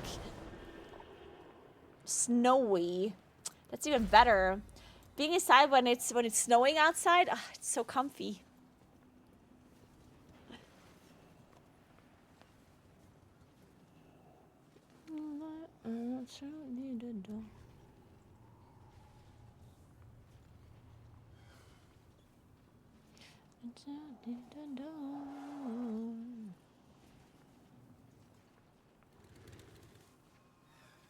Yeah, you feel like you belong. Yeah, there's like there's no other way that you should be or where it could be better right now. Because why the fuck would you want to be outside? Yeah. When it's raining outside, are you sure you don't miss England? No. I think I'm sure about it. I'm pretty sure. I was just recently in the UK again. I had a Sunday roast, and the Yorkshire puddings weren't as nice as I remember them. So that was sad. The main reason why I wanted to have a Sunday roast was like, oh my god, Yorkshire pudding! I didn't have that in forever. And then I went to this like restaurant where they made the Sunday roast, and then they had Yorkshire pudding, and they're like huge. I feel like they were a little bit burnt too, honestly. And then I tasted it. It was so disappointing. I was so sad. I was like, fuck. That's not the Yorkshire pudding I remember. I haven't played Inso yet. No, I definitely have to check it out. Inso sounds like it would be exactly my game. Imagine eating Yorkshire puddings just on their own. Couldn't be me. Certainly not.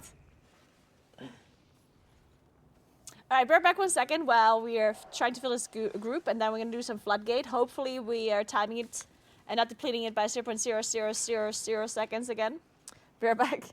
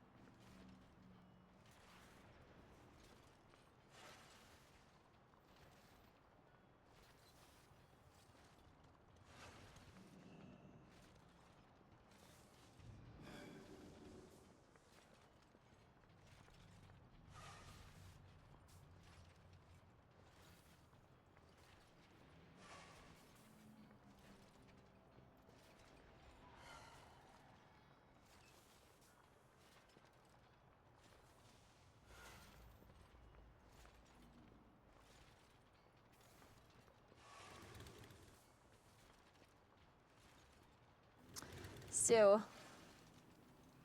the hell? Why did the song skip? Fine then, I guess we're not listening to it.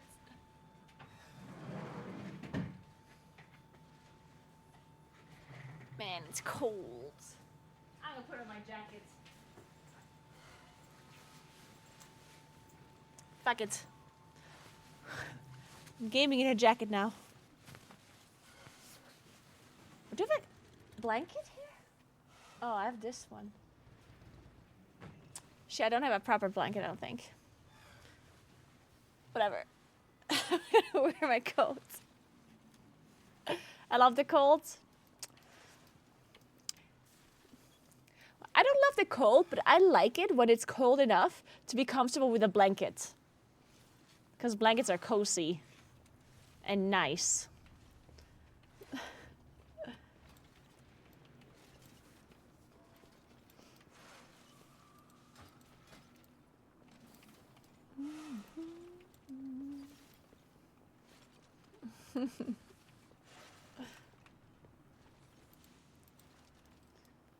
So, we're full, let's go. Priory, I heard. When I say Priory, I mean Flatgate.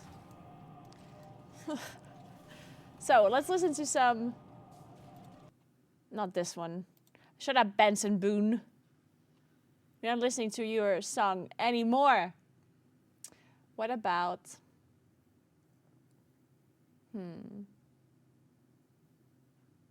What the hell? Why does it... Like, there's... You know the playlist that Spotify tells you that you had listened to recently? Apparently I listened to a playlist called Daylist Obsessed Bubblegum Pop Tuesday Afternoon. It's literally what the playlist is called. Obsessed Bubblegum Pop Tuesday Afternoon. I'm listening to it. This has to be a good playlist.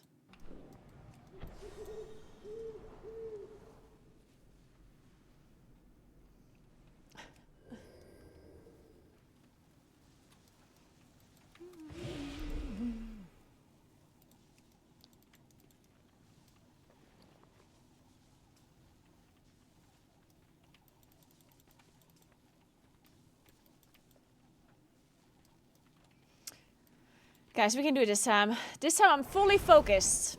I'm totally focusing on this dungeon this time. I'm not talking about therapy or about why food is better to not eat than sleep. I'm not talking about insurance companies.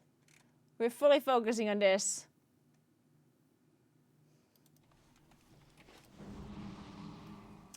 Yeah, chat, shut the hell up so she can pay attention. Yes, thank you. Can we talk about salami? How's Giovanni? Well, there's still some of Giovanni left. My mom took some of Giovanni as well. She refused to call him Giovanni, though. I'm not sure why. It's very, very rude of her, honestly. I have to say.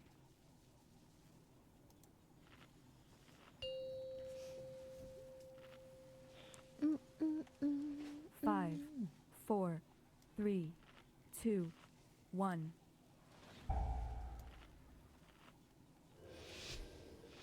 Make it worth it. Alright, let's do it.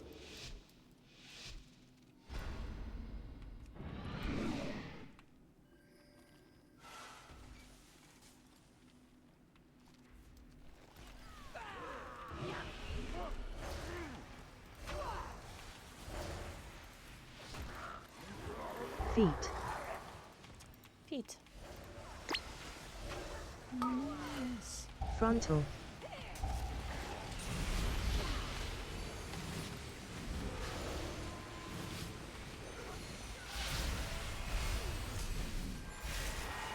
Feet.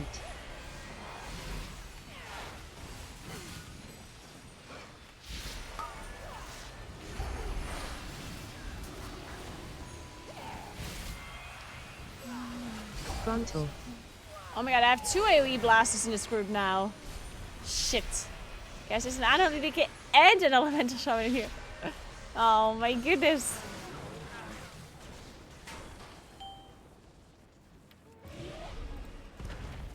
someone else.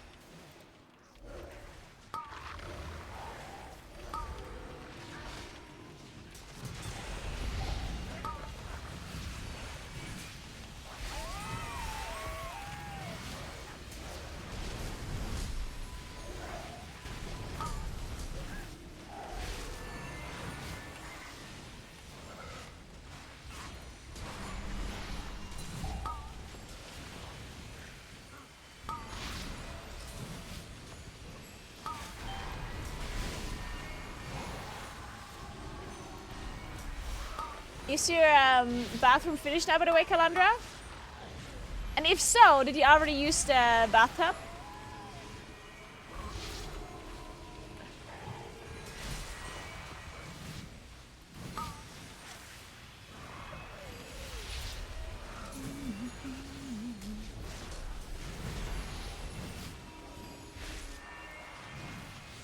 It's 15 max? You mean key level? The highest key people have timed is an 18.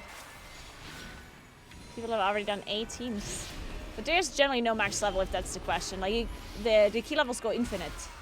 Technically, you can do 1,346,432 key level if you want. If you get there. Good luck.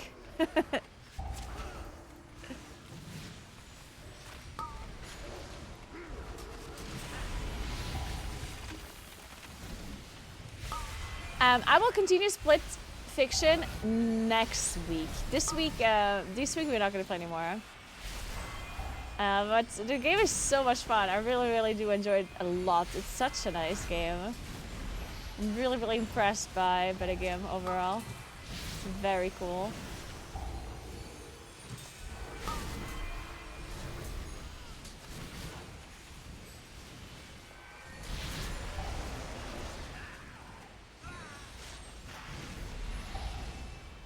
I'm not playing Keeper of the Growth, I'm playing Elun's Guidance. You can play Keeper or Elun's Guidance, honestly, it doesn't really matter that much. On lower keys, it's possible that Keeper can be a bit better.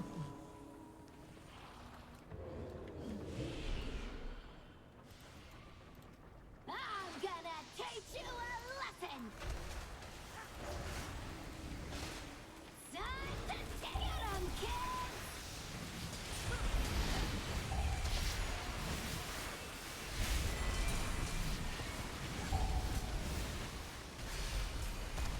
Disgraceful, make mama proud.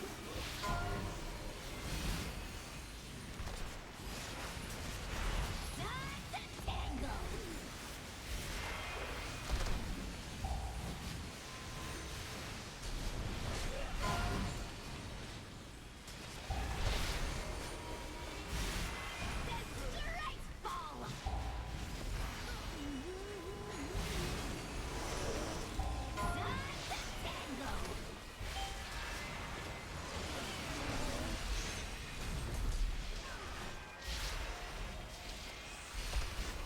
Defensive. Mama's mad.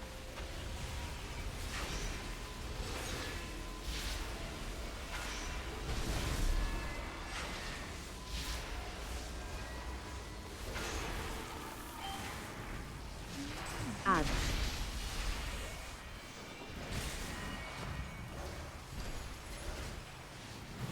Time to tangle.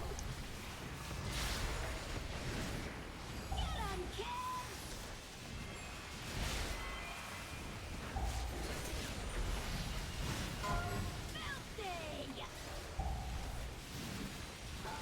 Well, nah, I'm trolling. Wasn't necessary. I could have dodged left, and for some reason I decided to go the long way around.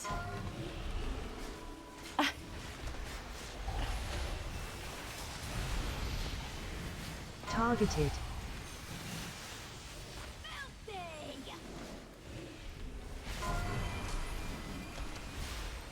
Don't die, Warhack. Time to tangle. Make mama proud.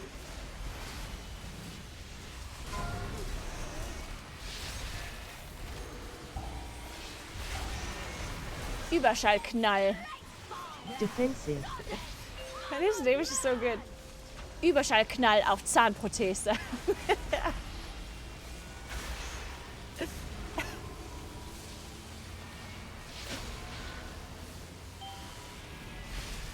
Ads.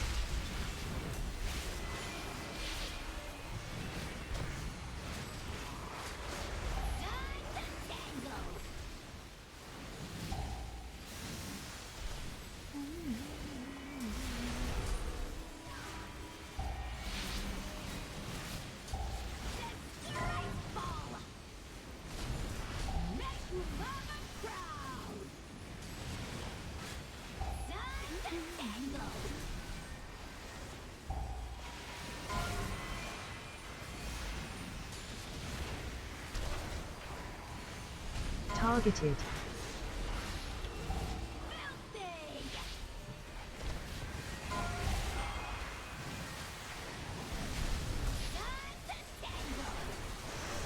Defensive.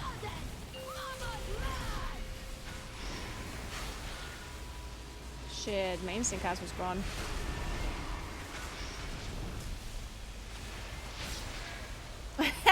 That can't see it. This got us good with this April Fool's joke this year. Maintenance is only an hour. I can't believe I fell for it. Are your servers still down? Shit. So they said an hour and it has been 2 hours now?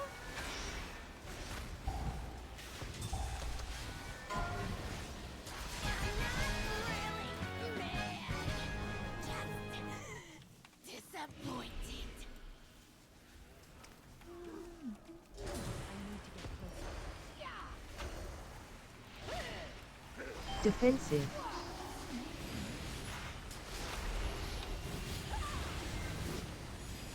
Oh, Nader, I've just spied me.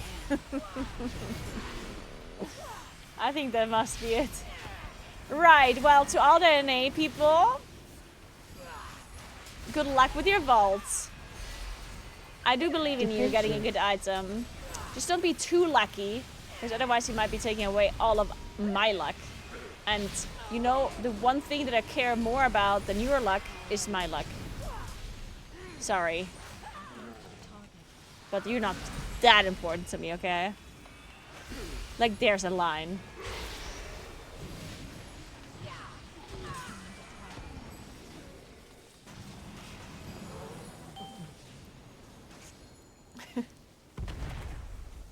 Can't wait to get 3 bad trinkets.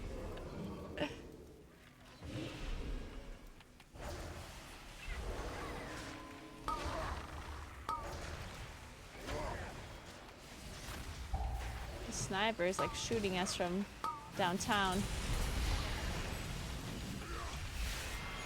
which is exactly what a good sniper would do.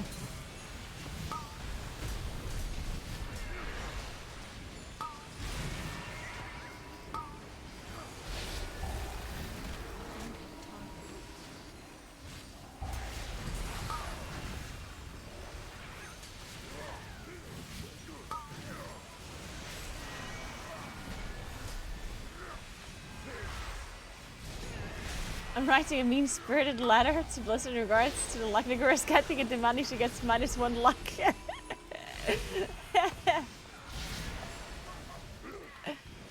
I can't believe you would do such a thing. I'll remember this dissidence.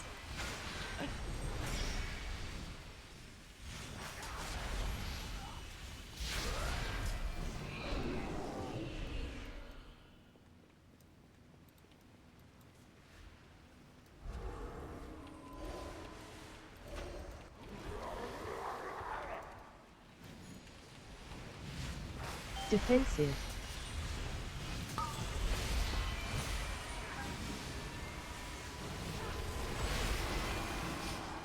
Man, I can't actually wait for games to incorporate AI a bit more. Like, imagine there's like a really like a developer that is just so Defensive. that just hates the players that play their game, and he just makes AI listen to like the things that you say, and it will like just catch on to like items that you want. And then it'll just like makes it never drop for you, but you don't know it. Like the AI learns what you Defensive. want from the game, and you just don't get it ever. Like things you want most are the things you just won't get.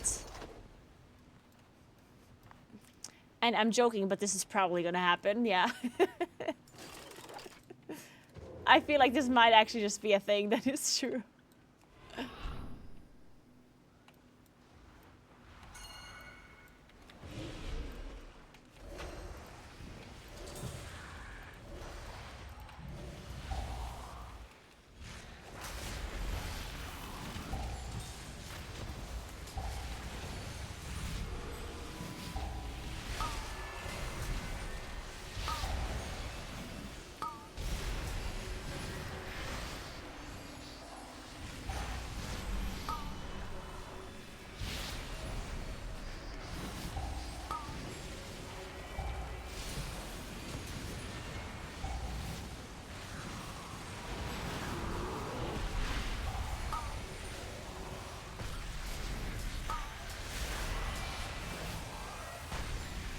Oh my god, boss fights and learn as you go. Wait, would that be cool or not so cool? Probably not so cool, huh? I guess PvE is all about, like, things being somewhat predictable. Well, I mean, they can incorporate it a little bit, I guess. Because some RNG and boss fights is fun and interesting.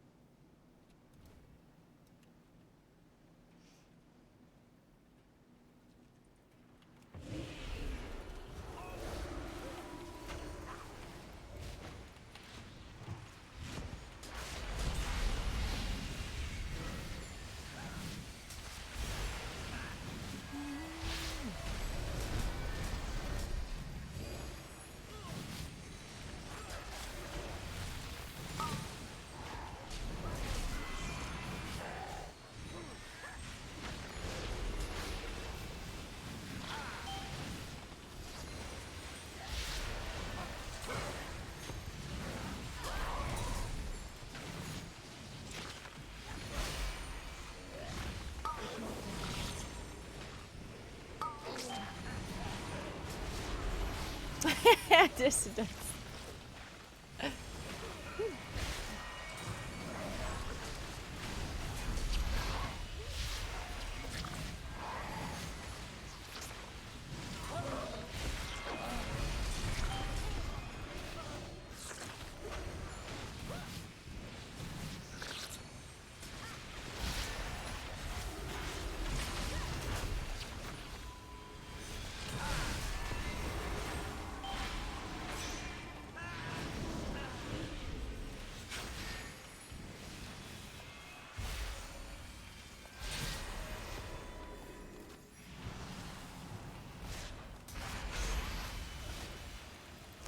Yeah, for rates you want to play Keeper. Yes. Most of the time. Feet. Frontal. Frontal. Well, well.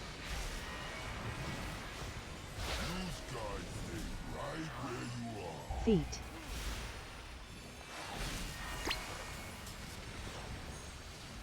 Feet.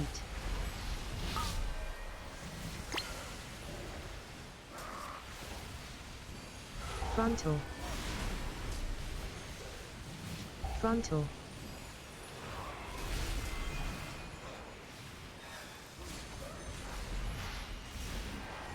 Feet.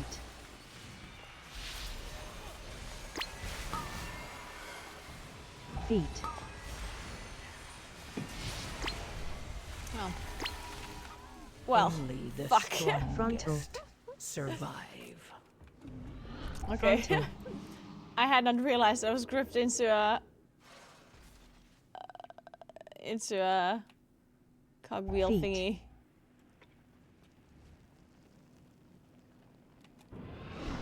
Feet.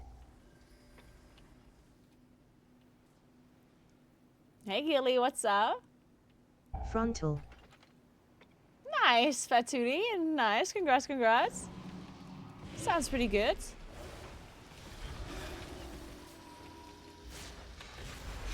Feet.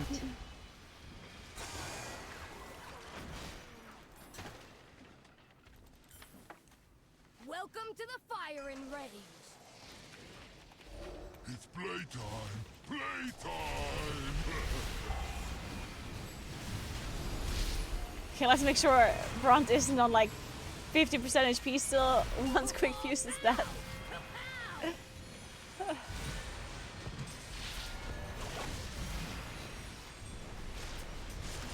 I'll get him, boss!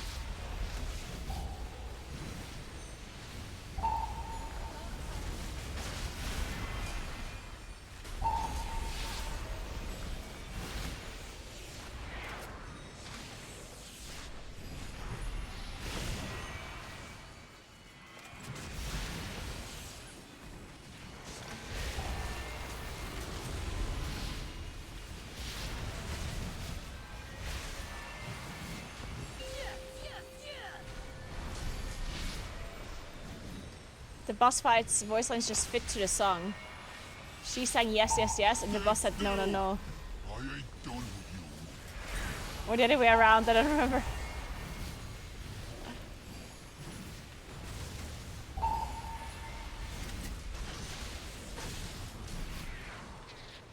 Targeted. Targeted. Targeted. Dot.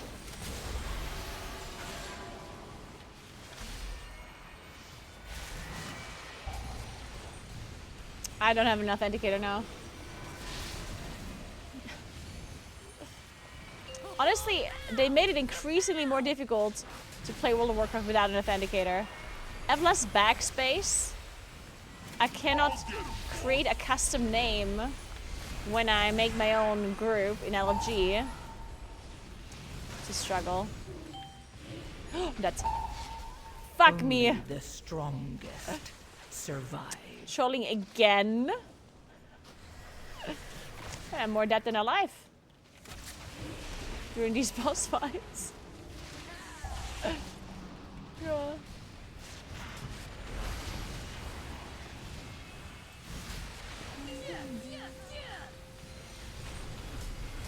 Targeted. Targeted. Dot. Stand still! I ain't done with you.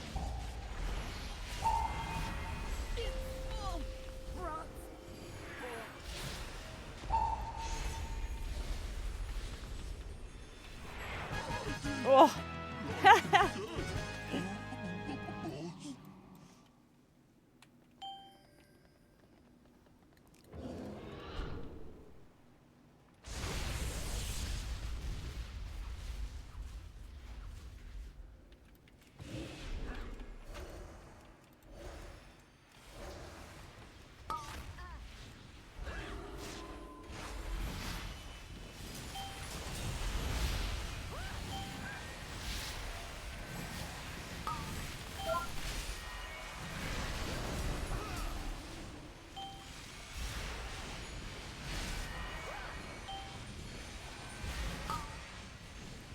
Somebody explain these bombs to me. I'm not sure I understand how they work. What do they do? Do they ever explode?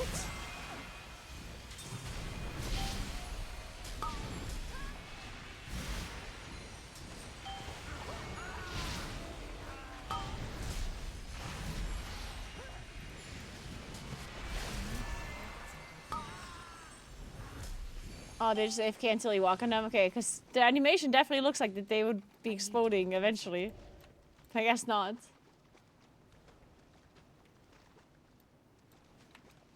Oh, they harpoons then pull you towards the mob. Okay, okay, I see him. But their harpoon is interruptible, so you just don't let it cast, I guess.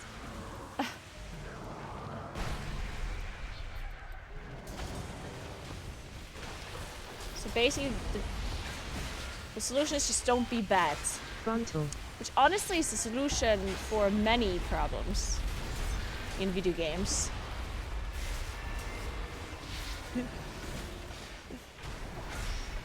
Dodge. Okay, we have one res. One res. Wait, shit. I hope he's not lagging. That'd be bad.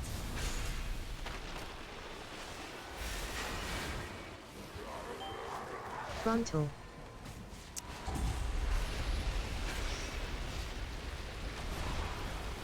I'm not sure we should have lost it.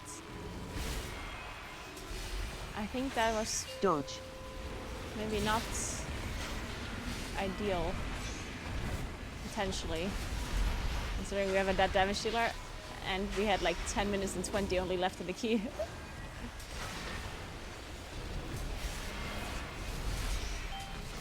Frontal. Shit, I think he actually did the C. Fuck! This is not great, not great. I repeat, this is not ideal. Dodge. German internet strikes again!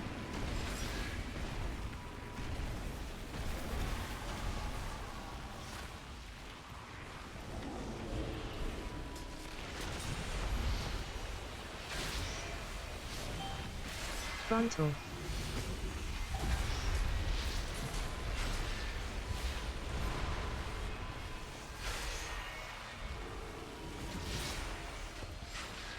Dodge.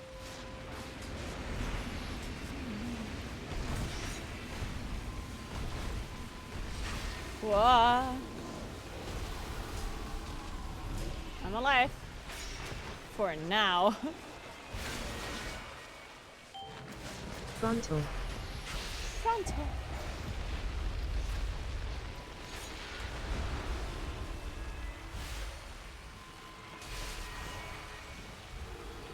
Dodge.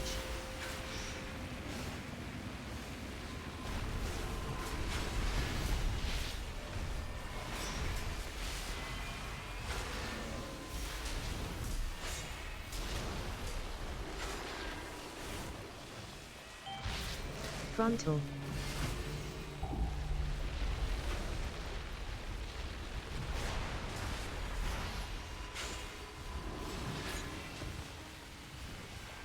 Dodge.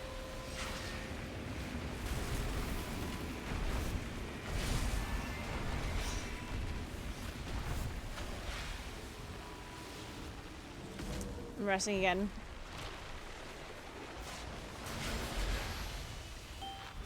Frontal.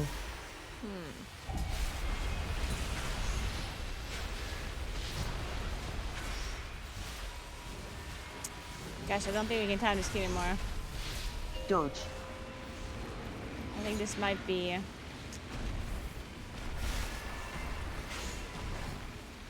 I think this might be difficult from here on out. Oh shit, I didn't see that one.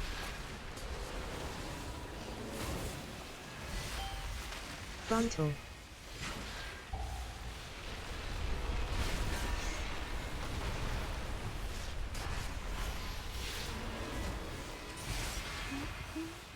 Dodge.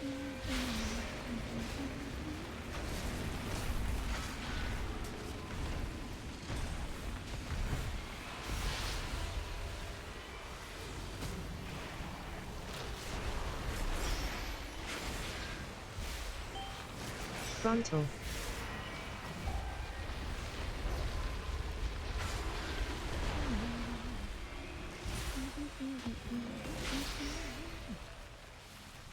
Dodge.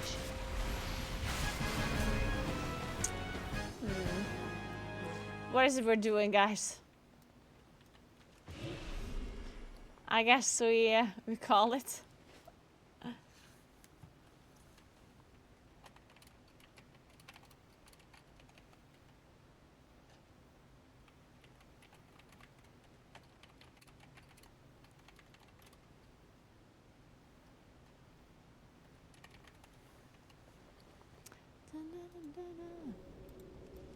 Oh, we tried.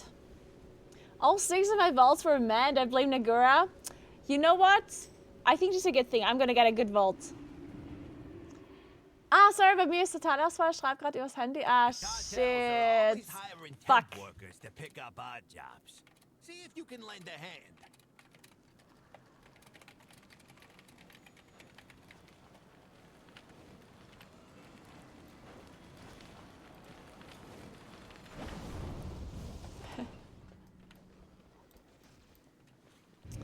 Ja, sorry. Ja, passiert. Ich dachte schon deutsches Internet, aber deutscher Strom.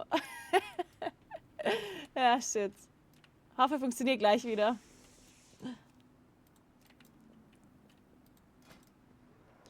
Alright. Well, let me see. What does my vault look like now? I think it's still really bad. Well, actually, it's okay. We do have a second one. It's okay. It could be so much worse. We technically still have to time 3 keys. Do you think I can one-shot one-armed bandit?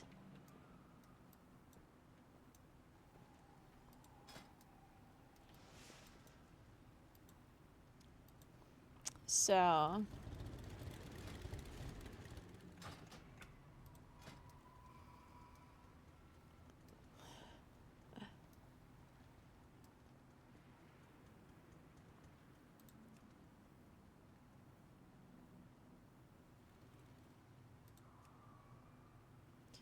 Alright, let's see it.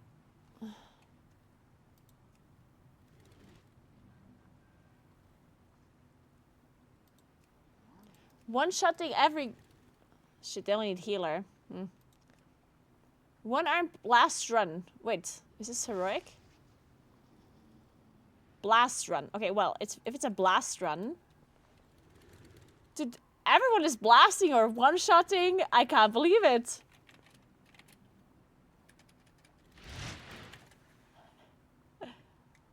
Can you believe that all of these people, all of these groups are one-shooting bandit?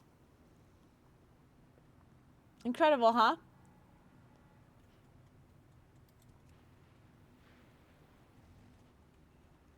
Ooh, should we join a semi-guild run? Progress? Nah, we're not doing that. Or should we? Might be fun.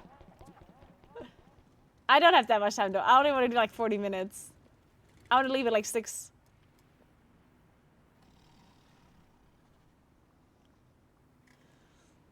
That's like technically it should be fun, like a semi-guild run. I wouldn't mind progressing a boss with like a semi-guild run. I think that'd be cute.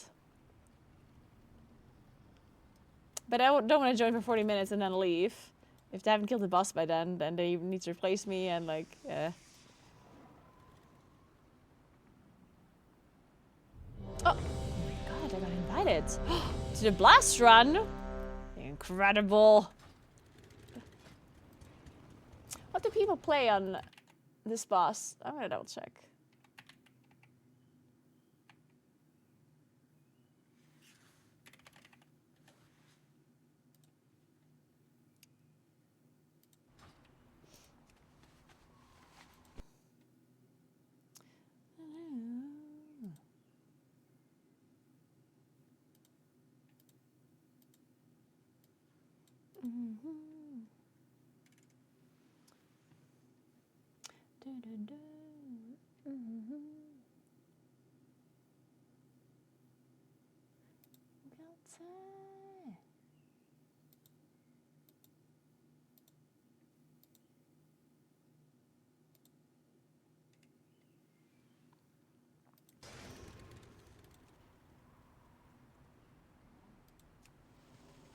The one thing I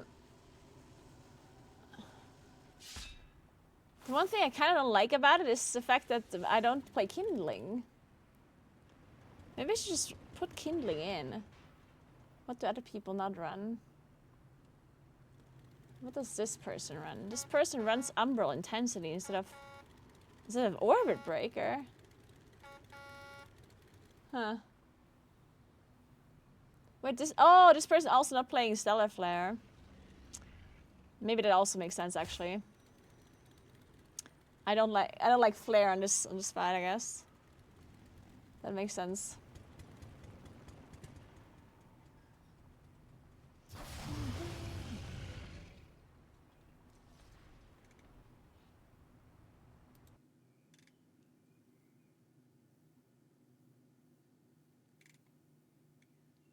Yeah, maybe then kindling is not...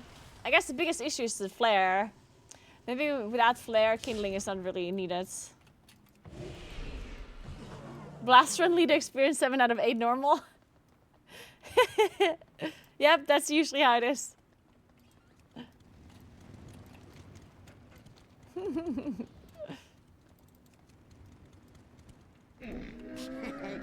Many deals for a friend. And 100 item level under everyone. That is so true though. Like every single time, the raid leader is like item level 50 and dies to the first mechanic. If the boss just looks at them, they die.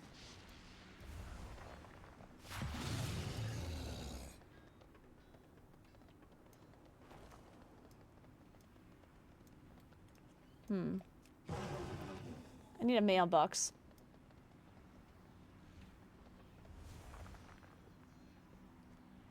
Wait, there must be a mailbox somewhere here. Oh. Wait. Oh yeah, right here. I found a mount.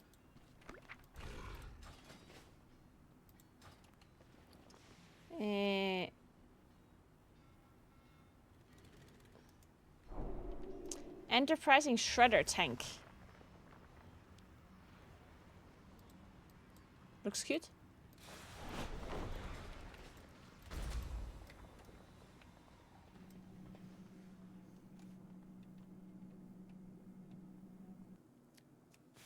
The blast ones are always bait. It's usually true though.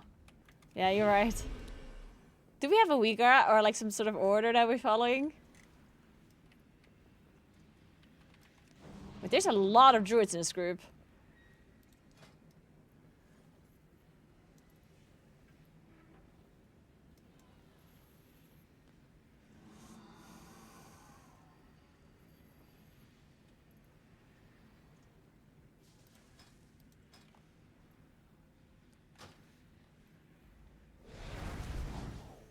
Okay, their main actual Easter egg of 8 mythic.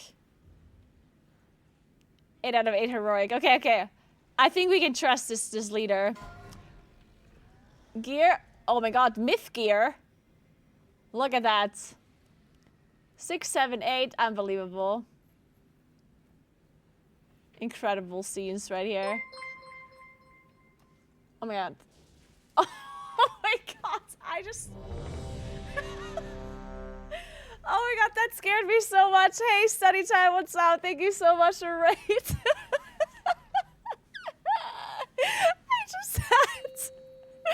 I just heard that alert through my phone because I guess I had real-time chat enabled still. And that just scared me for no reason. I just had half a heart attack. Thank you so much. Welcome everybody. What did you guys do today? Thank you so much for the host.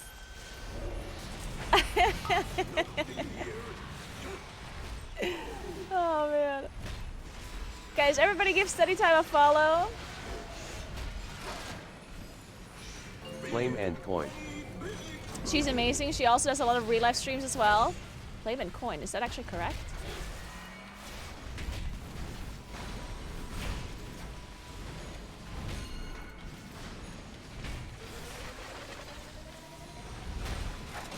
I hope so. Sorry, I need to focus a little bit on this boss fight. But yeah, welcome in everybody. My name is Caroline or Naguura. Wait, why do I cast Starfire? I feel like... God, that scared me so much. I don't know how to play the game anymore at this point.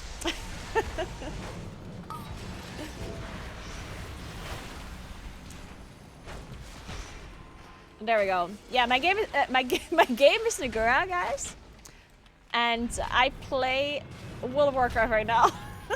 I usually do a lot of real life streams as well.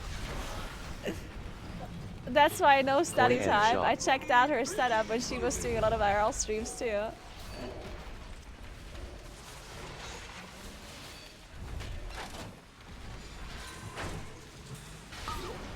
And when I don't do IRL streams, I do WoW streams and variety gaming. Yesterday I played a little bit of Split Fiction, which was actually a really fun game. Can really recommend if you guys haven't played it yet. It's a co-op game, very similar to It Takes Two. If you know that game, it's very, very fun.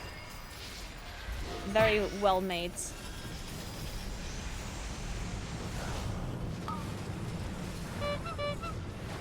Ooh, I got PI, nice.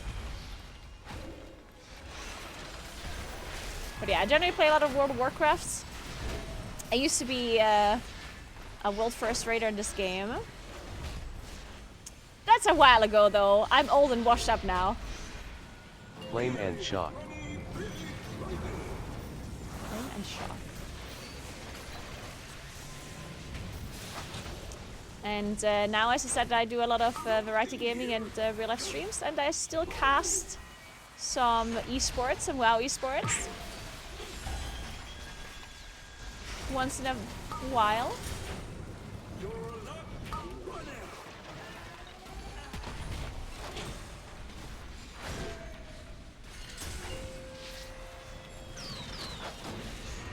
Oh god.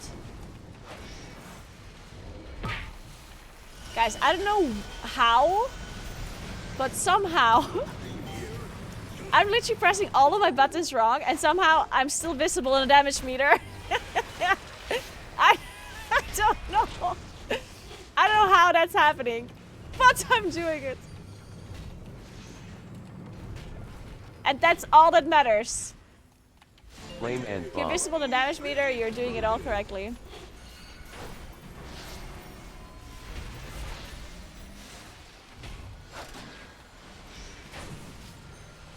And in case you're wondering why I'm wearing a coat inside, it's because this place is very cold because the heater was turned off because people thought it's spring now and it's warm. But then yesterday it started snowing out of nowhere. So yeah, it didn't snow all winter basically. I live in the Italian Alps, yeah. And this year we did not have a lot of snow at all. It was very sad. So we wanted it to snow the whole winter long, and it never did. And then all of a sudden it got warm. Or warmer. And we were all ready for spring. Like, we were ready for nice views, for like flowers to bloom, for cycling, hiking, all that kind of stuff, right? Shock and bomb. And then all of a sudden it's like, actually I'm just gonna I think I'm not done with the winter. I'm just gonna make it snow. So now the mountains are covered in snow again. But maybe it's good for real life streaming because maybe I can do another sledding stream this week or skiing or something. That might be fun. I did order a bike now though, so I'm ready for cycling streams as well. Well, I ordered a bike, but I'm not sure if it's actually gonna fit. It is possible that the bike is gonna be too big for me. Unfortunately, I'm in between two sizes. Wait, we're actually one-shotting this boss. Are you seeing this, guys? Like, we're actually one-shotting this boss. This group was called One Shot Group, and we're one-shotting the boss. I am so impressed right now. I cannot believe it.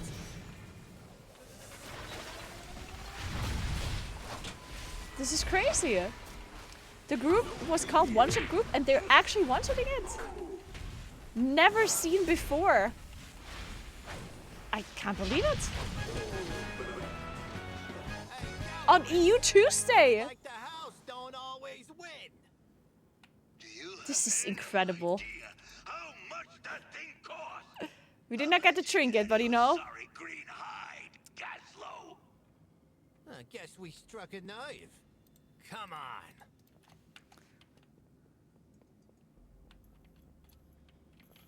This is incredible. Okay, I guess I'm leaving though, because... Wait, that means I can actually do another boss, and then I'm getting the vault tomorrow. This is insane. Not bad, not bad. And it's all down to you being in a damage meter? Yeah, probably, jail for it. It's still recharging. Ooh, so anytime we'll be going to the Dolomites 5th to 8th of April. Really? What are you doing? Cartels are always hiring temp workers to pick up odd jobs. See if you can lend a hand. Yeah, honestly, we should do something. Just quickly looked at my calendar. It looks like there's some time that it would be free. We should do something if you wanna. That'd be really cool. It's kind of a weird time at the moment though. Like especially because it snowed again. A lot of cottages are closed. And a lot of like skiing areas are about to close as well. I guess there's still some skiing you can still do. Like some of the bigger skiing areas they don't close until the end of April. So there's some stuff you can still do.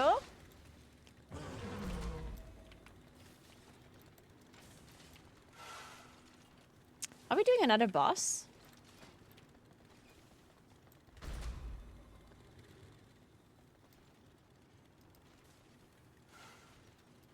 Wait, are they just like spamming bandit? I'm gonna do the first boss though. I just need my vault. Oh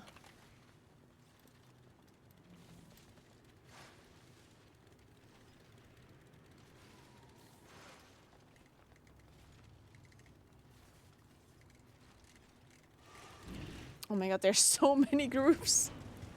Holy shit.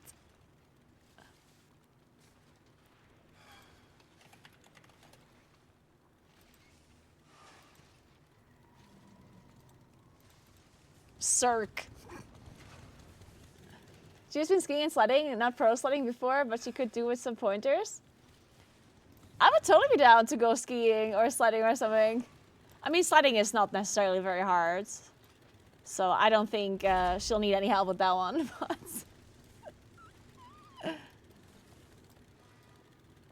well, we could go skiing. That'd be fun.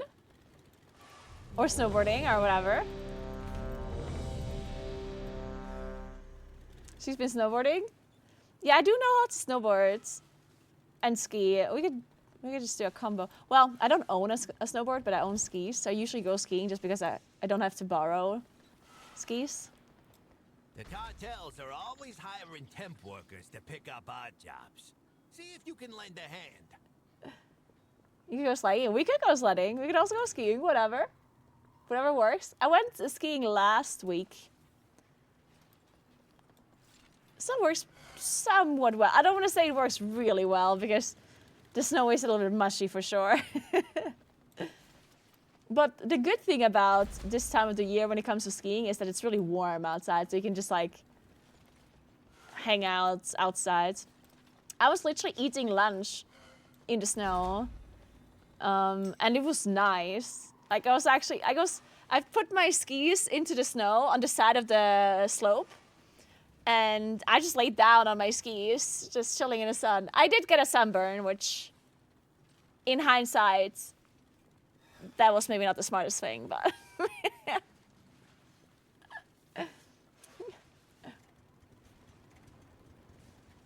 Local slope calls it beach days? Yeah. Yeah.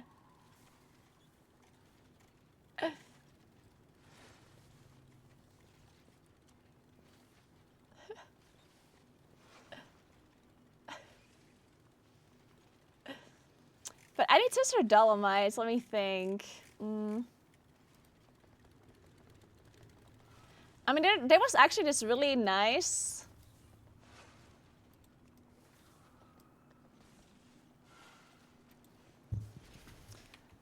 There's this really nice sledding area where the internet is actually pretty good. And it is in, where was it? In St. Ulrich, I believe.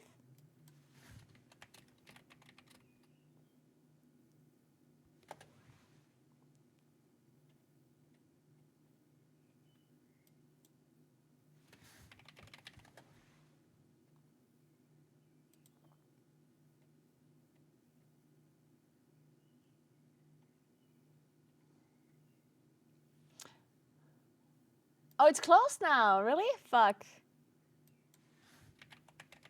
Yeah, I guess they didn't have enough snow. Yeah, that was nice. That sledding area was nice. Because they had a sledding path with an actual cable car that you could go up with, so you could go sledding multiple times. But yeah, I guess it makes sense that it's closed. Because I think it's like on the side where the sun shines on it directly. So I guess they just don't have enough snow anymore. Well, honestly, you should just go Saisa Alm. Like, it's so pretty.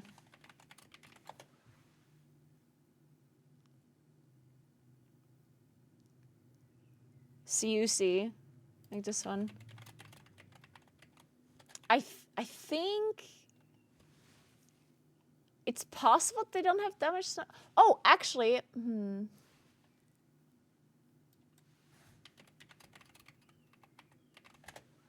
because I was there once and they have internet everywhere.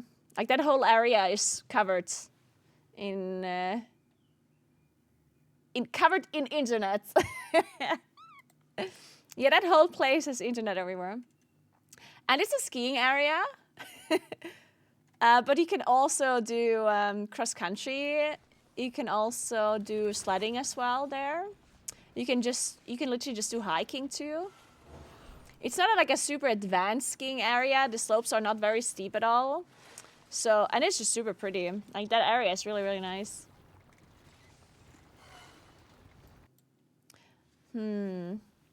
Then what else? And then Corvara is also really pretty. I've never actually done anything there other than looking around. I did go sledding around the Dolomites as well recently, but the internet was not really good at the top, unfortunately. I went to this one sledding area, and then the internet was just bad on top. So that one I don't recommend, I guess. You can probably do cellar rounds. And the internet should technically be good there too, I think. I've never done it in the winter. I didn't want to try it in the winter because I personally think that the cellar round is nicer in the summer on like a bike. So I didn't want to stream it because I was thinking I'm going to wait for it for the summer. But technically, there should be loads of skiing areas that are still open that are super pretty.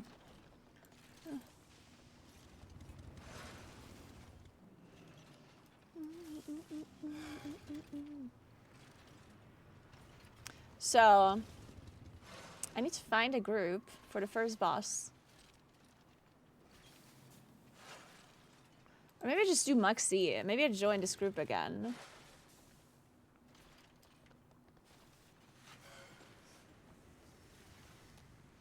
Hey Felix, what's up? There's one thing I was considering, and I've never been there, and I honestly have absolutely no idea how the internet is there. But in this one valley, and this is not in the Dolomites, like this is next to Bolzano, there's a valley, and it got a lot of snow like the last few days. And I think it's possible that that whole valley is still like a winter wonderland. It's called Urtendal.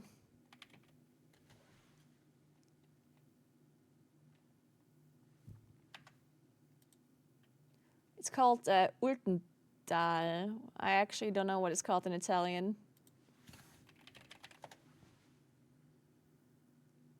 Oh.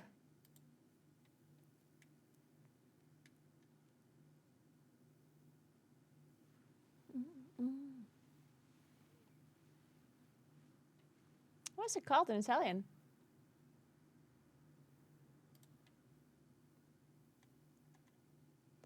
Oh, wait, it's called Val d'Ultimo? That's kind of cute. Yeah. Yeah, David said it. Okay. Yeah, that area probably still has a lot of snow. But I have no idea how the internet is there. Like, I never really checked. We wanted to go there on like a short vacation, but then we didn't go there after all.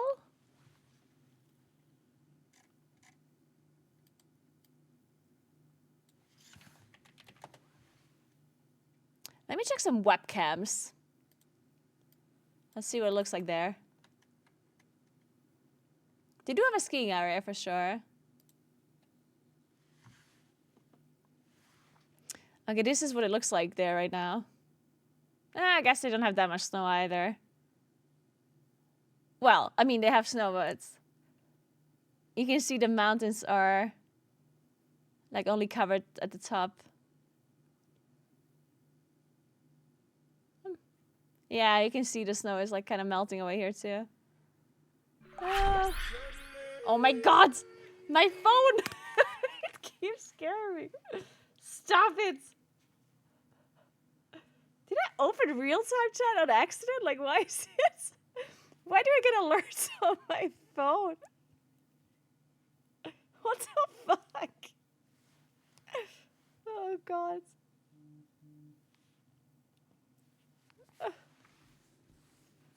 Okay, I lied. Maybe this area is not covered in snow after all.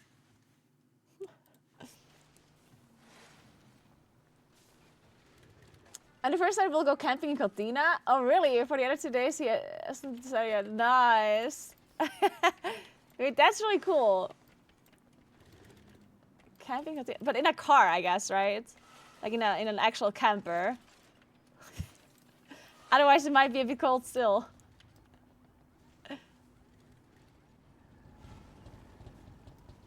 Yes, in Tesla. Okay, nice. Yeah, Teslas are super nice to just sleep in, right? Like it literally warms up the car at night for you to sleep in. Well, how nice is that?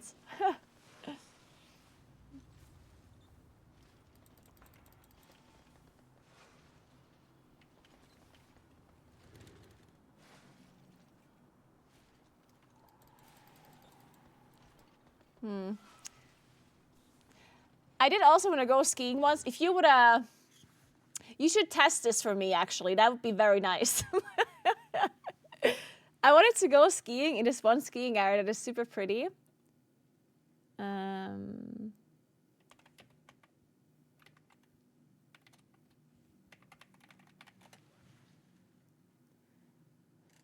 is it called?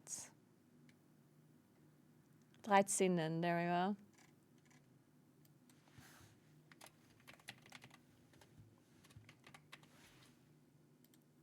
And we did check like the antennas in that area and it seems technically good. I also contacted the skiing area. Like I said that I might come to their place for real life streaming and I asked how good their coverage is and they said it's good, but you know how they are, like they don't know what real life streaming actually means and they don't know how good the internet has to be.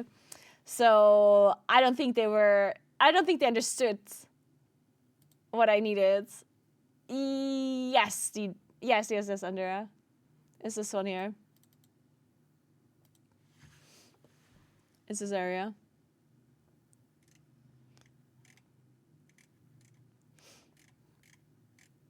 I mean, this should technically be really pretty. I've never been there. You can also go sledding there as well, or ski touring. It should still be open for sure. I'm not sure if all the sledding things are still open. Sledding is usually the first thing they close. The skiing areas are usually open for longer.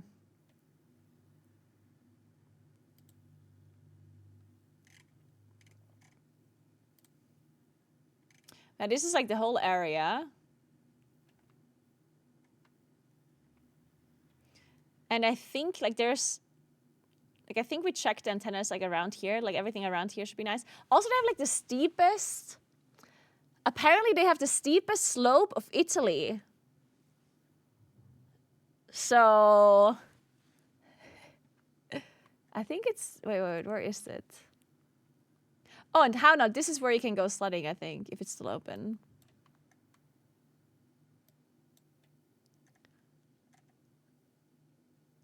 Where is it? I think it's this one here. This black slope here. This one, Stiergarten. That's the one, I think. This black slope here is the steepest slope in Italy, I think. I think so. I'm not sure.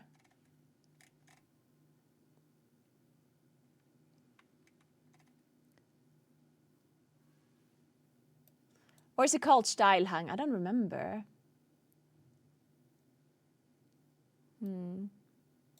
I mean, it's definitely one of these like black slopes, but I don't know which one. Like either it's this one, Stiergarten is 41, or it's like one of these ones maybe?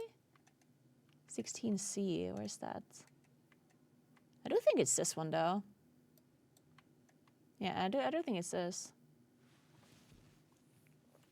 Oh, the sledding is closed? Fuck. Yeah, a lot of the sledding areas are closed. There's another one, like a sledding area here. You can walk up, wait, where is it? I think you can walk up to this cottage here. Either to this one or to this one. Or maybe both. This Alpenemes or this Klampbachhütte. You can definitely go up there and slide down, but I'm not sure if it's still open. Let me Google that.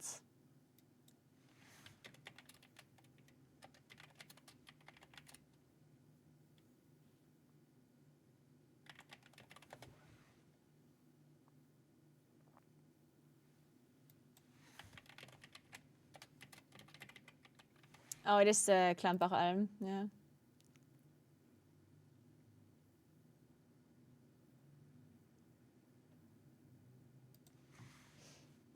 Mm.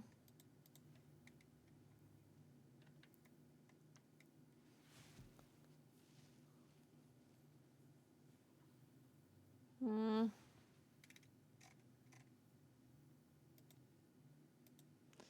I don't know if this one's still open or not. I think for this one you have to walk up though, but I'm not sure.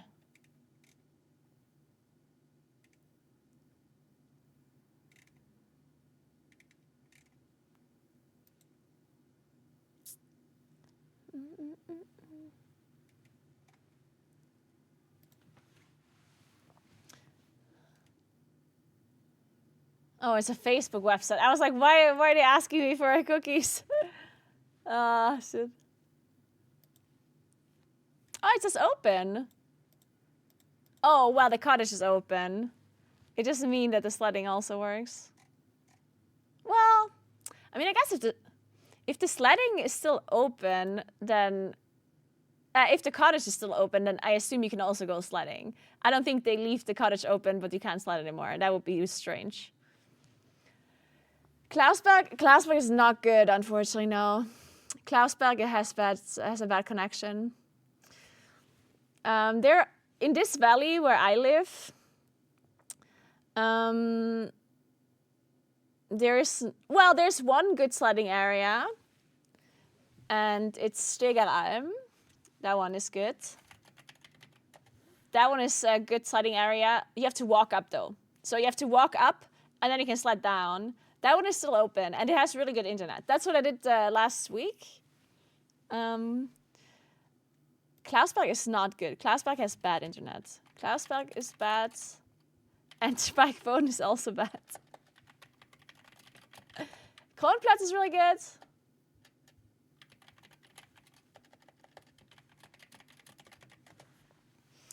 But yeah, sliding is a bit difficult, I think. Sliding is a bit difficult. I did struggle myself to find like sledding places that have good internet. Hey Mika. But yeah, Kronplatz also doesn't have any sledding anymore. I think all that's close to.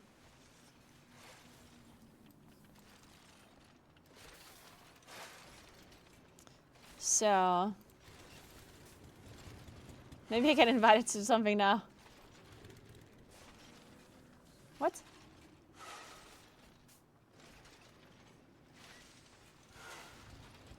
Oh, Galleywigs. Oh, no, we're not doing that.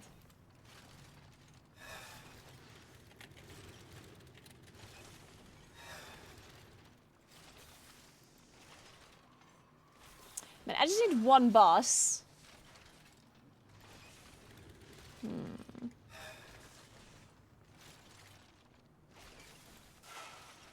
Oh. Wait. I think it's 6. Okay, whatever. Let's do this. Hey Mika, what's up? How you doing?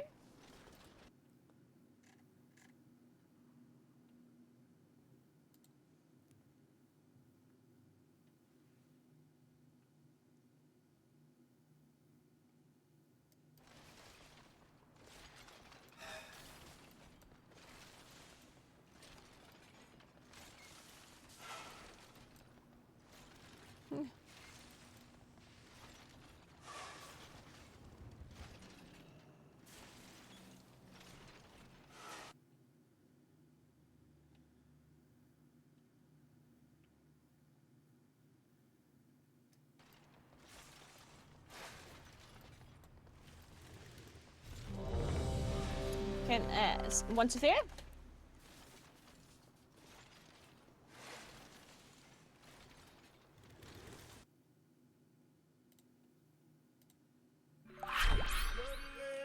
Dude. I think my phone's possessed. I closed all apps. I closed everything. I think my phone's possessed, guys. Oh, wait. Oh, they don't have a lock. The cartels are always hiring Oh, I did not realize that. pick up odd jobs. See if you can lend a hand. Okay, I'm running then. If I can find the entrance. Wait, where the fuck's the entrance again?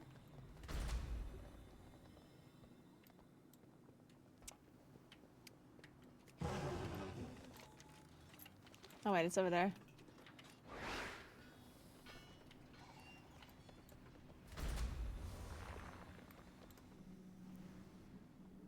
I can't believe there's a raid group without a warlock.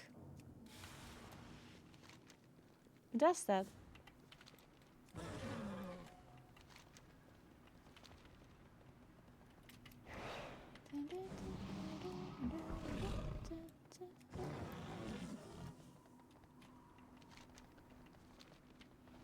What?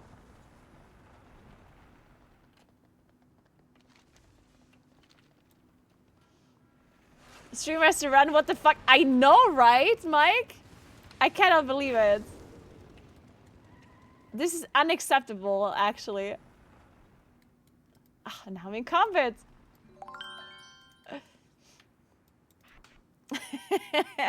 What's up, Mike? How are you doing? Somehow I removed stealth out of my action bars. I'm not ready. I'm still running. There's Prowl.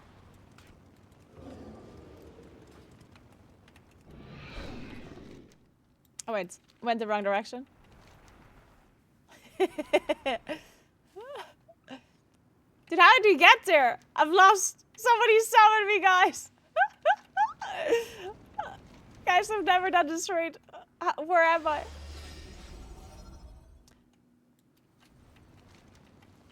Oh my god, okay, I found the way, I found the way. Yeah, since I can't recall. I did it, I did it. 2 hours later. So.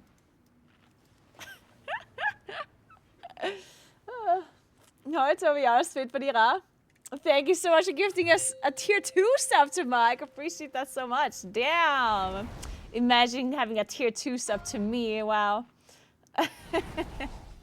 5. Fashionably late 4, as always. 3, 2. Shit, I don't have 1. Stellar Flare because I thought I have one-armed bandit talents. Oh well.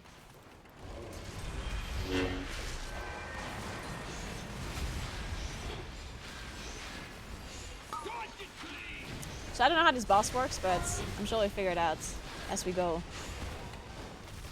The last time it worked really well. They see nothing yet.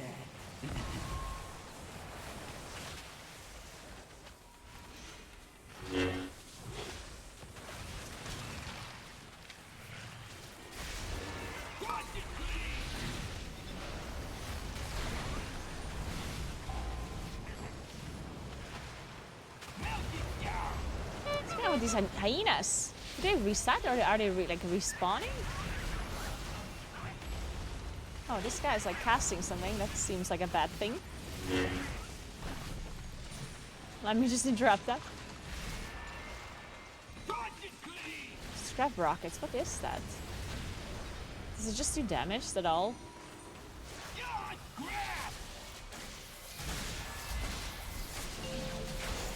Well, this is not my problem anymore, guys. Why did we lose now?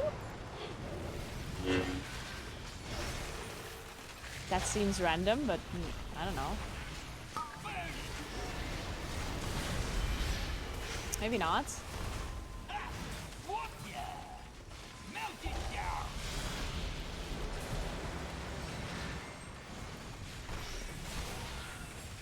Is this group cursed? Why am I number 1 on damage? I'm doing random things. I don't think I should be number 1 on damage, guys.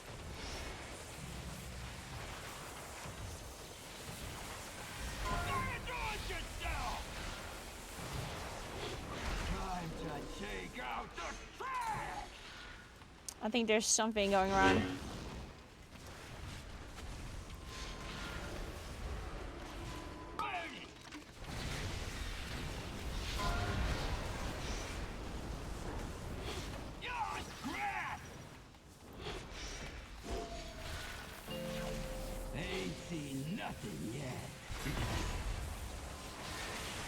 I mean, nothing exploded yet, so I guess that's good.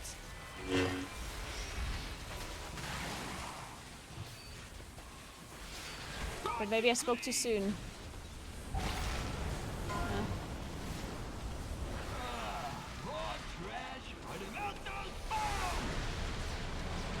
Stop rolling over me! That's just rude.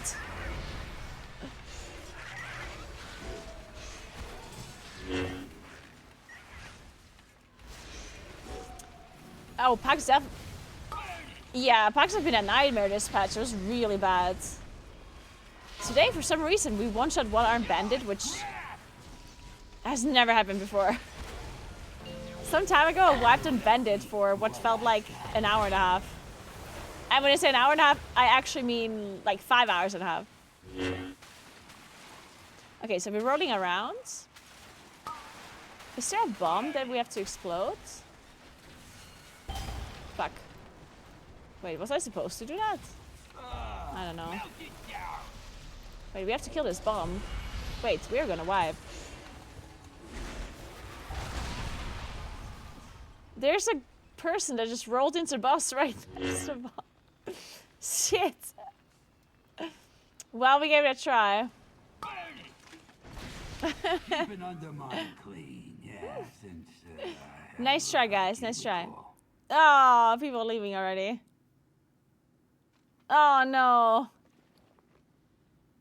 Ah, fuck. Well. Well, I guess this group's kind of disbanding now.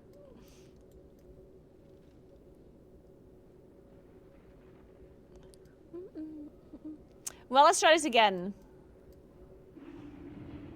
I'm gonna say let's try this again. I'm gonna do the first boss. Because that one seems simpler. Are always hiring temp workers to pick up odd jobs. Man, I can't believe I had to walk there. Oh! No, wait. That is not what I wanted to do.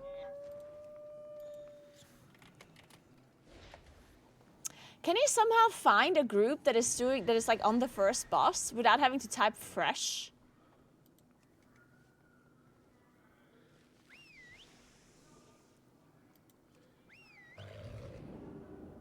Have some kind of experience and gear.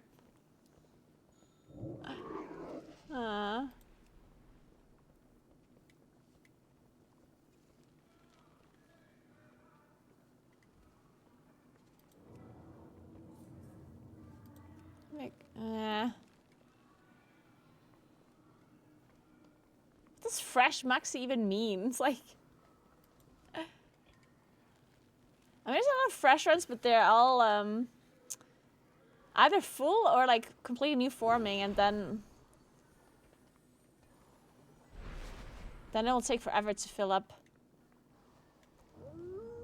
Ah, maybe this one. This one might also be good. Oh, nice. Perfect. You kind of wiped the raids. I mean, there's more people than me that just had the bomb, yeah? That could have rolled over the bomb. And I was not the last one with the bomb. There was another guy that had like a full bomb that just rolled over into the boss at the very end.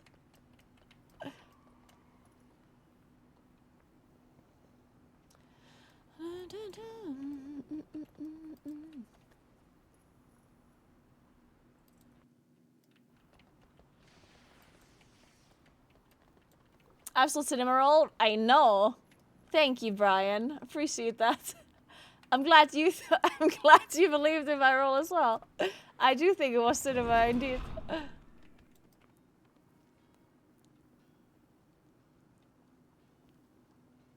When I see a moon, can I roll over them? Yeah, honestly. Why roll over the bombs when you can just roll over the moonkins instead?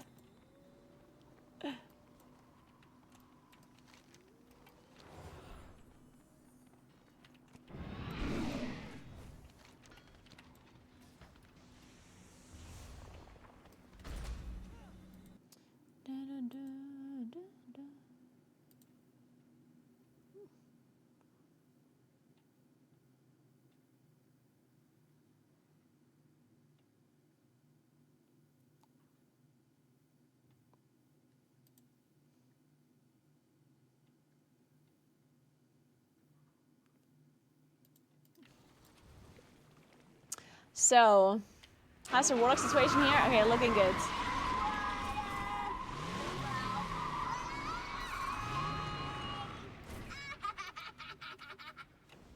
Great. New plan. Champions, take care of her. While Well, we this check on group our seems cartels. like we have a versatile amount, versatile classes in here for sure. 4 paladins, 3 druids. It's okay though. Oh, that's gonna leave a great stain.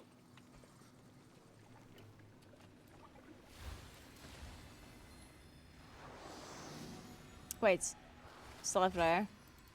Oh my god, I can't believe I remembered to change my talents. I'm so proud of myself.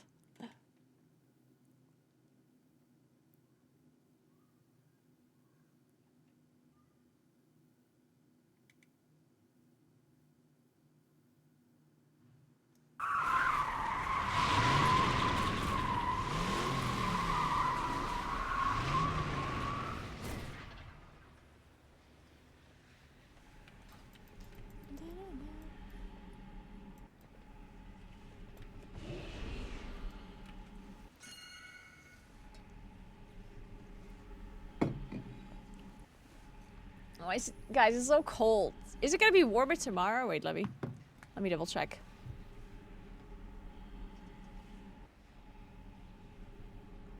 Mm.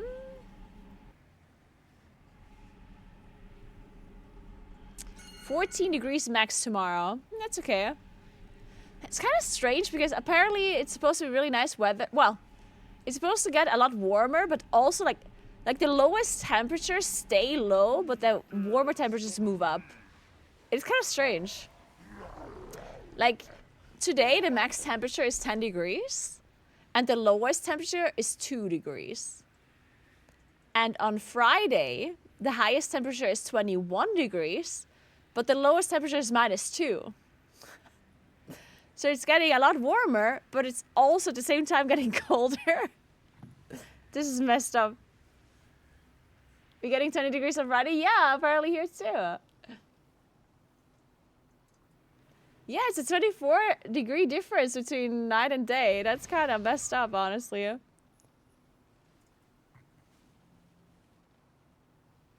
We need more blankets, yet we also need less blankets. Yeah, what a dilemma. They changed the Twitch font? Really? On phone? Let me double check.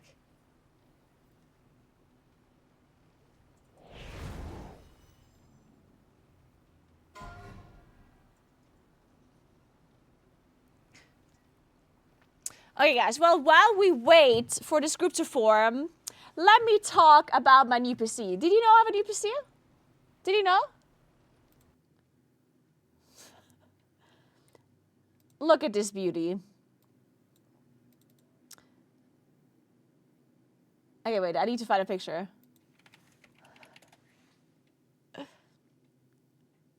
Have you seen it? Look at this. Oh, wait. I didn't want to... Oh, God. I didn't want to do that. Hey, Liz Missions. I only wanted to show you the PC. I didn't actually want to share full screen myself. But yeah, look at this beauty. This is my new beautiful PC. I do think he's beautiful. His name is Thomas. And he's living here now. He's my new streaming PC. He has been a little bit afraid at the start, but now he really feels very comfortable in here. He likes the plants. He likes the fact that they didn't die yet, which honestly is a surprise, considering I'm the one taking care of them. But yeah, that's great. These are the PC specs. Okay, the wooden PC, yeah. The wooden part is so pretty. I'm a really big fan. But look at these beautiful specs. So yeah, to say that my PC can do some things would be an understatement. It is beautiful. It is beautiful. Let me quickly check if we're starting. No, we're not. Okay, so I wanted to give a huge shout out to the PC specialist for sending this PC to me. Very much appreciated. It's a perfect PC. I'm very happy with it. I haven't lagged in the raid, as you just saw. I was just raiding. I just did a one-arm bandit. Didn't lag at all. Even during sticks when I wiped the raid because I didn't put the bomb into the bomb, the ball into bomb, didn't lag. So can't blame the lag anymore whenever I wipe the raid, guys. But yeah, if you guys want to check out PC Specialist as well, and I mean, even if you're not looking for a new PC, you can order different kinds of parts, order different kinds of stuff, so definitely check it out. The link is in the stream chat, and you can use the code Naguura for £30 off. If you want to order anything, definitely check them out. You can buy all sorts of stuff. You can build your own PC. You can select the different kinds of parts that you want in your PC, and they'll put it together for you and send it to you. You also get laptops and different kinds of parts. We did put together like the most expensive PC you could possibly build on the website some time ago. How much was it in the end? Like we put the most expensive like parts in it. Like the most expensive tower with the most expensive graphic card, like everything just like completely over the top. I think we even added, wait, oh shit, ready. I think we also added like monitors and like everything. 5, 4, and I think it ended up being 3, 2, oh, an 8K 1. graphics card, yeah. Yeah, it was crazy. How much was it in the end? 18K, yeah. So if you want an 18K setup, all inclusive, then you can get that as well. And with code Naguura, you even get £30 off. Think about it. That's a pretty good deal. One day on Naguura stream, yeah. Honestly, that's just half a day.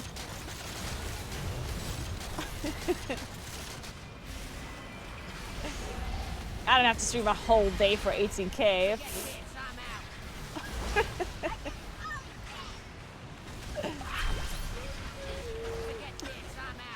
Hey Wicked, thank you so much for 3 months. Appreciate that so much. Thank you very much for supporting my 18K PC setup dream.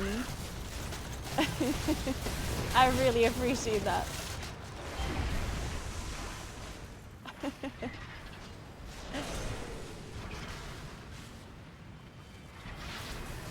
Forget this, I'm out.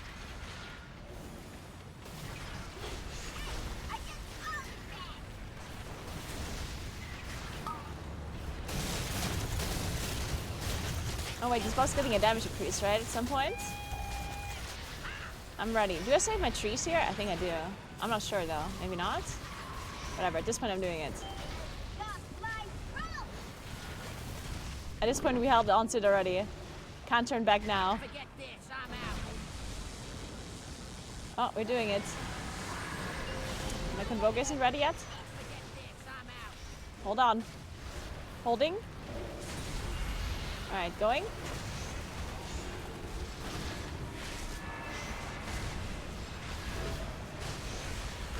goddamn ads took my damage away. Why are there random ads spawning? Why are they not thinking of my convoke? This is so rude. Okay, we have to skip this song. This is too sad.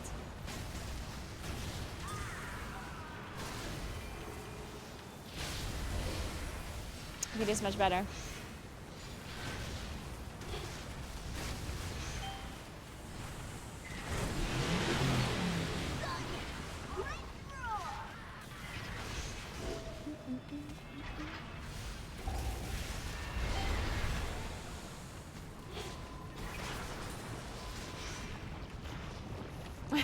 Jack, yeah.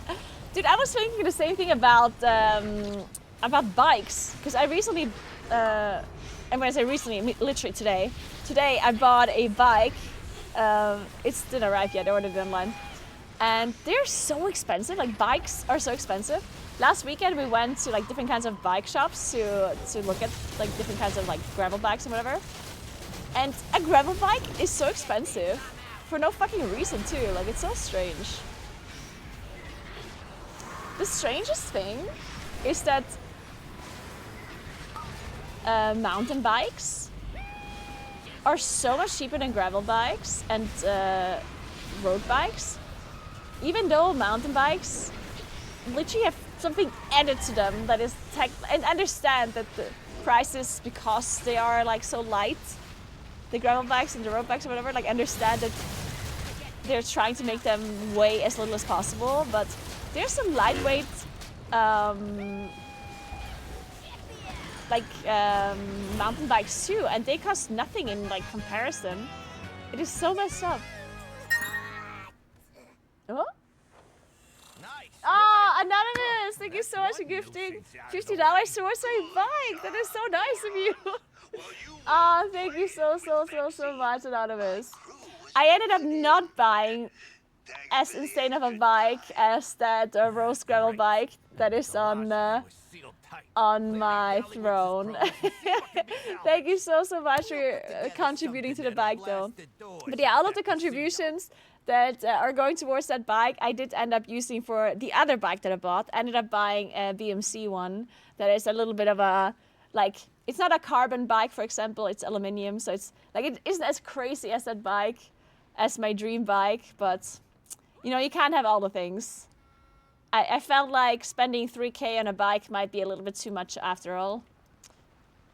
Even though that is a very nice bike. But yeah. I ended up spending only 1.6K or 1.7K. Which is still insane, yeah. Okay, wait, I'm out of here.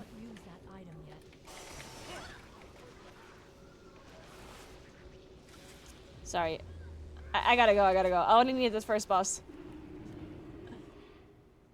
I'm talking about just normal bikes, like not motorcycles. They're always hiring temp workers to pick up odd jobs. See if you can lend a hand. Wait, you guys can't hear the music?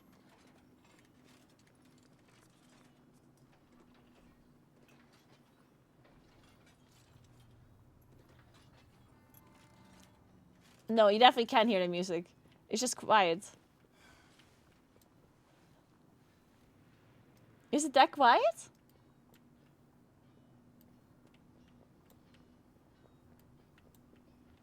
There's music? Yes, there is music. You can't hear the music. Shut up, guys. There is music. I mean, there is music for sure. Is that quiet? Oh my god. You're telling me this now? I've streamed for 6 hours. What the fuck?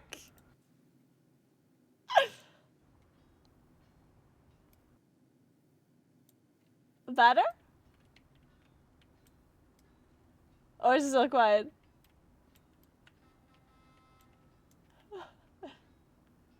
Hey, Basie, what's up?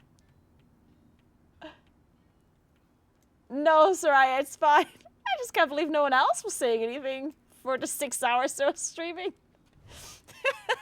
Happy April, thank you so much, Basie. Happy April to you too. How is life?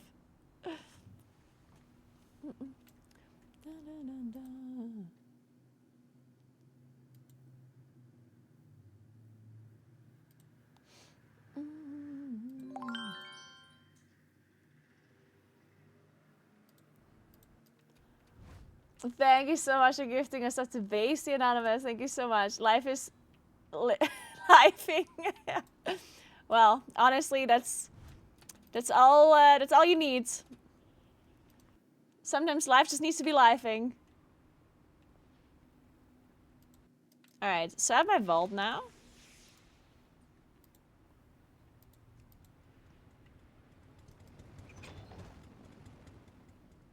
Good. That's all I need, guys.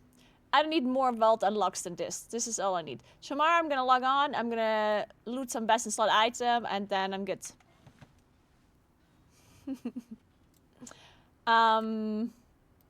But yeah, guys. I'm out for today. I'm super gone. It's too cold in this place. It's even getting colder by the second.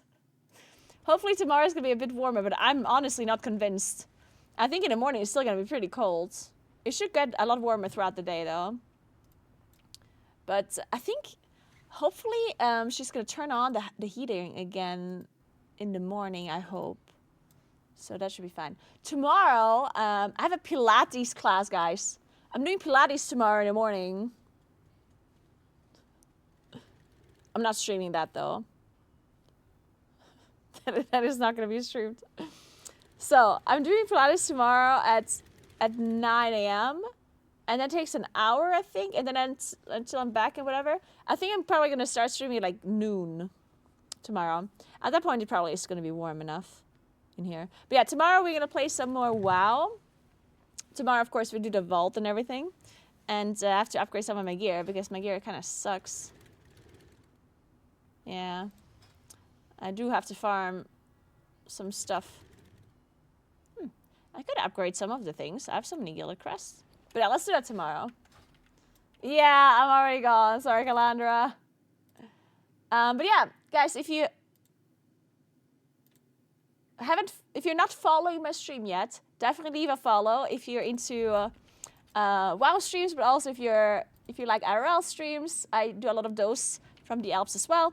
And I also do variety gaming. I'm gonna check out the new Sims game, probably. And I'm still gonna be continuing Split Fiction as well with Preach next week, probably. So, yeah, definitely leave a follow behind. I would appreciate that. Check out my YouTube channel as well.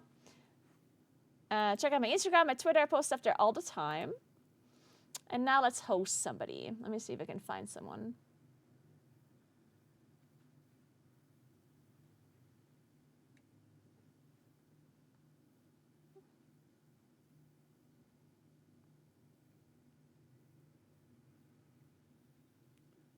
Who are we hosting today?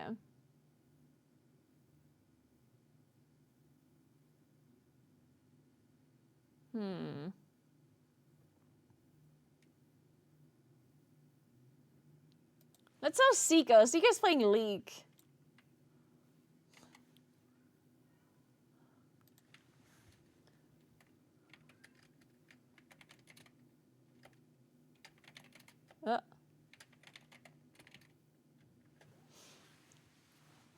What is Seiko playing? Oh, he's playing Fist. Is he playing mid?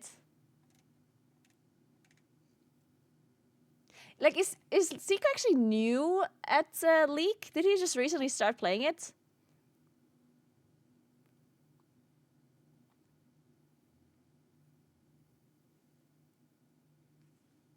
Oh, he is? Like, so he's doing like a project or something? But he's already Platinum 2. He just got smurfing then. Oh, he's just gonna die to this Akali though. Oh, never mind. Ah! Oh my god, he's so dead. He started a month ago. Damn, that's so sick. Oh, he's dead. Shit. Oh, well, he got her still. Got the shutdown. It's worth it. But yeah, have fun watching Stika, guys. And I'll see you guys tomorrow for some vault shenanigans and some gear upgrades and some more in Plus, hopefully. And some very good stories, of course. I always have good stories to tell. Maybe I'll tell you something about my Pilates experience. See how that goes. But yeah, thank you so much for hanging out. Have a nice rest of your day. You're the best as always. And goodbye.